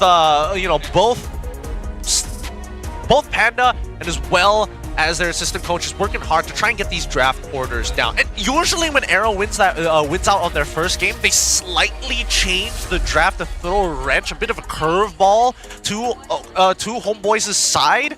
We'll see whether or not that's going to be the case this time around, because again, from week 4 onwards, they've kind of slowed down and tried many different draft ideas, but they're taking first pick again. It's interesting, we're not looking at YouTube chat, but my WhatsApp is kept blowing up, man. A bunch of people talking, mostly just the same people. People I recognize. It's because right now they're also talking about later on, AERO will be going up against Team Ray. Yeah. And if they win against Team Ray, it's going to be more difficult for Untitled to get in. So I got to say Friday, Saturday, which is both days that you're working, you're going to be working on the games that... I'm working just Saturday. Sunday, I'm not going to be around. Maybe Sunday doesn't matter anymore. Honestly, that probably could be the case. Right, because Saturday is the big games. Friday and Saturday, these are the games that will change lives. Because one guy might not get a girlfriend after this. One guy might not get a girlfriend after this. Ooh! Right. Ooh, that's sad. Because it's like, would you come if I go to the playoffs? What if he doesn't go to the playoffs? What if she goes to the playoffs and then finds someone else? Oh, that's the worst. Mr. Steal Yo Girl! Oh my god! Extra beef for the following season once we franchise. What? Oh, bro. It'd be funny if the girlfriend is also an influencer so they can actually go public with Night it. sky tells all. Please don't. Why? Because then there's more drama. That's what everybody wants. More solid storylines. Who would she take? Who's the single roamer? Who's a single roamer? I mean, Zorn's married. Zorn's married man. Yep. Maybe Yums? Could be. I don't really know, to be fair. He just wins a lot of championships. You know? He's kind of busy. Probably has a lot of money. So if she's gonna choose anyone, Zeke. oh, now that will hurt. That will hurt. Think about it. It will hurt even more if Ziki has a girlfriend and then she makes him break up with the girlfriend so that she can have that last laugh. We're just hypothesizing here. We're not. Wait, no, this is not a real thing, guys. This is not real at all. But this is basically a podcast. It is. But once again, we once again get the flying clouds, and we have to keep in mind what's going to happen here. Bad matchups need to be thought of. You really need to think about how the 5v5s are playing more than the lane matchup itself. Hayabusa, the Cho, alongside with the Lunox banned out for the side of AERO. Homeboys getting rid of the Fanny alongside with the Angela. But this time the Esmeralda is going to get banned out. Esmeralda is interesting. Let's hear from the crowd. Maybe they're like, that's the only hero that Smooth can use. No, I'm pretty sure they want to go for something like Eve again. Set up for the Eve once more, because again, Izanami never got to play the game as soon as Smooth got into his face. Now the problem is they have CC now. Still an option. Go EXP or gold. You could go either way. I kind of feel like they should pick up Kalia here. I think they need to go back to pick off Lapu Kalia. I'm okay with that. Or even Granger Kalia. Granger Kalia is also not a bad shout here for Mel QT at the very least. No, but as long as they lock in their gold laner. Not gold laner, but gold hero within the first phase, it should be fine. I think the Kalia should be fine. Jushin shows up. Kalia also shows up for the side of the Homeboys. And now let's see what AERO reveals. I think at this stage, they probably don't want to... no, but they kind of have to.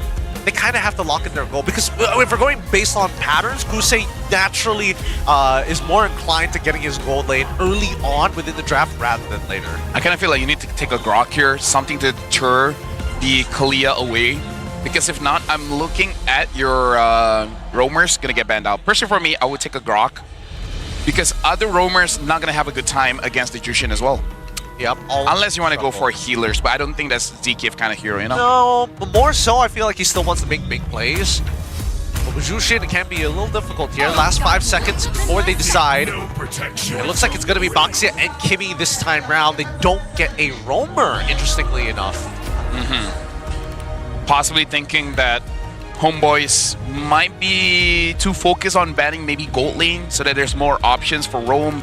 And if they ban so many roam, then a lot of options for gold. Homeboys, I think Amal has a lot in his pocket when it comes to the jungle. Maybe he will let it go, but maybe pick up a Lancelot here because you need something for the Kalia. Okay, they pick up the Granger. Okay, Granger, I think Granger is okay. They still have option for EX, like damage style EXP laners. They can go for like Benedetta Lapu for all intents and purposes. Ways to kind of make this Kalia kind of work with some rough, I say rough burst, because again, they still need a little bit of time. It's not instantaneous damage, but they just need enough lockdown to get it out properly. The second half of the draft is going to be interesting though, because at this stage, we see that AERO, they've locked in their mid laner, the EXP alongside with their jungle, missing out on their roam. They get ult, but they decide to ban out the Uranus. Kind of interesting. So they do think the CC is going gold, but then AERO, after seeing the bans, they're like, screw it, we're putting CC EXP. Yeah, I mean, why not, right? Why not? Let's see what the next ban coming in from AERO. That might give us a bit of an indication of whether or not they want to go double fighters. I think they'll ban out Lance. Yisenshin is still open as well. They ban out Alice. Alice? I guess this is indication that they want to go double fighters, right? Yep. Because Alice generally is good, especially if there's a bunch of heroes that want to be in your face. And if we're talking about raw sustain, Alice has got some of the best in the early game.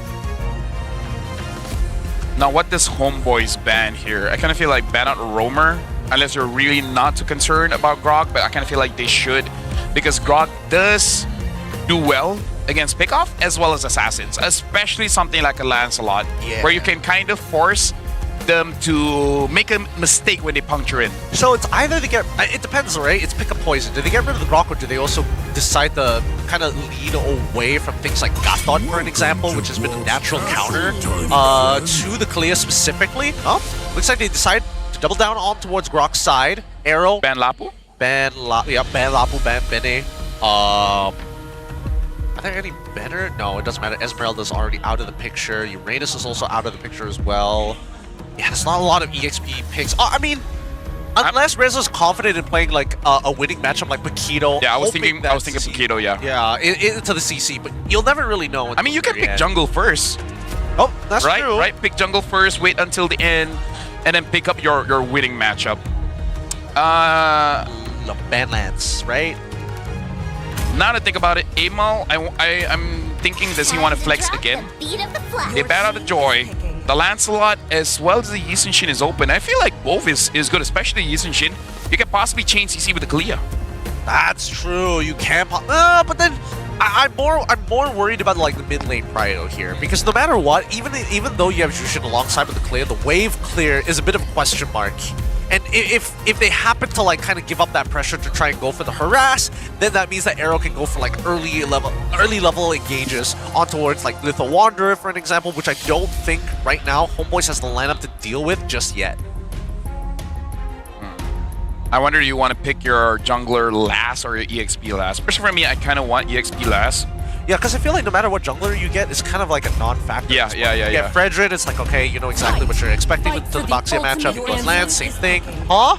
Oh, I'm not liking this. Why? I don't know the obsession with Hilda. Why do they want somebody to always try to go for the... I mean, don't get me wrong, Reza plays one of the meanest Hildas in the league so far. But you already know that as Baxia, it's already kind of scuffed for you to a degree. I mean, sure, maybe you'll get like decent trades against CC, assuming that it goes into the EXP, but even then, why? I don't think Hilda really wins a lot of matchups. At most, you can go even with the CC. I don't know, man. I really don't like the Hilda pickup, because it feels like a one-trick pony where you go to the early game, you harass the jungler, and then after that, what's next? Like, Yume's made it look amazing, but he was against an assassin. Dang.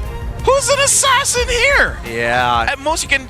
Even the Kimmy is not going to be easy. She's just gonna Starlim you, and then like what? You're immobilized. What are you going to do? I don't know, but right now AERO has basically been given everything that they've ever wanted, right? They've got exactly what they want to do. They've got the Harith on their side. They've got a good amount of magic scaling. They've also got the Hylos to kind of speed this process up with good peel alongside with Kimmy, making that early game fight not as easy for the mid laner, the mid trio to get stuff done. Now Homeboys kind of back themselves into the corner because of the Hilda pick. Now what? Lancelot, you're gonna get stunned. Alpha might be okay. There's a lot of tanky people. Maybe true damage should be good. That's kind of yes and no. I mean, there's wave clear, so you're kind of hoping for Mel to just carry later on. Amal himself can carry. We've seen him on the Benedetta, and it worked out really well. But I kind of feel like Benedetta is also another option, just in case if they lose, someone needs to clear the lane. I guess. I mean, there is a big outplay potential by like going for the eye for an eye, catching maybe 2 or 3 people, dodging CC, and then stunning 2 targets. I think that's like the only time we're expected to see Homeboy make the big turnaround. Even so, I'm not 100% sure about this composition that we're seeing from the Homeboys. The obsession with Hilda. Again, we'll see whether the early game goes into the favor of Homeboys or not, because if AERO plays a solid game and they control their waves, and most importantly, if they're able to get their mid-trio out early on with the help of Zkeef, then they can do so much. And I think a lot of the game is just based on the performance of Smooth right now. If he can keep Reza in check, the early game is pretty much done for them. I'm colorblind to green, Gideon, but I saw a lot of Purifies on the side of AERO. The Hylos is on that Revitalize as well. I'm worried even if they do get a catch, can they kill? I don't think so. I think there is a significant lack of damage, for at least for the earlier stages of the game. Maybe Benedetta alongside with the Hilda should be enough, but when are we going to expect to see that fight actually happen, right? Now, Jungler's starting on opposite sides of the map.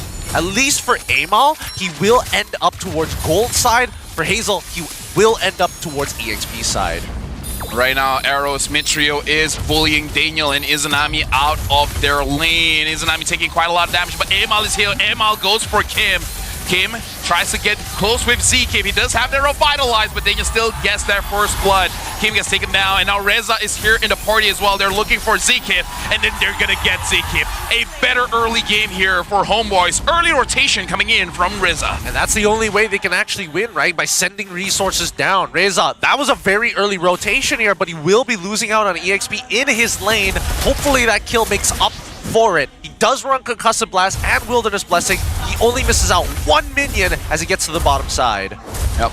Looking at the gram skin of things, looks like he's not going to be punished so much. He might get level 4 a little bit late, but as long as Homeboys they can delay it, it should be okay. Especially with the comp that Homeboys has.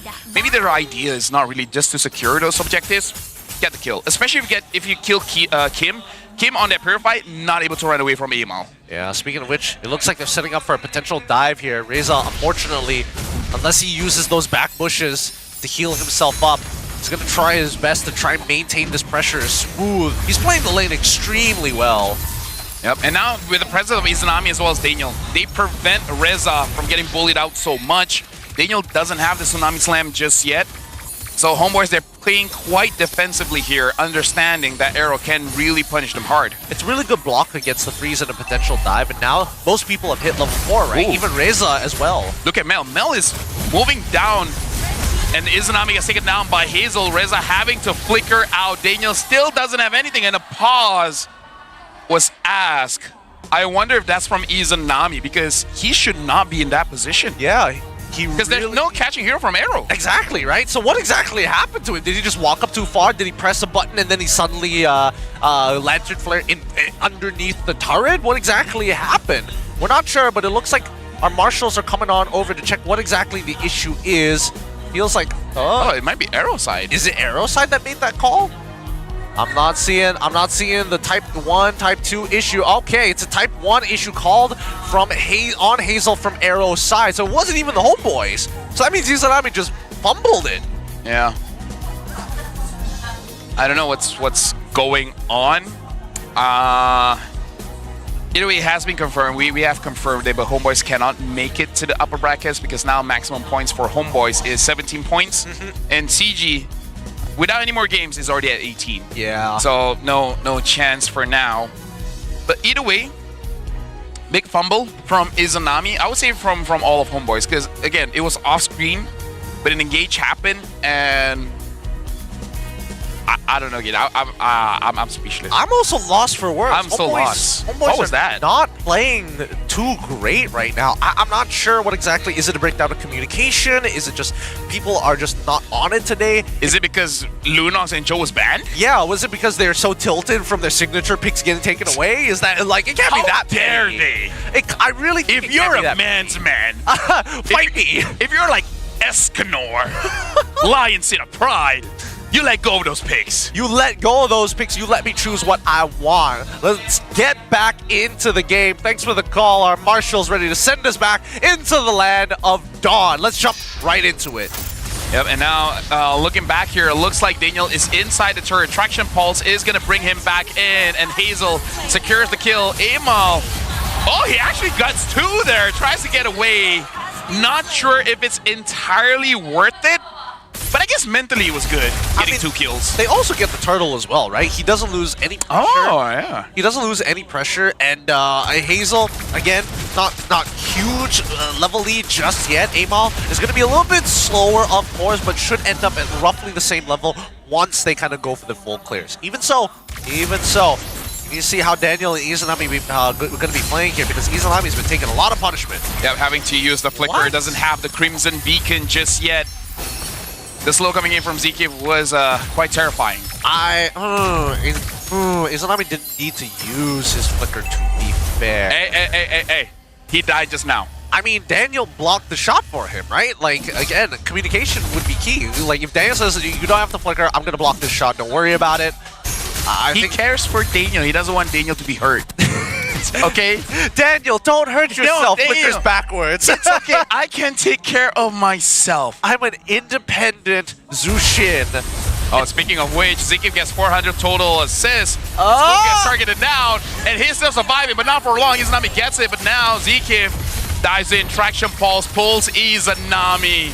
Nothing can be done. Izanami's gonna get taken down. And Daniel doesn't help out. Yeah, I mean, Reza can't really do much as well, right? Even Daniel, fortunately, just not in position. Amal is nearby, goes in. Yep, he actually wants this one, but look at Reza. Reza goes for Kim. Kim does not have flicker, but Reza doesn't commit to it.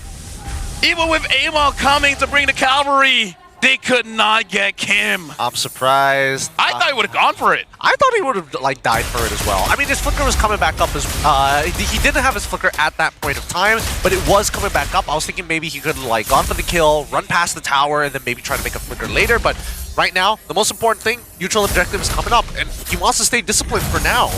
Izanami trying to zone people away, same as Reza, down a bot, find Smooth. Zkiv looks like they're gonna let it go, not gonna contest against Amal. And in terms of the movements coming in, Homeboys actually does have the gold advantage here. Not much, around 400, but still, it's something. It's a slight advantage, and I think for now, until we see QT start to get involved into these bigger fights, I don't think it's much of a game, right? Homeboys, they're going even, and I think that's more than they can ask for, considering the fights have been progressing in very weird manners. But now they've been doing this every single time. They found the push.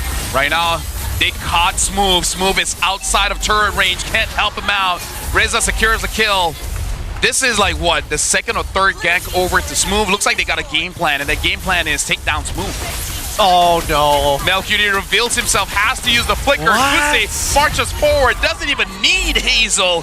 Zkiv gets the kill. Don't think it was worth it to reveal your position. I think it's worth it if you clear that wave, right? If you're just going for that last hit with the Death Sonata, I get it. But they might try another attempt here. No Tsunami Slime just yet. Daniel doesn't have his ult as they continue to just push them away. It's about border control. Trash Impulse, as well as the Sardium. It's onto Izanami. The damage is not there just yet. In terms of turrets, I would say good trade. Both AERO as well as Homeboys both getting tier 1s. The positioning of Daniel here looks like he wants to go for a catch, but not a lot of damage just yet because Mel doesn't have a single stack of Skypiercer.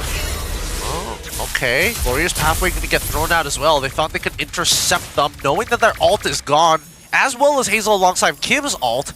This stage, does Homeboys want to try and make an attempt on that top side? I mean, they're sitting around at junction points, right? Looking to potentially cut off supply lines.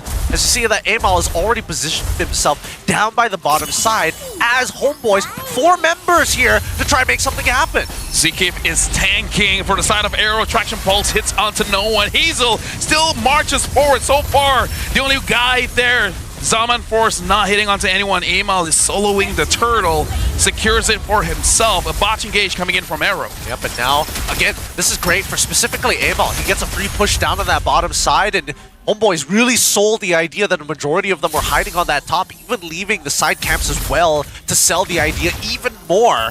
Wasn't even expecting the fight to break out that way.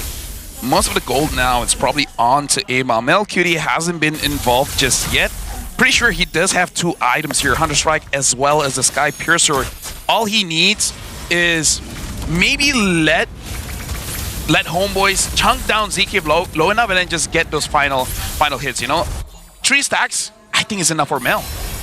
Well, and now they start breaking out the fight. Instantly with Tsunami Slam. Tsunami Slam onto the front line here. Oh! Tsunami has to save himself. A killing spree over to Kim. Kim in the back line. Melcutie gets one. He gets that shutdown. Kusei finds his Tsunami, but now he doesn't have the Zaman Force. Melcutie flickers to save his teammate. Killing spree for Reza. And now Emma secures the kill. Not a lot of stacks for Melcutie, but I don't think Homeboys is complaining. Yep, and now this composition is coming to life. Look at the damage that Amal is able to provide, and he's communicating well with Reza because it's the both of them working in tandem with each other, which is why we feel like Amal is doing so much damage. He's shredding the armors, cutting that backline off. Kim has faced it already. Kusei has dealt with that damage, and they just need Zeke, Hazel, and Smooth to get them off their backs. They need the peel. And look at this, Hazel only completing his very first item already, the anti-cuirass, just to protect himself, because Amal, very interesting,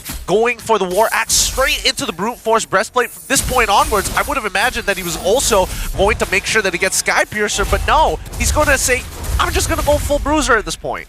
Yeah, I'm really thinking they're banking on Melcutie to get those stacks, basically having the same kind of game that Kusei had, but just a little bit more options. The Lord has spawned here. It's just a 9-minute Lord. Izanami having to use his ult just to get away the Crimson Beacon. It's not going to be that big of a deal, not crucial for the Jushin, but still, it's something that AERO got. Hazel finds Daniel, and Daniel has to flicker out. Looks like he's gonna use his ult to pull Hazel back into turret range. Amal goes in, but Kusei with his Armor Force gets a kill over to Amal on the back line. Reza is getting pushed away by Kim.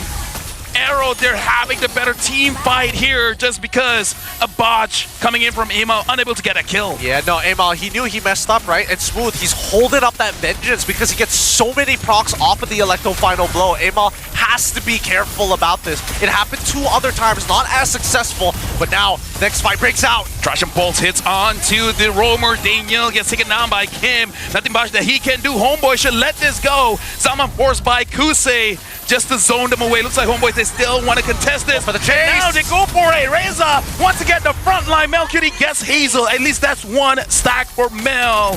So they don't lose absolutely everything. They punch above their weight, and even Amal trying to get back into this fight after dying initially helps them zone out the rest of the targets to secure mid-tier 1. So yes, they do get something back, but AERO, with a Lord empowered wave, if they can find their own mid-tier 1, that would be amazing. Speaking of which, right now, Izanami has to be the enabler for his team. He has been using the Crimson Beacon to save himself, which again, that is what he's supposed to do. But it will be very nice if you're able to peel ZK, peel Hazel away from Amal so that he can do his work. Speaking of his work, notice that Smooth is on the opposite side of the map, trying to steal away that purple buff as soon as possible. Unfortunately, won't be able to do it in time. Only is able to take the small camp, but secures at least a T2. T1 mid, it's still wide out in the open, allowing Homeboys an easy means to kind of fall back towards a safe haven from neutral objectives for upcoming fights. Even so, at least Melcutie has only taken 1 death so far, right? But he still needs stacks, and these fights have not been easy with so many frontliners from the side of AERO who's able to just soak shots.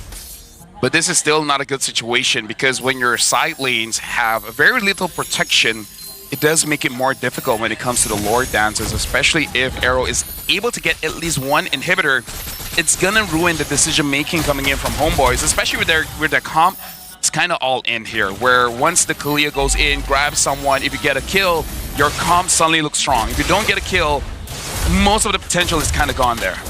Yeah, and fortunately, I don't know how they're going to do it, right? Because again, these wombo combos really depend on specifically Amal landing the Electro Final Blow, because that's the major source of damage. And not on Smooth. And not on Smooth. And Smooth doesn't necessarily, he can just walk into the Electro Final Blow afterwards, right? So these team fights, they gotta kind of pry AERO apart somehow.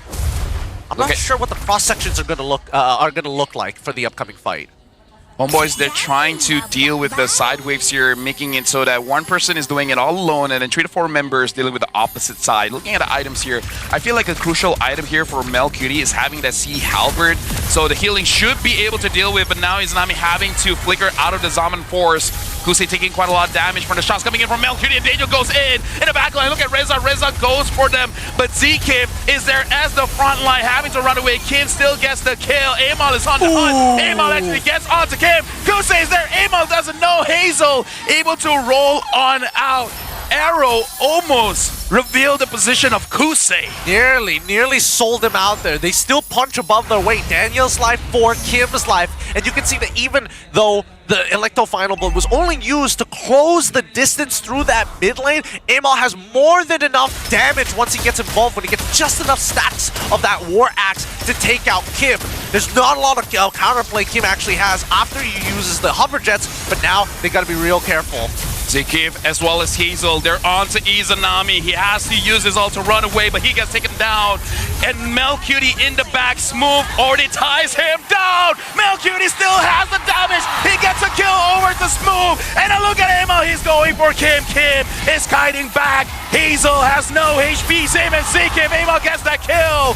Melcutie, the fact that he survived against Smooth gives options for homeboys. That kill, but unfortunately Melcutie manages to survive with the help of the Impure Rage. Really the difference maker in this battle. This is going to be what we're hoping to see from the homeboys. All risk, finally getting the reward at the end. Amal as well, crucially going for the main targets, Kusei as well as Kim, and then anyone in his way, he will try his best to take them down as well, but so far, he's not going all kamikaze. He goes in, gets a kill, he doesn't force it. If I don't have to be here, I'm not going to be here. He takes his time now, because this 4-1 split has been working out really well for the homeboys, as AERO has been sticking as 5 as a deep death ball.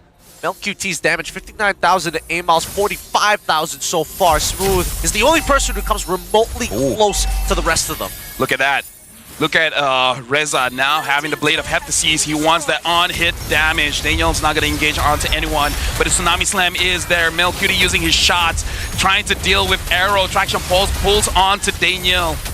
Amal looking for a position. Daniel jumps in.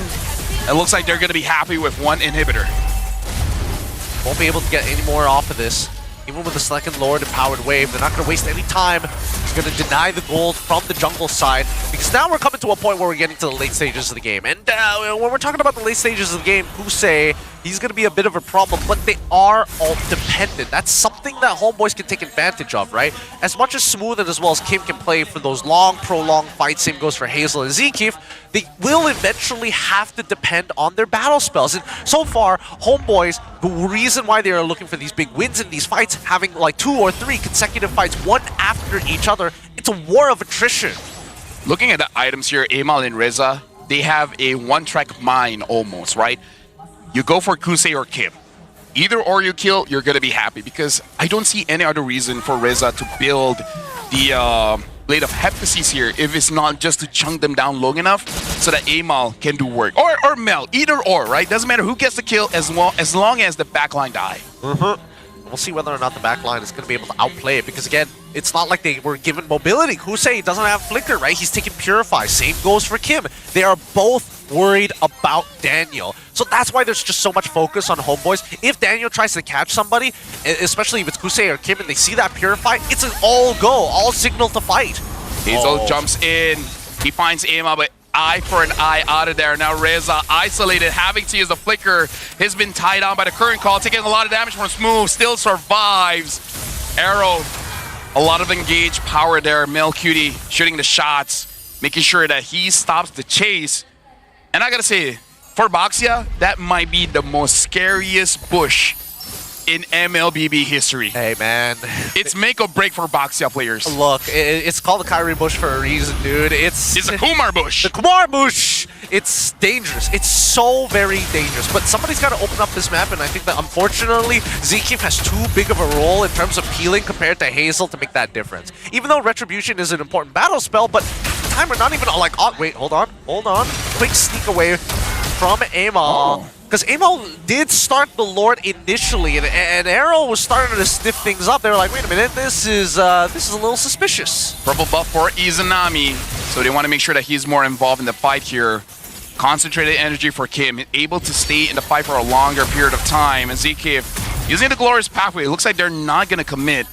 AERO, they're on the Lord. Amal is still hovering. Amal, one of the best junglers here in Malaysia, able to get a lot of wins in the Retribution battle. You can tell the AERO, they're taking this cautiously. Dancing for as long as possible. Now keep in mind, Homeboys still have an advantage on that top side. That missing inhibitor. Izanami is deep in enemy territory as well. This is the Homeboys flank. Like, Homeboys. Wait, it's happening right now. They're starting it off. They find Hazel with Attraction Pulse, gets Mel QD, and now having... Oh, hold on, what's going on here? Amal gets scouted out by Kusei, and now Reza has to give his life away. And he doesn't. Hazel doesn't commit for it because Mel Cutie is on the back line. This is what Homeboys does best. They split the team fight up into 2 sections. So AERO will never know who to prioritize. You gotta give it to Kusei though, he 2v1'd it, but now another target. Daniel in trouble. But Kusei already has the Zaman Force. He goes for Izanami. Izanami doesn't have the mana just yet. Amal has to get away.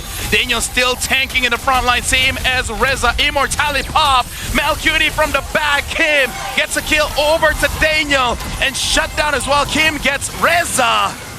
Amal has to get away right now. Kim is a monster. Zaman Force being used by Kusei, not hitting onto it. Oh! Izanami almost gets taken down there by the Wishing Lantern. Now, surprisingly enough, despite losing 2 members and committing so many battle spells, it's kind of a net nothing, right? Because again, mid-late wave gets clear. Amal denied an opportunity to go for that back door, and they still can get back into this fight, right? Amal, it's all up to you right now. Mel is doing his best to shoot the shots. And now they go for ZK in the backline. Izanami looks like he's taking aggro from Kusei. The Zaman Force is used. A lot of abilities have been used by AERO. They gotta make sure that they're careful for this one. They want for Amal. They know they can't take this chance. Curtain call on Amal. Izanami is there. This is so intense. This is one of the longest Lord dances. Electo! Amal goes in. Oh! He gets the Lord to make a kill for Mel Cutie. Homeboys, the front line are taking the hits by Kim, but they don't care. Kim now using the Wind of Nature to survive against Mel. I would say both have one. Gideon 15 kills to 15. One gets a Lord, one gets a lot of kills. God damn! This is why you can see that AERO did not want to let Homeboys anywhere near the Lord Pit. Why they would prefer fighting. But when you come down to the wire, you just have to risk it 50-50, and Amal comes up big time with the Electo final, eye for an eye, straight into the Retribution, and now AERO locked back at square one. Now Izanami has the Jushin item, the Wishing Lantern. ZK gotta be careful, same as Hazel. But Homeboys, they gotta be careful of the cooldown times of AERO because their cooldowns are surprisingly short. I mean, like, we know about the Harif, right? Very short cooldowns on the Zaman Force, but I'm surprised by how quickly the Glorious Pathway is always available. Yeah, no, it's crazy. Right now, another milestone being earned by Mel QT, 400 kills in his competitive career. This man has been known as the ordinary marksman for a reason, but if those kills keep racking up, it's going to be very difficult to keep calling him that. 21 minutes in, Hazel as well as ZK, highest damage taken ranking, followed up by Reza and Daniel. Kim having that Holy Crystal. This is going to be a nightmare for the front lines here because we talked about how Hilda will fall off. And honestly, yes, support fighter, but Kalia is not a tank, man. You do catch very well, but you can't stay in the front lines so long. You can heal it up, but again, you can't take it that long. Yeah, I think right now, the only outplay that they can do is to line up the Electo final blow in the same direction as Kusei's, alongside with Kusei's Zaman Force. Now, another milestone also here, 1.8k total assists by Smooth in his competitive career. Why he's also one of the few legends. He's been playing for a while, man. Oh yeah, such a long time. People even call him Lord Smooth because he had a bad few seasons. Now Glorious Pathway being... Oh, look at Hazel! He went to the back, tried to do the Homeboys flank, but now Homeboys, they're able to kite out of there. Reza still waiting for the side. Oh, Daniel it's good! jumps in. He gets multiple knockouts here, but Daniel's taking quite a lot of damage from the Zaman Force. But now Emma looking for Kim. Kim is all the way to the side. No one's taking damage from him, but Mel Cutie is untouched either. Emma clears the wave. Smooth wants to take down Daniel. Immortality pop. ML Cutie gets Hazel in the back line. Smooth wants to deal with Emma. Emma uses. He froze in time. No damage is gonna get taken out. Wait. Reza. Immortality pop. And now look at Daniel, look at Daniel, look at Daniel. Oh! Will he try to end the game right now? Here's the roam, here's the support. Can he do it? Looks like Smooth. Smooth gets back. What a stressful chain of events. And now Melcutie is denying the recalls. They're dead even, but Hazel is dead and Reza is gone. They're still punching above their weight. Homeboys, despite an insanely messy fight, were able to finally break the battle lines of AERO, forcing them in all different directions as AERO needs to move as one in a traditional front to back. Homeboys does not like that one bit. They still have their advantages. That missing inhibitor is really costing AERO everything, because it's not like they're finding unwinnable positions. They're finding these winnable positions, but they still have to do their housekeeping, because if they don't, they lose the game. And now we got to look at a player head-to-head here. 10 KDA versus 6. In terms of gold per minute, at this point, it really doesn't matter. Look at that damage, man. Impressive, almost 5,000 damage from Kusei, damage per minute. But look at Melcutie, 6,200. Let me just ask this question right now. AERO, where were you for the past 5 weeks? They were sleeping. They were sleeping. Now, it's a 50-50. Let's see. Can Amal do it again? ZKIV already using the... oh, no. Amal got caught by Smooth. Homeboy's got to protect this man. He's going to be the one to get the win. And now, look at the Lord. Amal goes for the flank. Reza almost got taken down by Smooth. Amal is in pretty... difficult situation, try to heal back by hitting the buff. I gotta say, that was very scary for Homeboys. Yeah, extremely. Again, Smooth, he's finding these big curtain calls, and I think that Kusei needs to drop down the Zaman Force to try and rush this down, but it's a little too late. 50% and the rest of Homeboys are back in action to fight again. Amal taking way too much damage from Smooth. He can't tank this anymore. The box is far away, but now he's coming back. Melcutie, he can deal the shots, but I don't know if Homeboys can take this. I don't know if Homeboys can take this right now. Zaman Force has been used by Kusei. Look at the Lord, look at the Lord. Hazel still gets the Lord. Amal tried to go for it, but Melcutie gets the kill over to ZKIV, and Daniel wants to fight. Daniel moves forward, flickers up, but he gets taken down in the sky. Give 11. 3 and 3. Oh man, Amal could not get in there. He did not find the angle, and worse yet, Homeboys decided, you know what, we're giving up and we're going straight for the fight. Daniel tried his absolute best, but only ZKIV was the man to fall. There's just not enough damage from the side of Homeboys right now, even for Melcutie, especially with so much beef in the front line. Now, Kusei, he's doing an insane amount of damage. Good luck to Homeboys to survive this onslaught. Melcutie is already half HP. They pull the Lord to the side. Amal trying to go for a hero play. Taking quite a lot of damage, but able to clear the minions. The Lord is still alive. Izanami taking a lot of damage. Minion coming in from mid. The Lord has been settled, but they can't deal with the minion wave right now. Inhibitor down in mid. Amal is very low HP. He still has that immortality. Homeboys are going for a play. Can they make it happen? No, they cannot! AERO wins 2-0. What we were hoping for at the very end, AERO comes up on the top. They pulled it together to try to make it up, and this is gonna help them try and push them over the edge. Homeboys defeated 2-0, a clean sweep by AERO, and that just means that AERO has almost just booked their tickets to the playoffs. Homeboys needed at least one win to secure playoffs. They haven't secured just yet, but logically speaking, there's a chance that they can go to the playoff. At this point, Homeboys, they gotta use their time, Gideon, to figure out how to keep up, man, because once Lunox and Cho are out, They ran out of options. I'm surprised that they ran out of options in this particular fashion, right? Because, again, Jushin is an interesting hero. Yes, it's a way to kind of slow them down. They could have gone for Farsa. They could have gone back into the Eve if necessary. But they wanted something that could move around, that could dance circles around their opponents. Oh. I'm looking at Coach Theo and he's just looking at me. He's like, man, what a day, huh? Almost like, what the hell, man? I'm the same way. Homeboy's just, it was an out-of-body experience. Oh.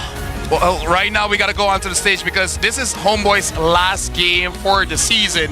So Rose is going to have a talk with them before they give them bow. Terima kasih untuk Homeboys.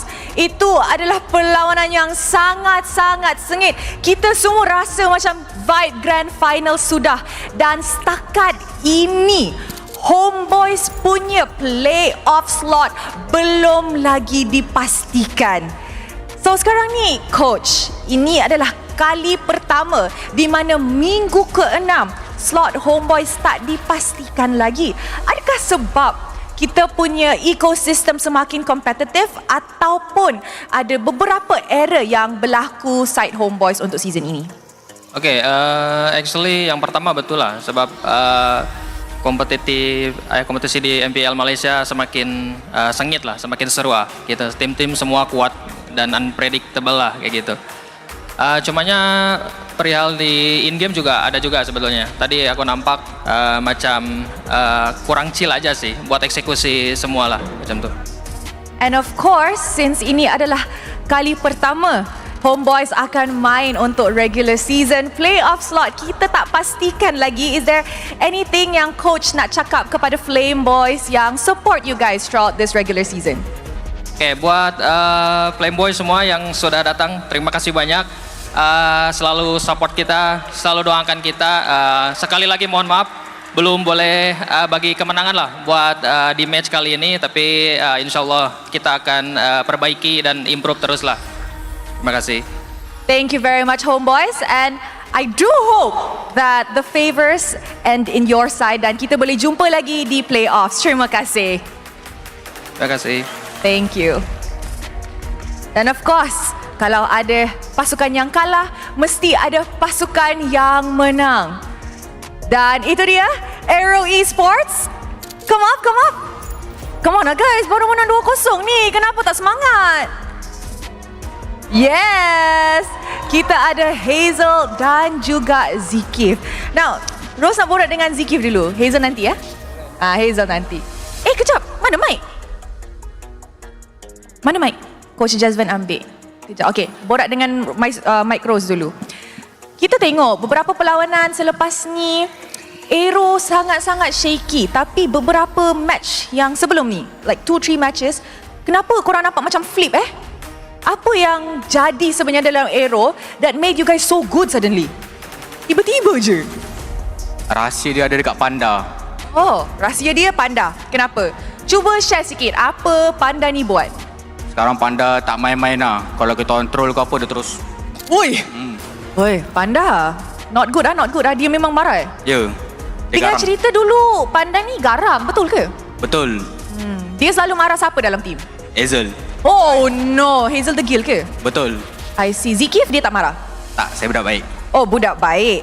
Now, musim lepas AERO kalah dengan Homeboys. Exactly the same way korang kalahkan dorang hari ini. 2-0. You rasa macam dah achieve your revenge match tak? Ke belum lagi? Rasa biasa je. Biasa-biasa je. Sebab season lepas tu first match tak tahu lah, macam tak main betul-betul. Tak main betul-betul lah. So kali ni macam memang inilah AERO yang sebenar. Betul. Macam tu. And of course, tadi you lawan your ex-teammate, Reza. Apa perasaan lawan Reza on opposing team pula sekarang ni? Rasa nak kasihan tak boleh kan. Sebab dia sendiri pun nak tanah lepas playoff. Tapi rasa bersyukur lah. Nampak dia pun berkembangan dekat tim baru. Saya wish dia the best lah. Oh, comelnya. And of course, harap Homeboys boleh mendapatkan satu mata yang hopefully Homeboys boleh mendapatkan slot mereka ke playoffs dan hopefully rematch. Nak rematch orang tak? Tak nak? Boleh.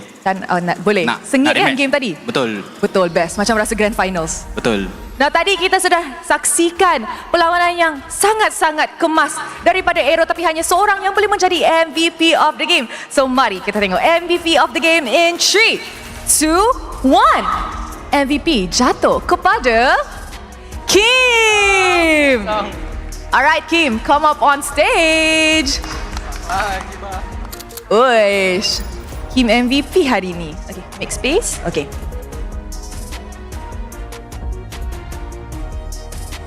Hi Kim. Hi. How are you today? Good. Good. Dia cakap panda apa ni? Panda garang, betul ke? Wish garang. Garang? Garang ah. Dia selalunya cakap apa? Ish. Kau ni main damage dia tak tahu damage. Hero damage kau tak main match lah. Main tu lah. Oh macam tu? Macam tu. Oh, so tapi kita nampak hasil kalau orang garang. Now, Homeboys, lepas korang menang Homeboys 2-0, Homeboys punya slot ke playoffs masih lagi confirm. Korang ada satu match lagi untuk esok di mana korang akan jumpa Team Ray. Team Ray. Korang akan clean sweep ke ataupun main santai-santai aja? So Homeboys boleh masuk ke playoff, Reza boleh masuk ke playoff. Kita orang akan betul-betul lah sebab kita orang nak dapat momentum. Kalau kita orang masuk playoff nanti lah. Kalau boleh kita nak clean sweep 2-0 esok. Clean sweep 2-0 esok. Tak silap Rose, kalau korang mendapatkan clean sweep esok, chances are super duper high untuk AERO layak ke playoffs. Yeah. Rasa confident? Confident. Untuk lawan Team Ray esok? InsyaAllah confident. Very good. Now of course Hazel. Thank you Kim. Last week Rose borak dengan Hazel and I tanya you apa perasaan you lawan Daniel sebab dua-dua daripada RQ and you cakap I nak bantai Hazel. I nak bantai Daniel. Hari ni dapat bantai dia, rasa puas tak? Puas sebab tadi pun sebelum match dia beria. Dia cakap apa kalau nak menang hantar QR kata dia. Oh. Tapi kalah hari ni. Tapi dia kalah. Mau pesan apa dekat Daniel? Apa? Mau cakap apa dekat Daniel? Cakap apa? Tak ada lah. Good luck aja buat playoff. Good luck aja. And of course, apa yang you rasa pasal prestasi Homeboys sekarang ni? You rasa ini Homeboys yang sebenarkah ataupun Homeboys yang kurang disiplin, kurang something? Actually kita memang banyak buat preparation untuk match ini sebab ya ini match penentuan kita orang. Lepas tu kita orang ada plan juga nak bantai Homeboys dekat playoff nanti. Nak rematch? Rematch Kenapa lagi. Kenapa geram sangat dengan Homeboys? Boleh je geram dengan pasukan lain. Kenapa Homeboys? Tak, sebab ada Reza je. Speaking of Reza, minggu lepas di stage interview Reza cakap dia sangat-sangat nak jumpa AERO. Dan dia cakap kenapa tu dia akan cakap lepas menang lah, tapi dia tak menang. So Hazel, kenapa nak bantai Reza? Kenapa nak bantai Reza? Sebab ex-teammate je. Tu je? Tak ada beef, tak ada bad blood? Tak ada, tak ada spicy. Tak ada, okay, tak ada spicy. Dia budak humble, dia perlukan kemenangan lagi untuk esok. Tadi I could see the families of AERO and of course your buff tengah jerit-jerit lepas menang. Anything yang you nak cakap? Makasih buat family Amy, buat semua yang udah datang, yang udah sokong aku, thank you. Buat Mama Kim juga, semua yang dukung AERO, thank you. Thank you very much AERO. Congratulations atas kemenangan hari ini. Dan itu dia match terakhir untuk hari pertama. With that, let us right back to the casters. And there you have it. Thank you again, Rose. Give it up for our MVP of this game. Oh my God. Kim was playing and keeping this game sealed tight. He even sold his boots for all intents and purposes, despite getting chased down time and time again by a jungle Benedetta. I mean, we did say that Kim is the rock for AERO, and I gotta say, it looked like he locked in even harder for this match because even in the previous game, he did very, very well. Dude, Kim's the man, man. He is. Kim's the man. He's that guy. He's the guy. He's that guy. And worse yet, I don't know, something about Homeboys in game number 1 definitely didn't sit right with me, right? It didn't feel like they were back in the shape and form that we saw for the past couple of weeks. In game number 2, we got to see a little bit of that, that creativity, that fluidity that they were known for. However, the composition doesn't exactly scale as hard in comparison to what AERO brought to the table. I don't know, the way that they play, it looks like they had diarrhea. Actually, let me correct myself. I don't play like that. If I have diarrhea, usually I would just do whatever I can to end the game. Either I lose or I win. As long as it's quick. As long as it's fast. But man, that one was a really, really tough one. And not to Lighting's mention, different here. I mean, I think it has to... Oh, no, you're absolutely right. Wait, where did that one come from? Here. Spotlight. It's a different spotlight. Either way, at the end of it all, I think there is a bit of an issue with the meta as of right now. There's gonna be, okay, next week, hot fix, number one. But later down the line, maybe in 1 or 2 weeks, there's gonna be a patch. We'll see. Homeboys, can they recover? Can they? I don't know.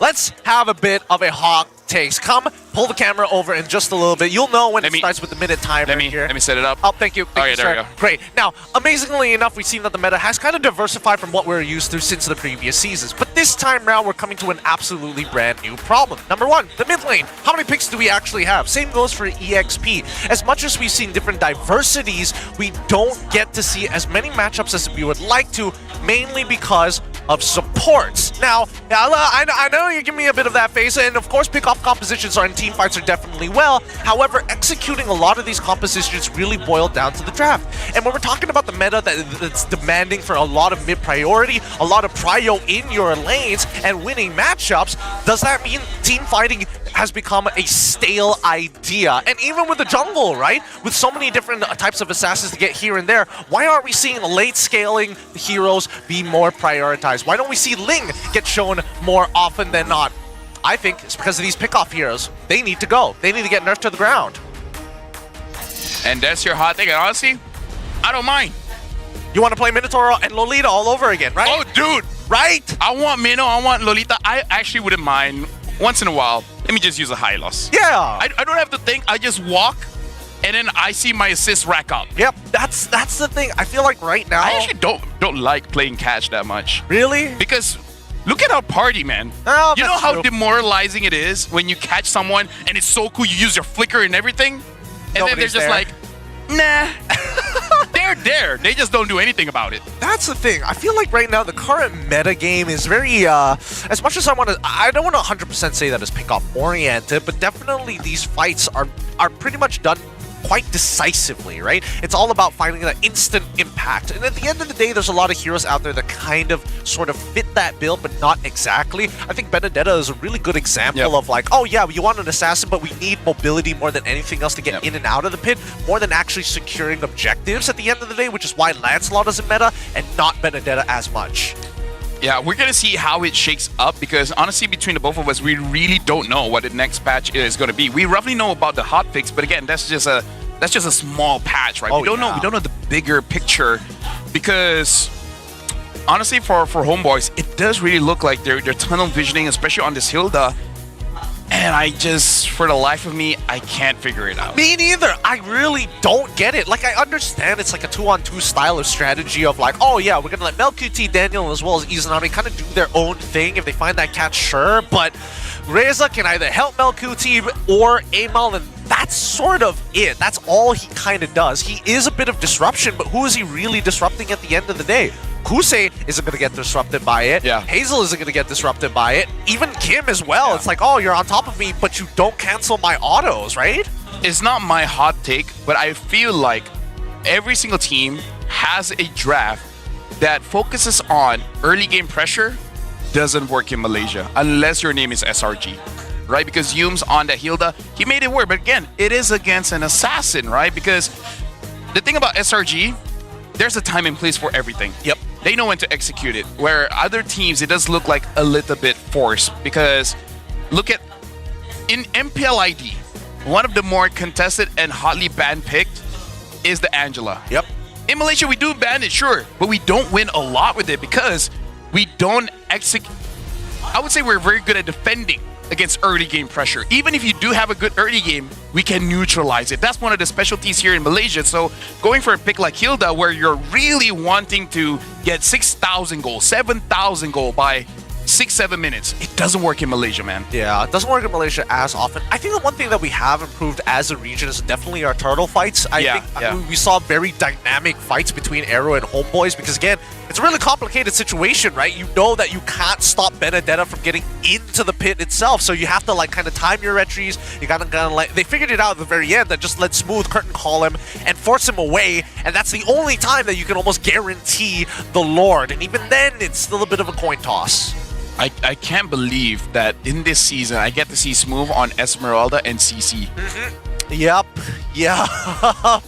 I feel proud. I mean, at least he gets to play the game, right? Yeah. At least he's found a team that's like, okay, you know what? We actually can let you not just get shafted in the game itself, and you can provide a lot of value. But I gotta give it to MelQT. Despite everything that happened, he was getting a good amount of damage done and still farming at a pretty alarming rate. Keep in mind that this game was 26 minutes long, and a lot of the time, it was fighting around the Lord Pit. Yeah. It was just unfortunate because Hilda just doesn't do anything in the late game. Even with that Blade of Heptases, you can't burst down Kim. And it's not for the lack of trying, Gideon. They tried a lot. They tried so much. Hylos was just a wall. The Boxia was just a wall. Yeah. Giving the Life Bane, the slow coming in from the Hylos, a stun, and the longer you stay in the Ring of Punishment, guess what? You're gonna get punished. Minotaur, if he's a good, he can be a dominatrix, but still, I don't know, man. It's tough. Good job on ZK for protecting Kim all the time. No, I think that at least between Hazel and as well as ZK, they played really, really well with each other, making sure that the bubble doesn't really get bursted as often. The only times they do lose those fights is when it gets cut in half, right? Let's look at the gold graph here, because AERO, again, was not winning until past the 18-minute mark. A majority of this lead, and the biggest lead by far, happened right by 14 minutes or so. 14, 15 minutes is when we see the 5k lead by Homeboys' side, but they needed to start winning by the 9th minute, if not harder than that. Because there's just too many times I'm trading turrets in other sides of the map when really I should be winning just as hard from the beginning, from the start to the finish. I guess something that we can be proud here in MPL Malaysia is just that we're good at equalizing, right? No matter how bad of an early game we have, one way or the other, we'll find an opportunity. It's an opportunity. I don't know whether Homeboys draft doesn't allow them to give, I would go for that. Or is it like we just have to let it go, right? If we want our comp to work, we just gotta let certain objectives die out. I really think it's the first one. I don't know how Scrims is looking right, but this is their final game. They will be able to watch Saturday without any stress, Sunday without any stress, watch other MPLs without really any stress, maybe give the 3 days off and then go back to training. At that point, they should have a fresh perspective of the meta, especially whatever changes that's going to happen later on. Could this be burnout? Could this be burnout for the Homeboys? Maybe. Because I feel like they play like decently well overall. I mean, like the early game was looking great. I love the fact that Amal has a Benedetta in his back pocket, but just look at these dives specifically towards Smooth. They knew exactly what they wanted to do.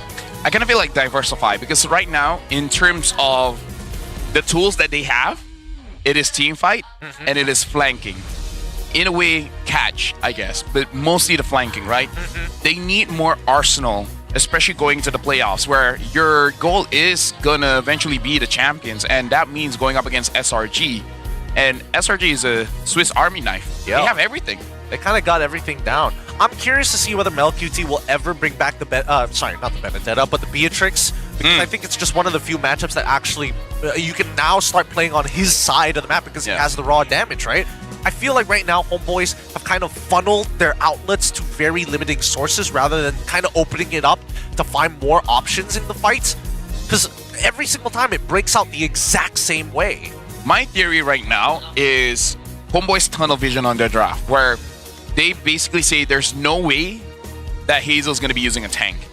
Because their draft, you know, Kalia alongside with the Hilda and even the Benedetta kind of shows that they want to punish any kind of squishy frontline, meaning assassin or fighter, right? So I feel like they tunnel vision on this, and it's weird because it's not like they don't see the Boxia. They see the Boxia. Boxia was second pick, and they still pick up the Hilda. So maybe less flexibility in the draft, which is something that Jesvin can definitely work on. Yeah, I don't know. It just feels strange because this is like a meta we've seen like all of last season even. How are we not coming into this particular game? And it's not like the bans were like super significant to the point where it's unplayable, right? For all intents and purposes, we could have made a pivot at any moment of time for the side of the Homeboys. So, I don't know. It's a weird off day for them for sure. I think that's what we can basically chalk it up to. But I'm excited for AERO because now they've got a one hell of a chance. They've got, what, one more game left against Team Ray? Yeah. Oh. We're going to be looking at the standings here, and we still have a chance for a 5-way tie, Gideon. Really? Yes, we do. Okay. But All right. But instead of 2-1-ing SRG, Just got a 2-0. Just beat them. Just beat them. Just flat out beat them. They're only like second place in the last MSC. Yeah, it's not like they had 2 perfect runs already for the past 2 seasons without dropping a single series. So I'm just saying it's going to be a hard one. Currently, SRG still on top, but after today's changes, oh my goodness, look at that. MV, Untitled, AERO, all at 12 points. So if AERO gets a 2-0 and then Untitled gets a 2-0, then they're tied, man. Right, they're tied for 15 points. What if MV loses? Yeah, exactly. If MV loses as everything, if MV loses if MV lose and then wins, towards they get 15 points, and then Untitled AERO gets 15 points, and Homeboys right now is 15 points. Homeboys, that's the final score that they can have. And if Vamos wins once against CG, also grabbing 15 points, and then still loses, it could be a 15-point mania. Gideon. Oh my god. Untitled just gotta beat SRG. Look at this. SRG is 8-0. Time to make it 8-1. 8-1, baby. Just put him at 16-5. If GMX can do it, GMX is number 10. You're number 6. For sure you can do it. Dude, that's so stressful. That's so stressful. Look at the scoreline. Get in. Are you working on Sunday? I'm not working on Sunday, luckily. But Saturday is already going to look real difficult. Let's look at the forecast right now, because based on what we see, this is what it's starting to look like. We don't know. So we just put everyone. We just slapped everybody. Everyone's there. Wow. Oh, that's so funny. But you know what the funnier forecast is? What? Look, CG, MV, upper brackets, but they could be in the lower brackets. Yeah. Whoever has to will face off against either Untitled or AERO. No chance of going to the upper brackets at all. And then there's SRG. And then there's SRG, who's just not even close. You're like, okay, this one is easy. Now the rest. Right? The graphic designer asked the boss, and then the boss is just like, just slap them all in. It's like, hey, you're the boss. Pop. Everyone's there. Good lord. We have no idea how this is going to progress. MPL MY is interesting, man. Yeah, it finally is interesting. It took 16 seasons to get to this point? Not that long. Oh, yeah, not that long. 8 years? 8 years, yeah, 8 years, yeah. 8 years, nothing, man. 8 years is nothing, they say. Oh my goodness. It's crazy. I've been here for 6 years. Oh, it's crazy to imagine. It's crazy to imagine that this is that it's come to this point. And I think at least by the end of this weekend, we're going to get a better and clearer picture, at the very least, of how this bracket forecast is going to look like. But with that being said, we have tomorrow's schedule. This Saturday is where we get to see that magnifying lens. Starting off with GMXK up against MV. It's possible. Who knows? CG facing off against Vamos. Also possible. Who knows? TR versus AERO. I mean, AERO's got to win this one. Vamos, if MV wants to go to the upper bracket, Vamos needs to win 2-0. Because if CG gets 1 point, it's done for them. It's done. Yeah. Upper brackets. Upper brackets secure. I'm surprised that it took all the way until week 6 to figure out who the second upper bracket member is going to be. I thought even SRG took a while. I mean, SRG did take a while, but that's because of the schedule of the games. Teams like CG and Homeboys, whereas they're literally just one series win and they're already there. It took them this long. They kept on dropping games, dude. Shoutouts to the people that beat them, though. Yeah. Right. Upper bracket. Vamos needs to win for MV upper bracket. If AERO drops the ball against Team Ray, they can't, right? And then Untitled stomps SRG. Ooh. Untitled goes playoff. Time to go to playoff. Imagine it's like, hey, good news and bad news. Good news and bad news. Good news, you can go to the playoff. Bad news, you gotta beat SRG. Yeah. It's just, it's not easy. It's not easy, but if it does happen, I think you guys, you better buy those tickets. Buy them now while you still can, because who knows what kind of a storyline is about to progress by the end of this week. Untitled makes it to playoffs, smashing SRG. What is that going to mean for the ecosystem?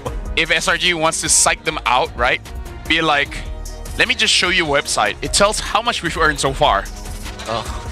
Let's see how much SRG has earned. Do you think you can beat us? Dude, SRG has been here for just a year plus. We blame EWC for that. We blame EWC. They're top. They're top notch. They're just like, baby. we just mean like 2 or 3 tournaments, and then that's it. Oh. It's not that hard. Hey, we want to know what you have to what you have to tell us. What you think of the MPL MY Season 16? Scan that QR code because we want to know exactly what you think about not only the broadcasting, what you think about the stage, what you think about the state of the game, what you think about us here on the broadcast, whether it be English or BM. Everything listed down by scanning that QR. With that being said, we're going to be wrapping up today. It's only day number 1. More MLBB action to have. It's LaFell and Getting Q here at the desk. Thank you for watching. We'll see you tomorrow. Here's the mic check. Good night and goodbye. Ini tuh. Nih. Mati.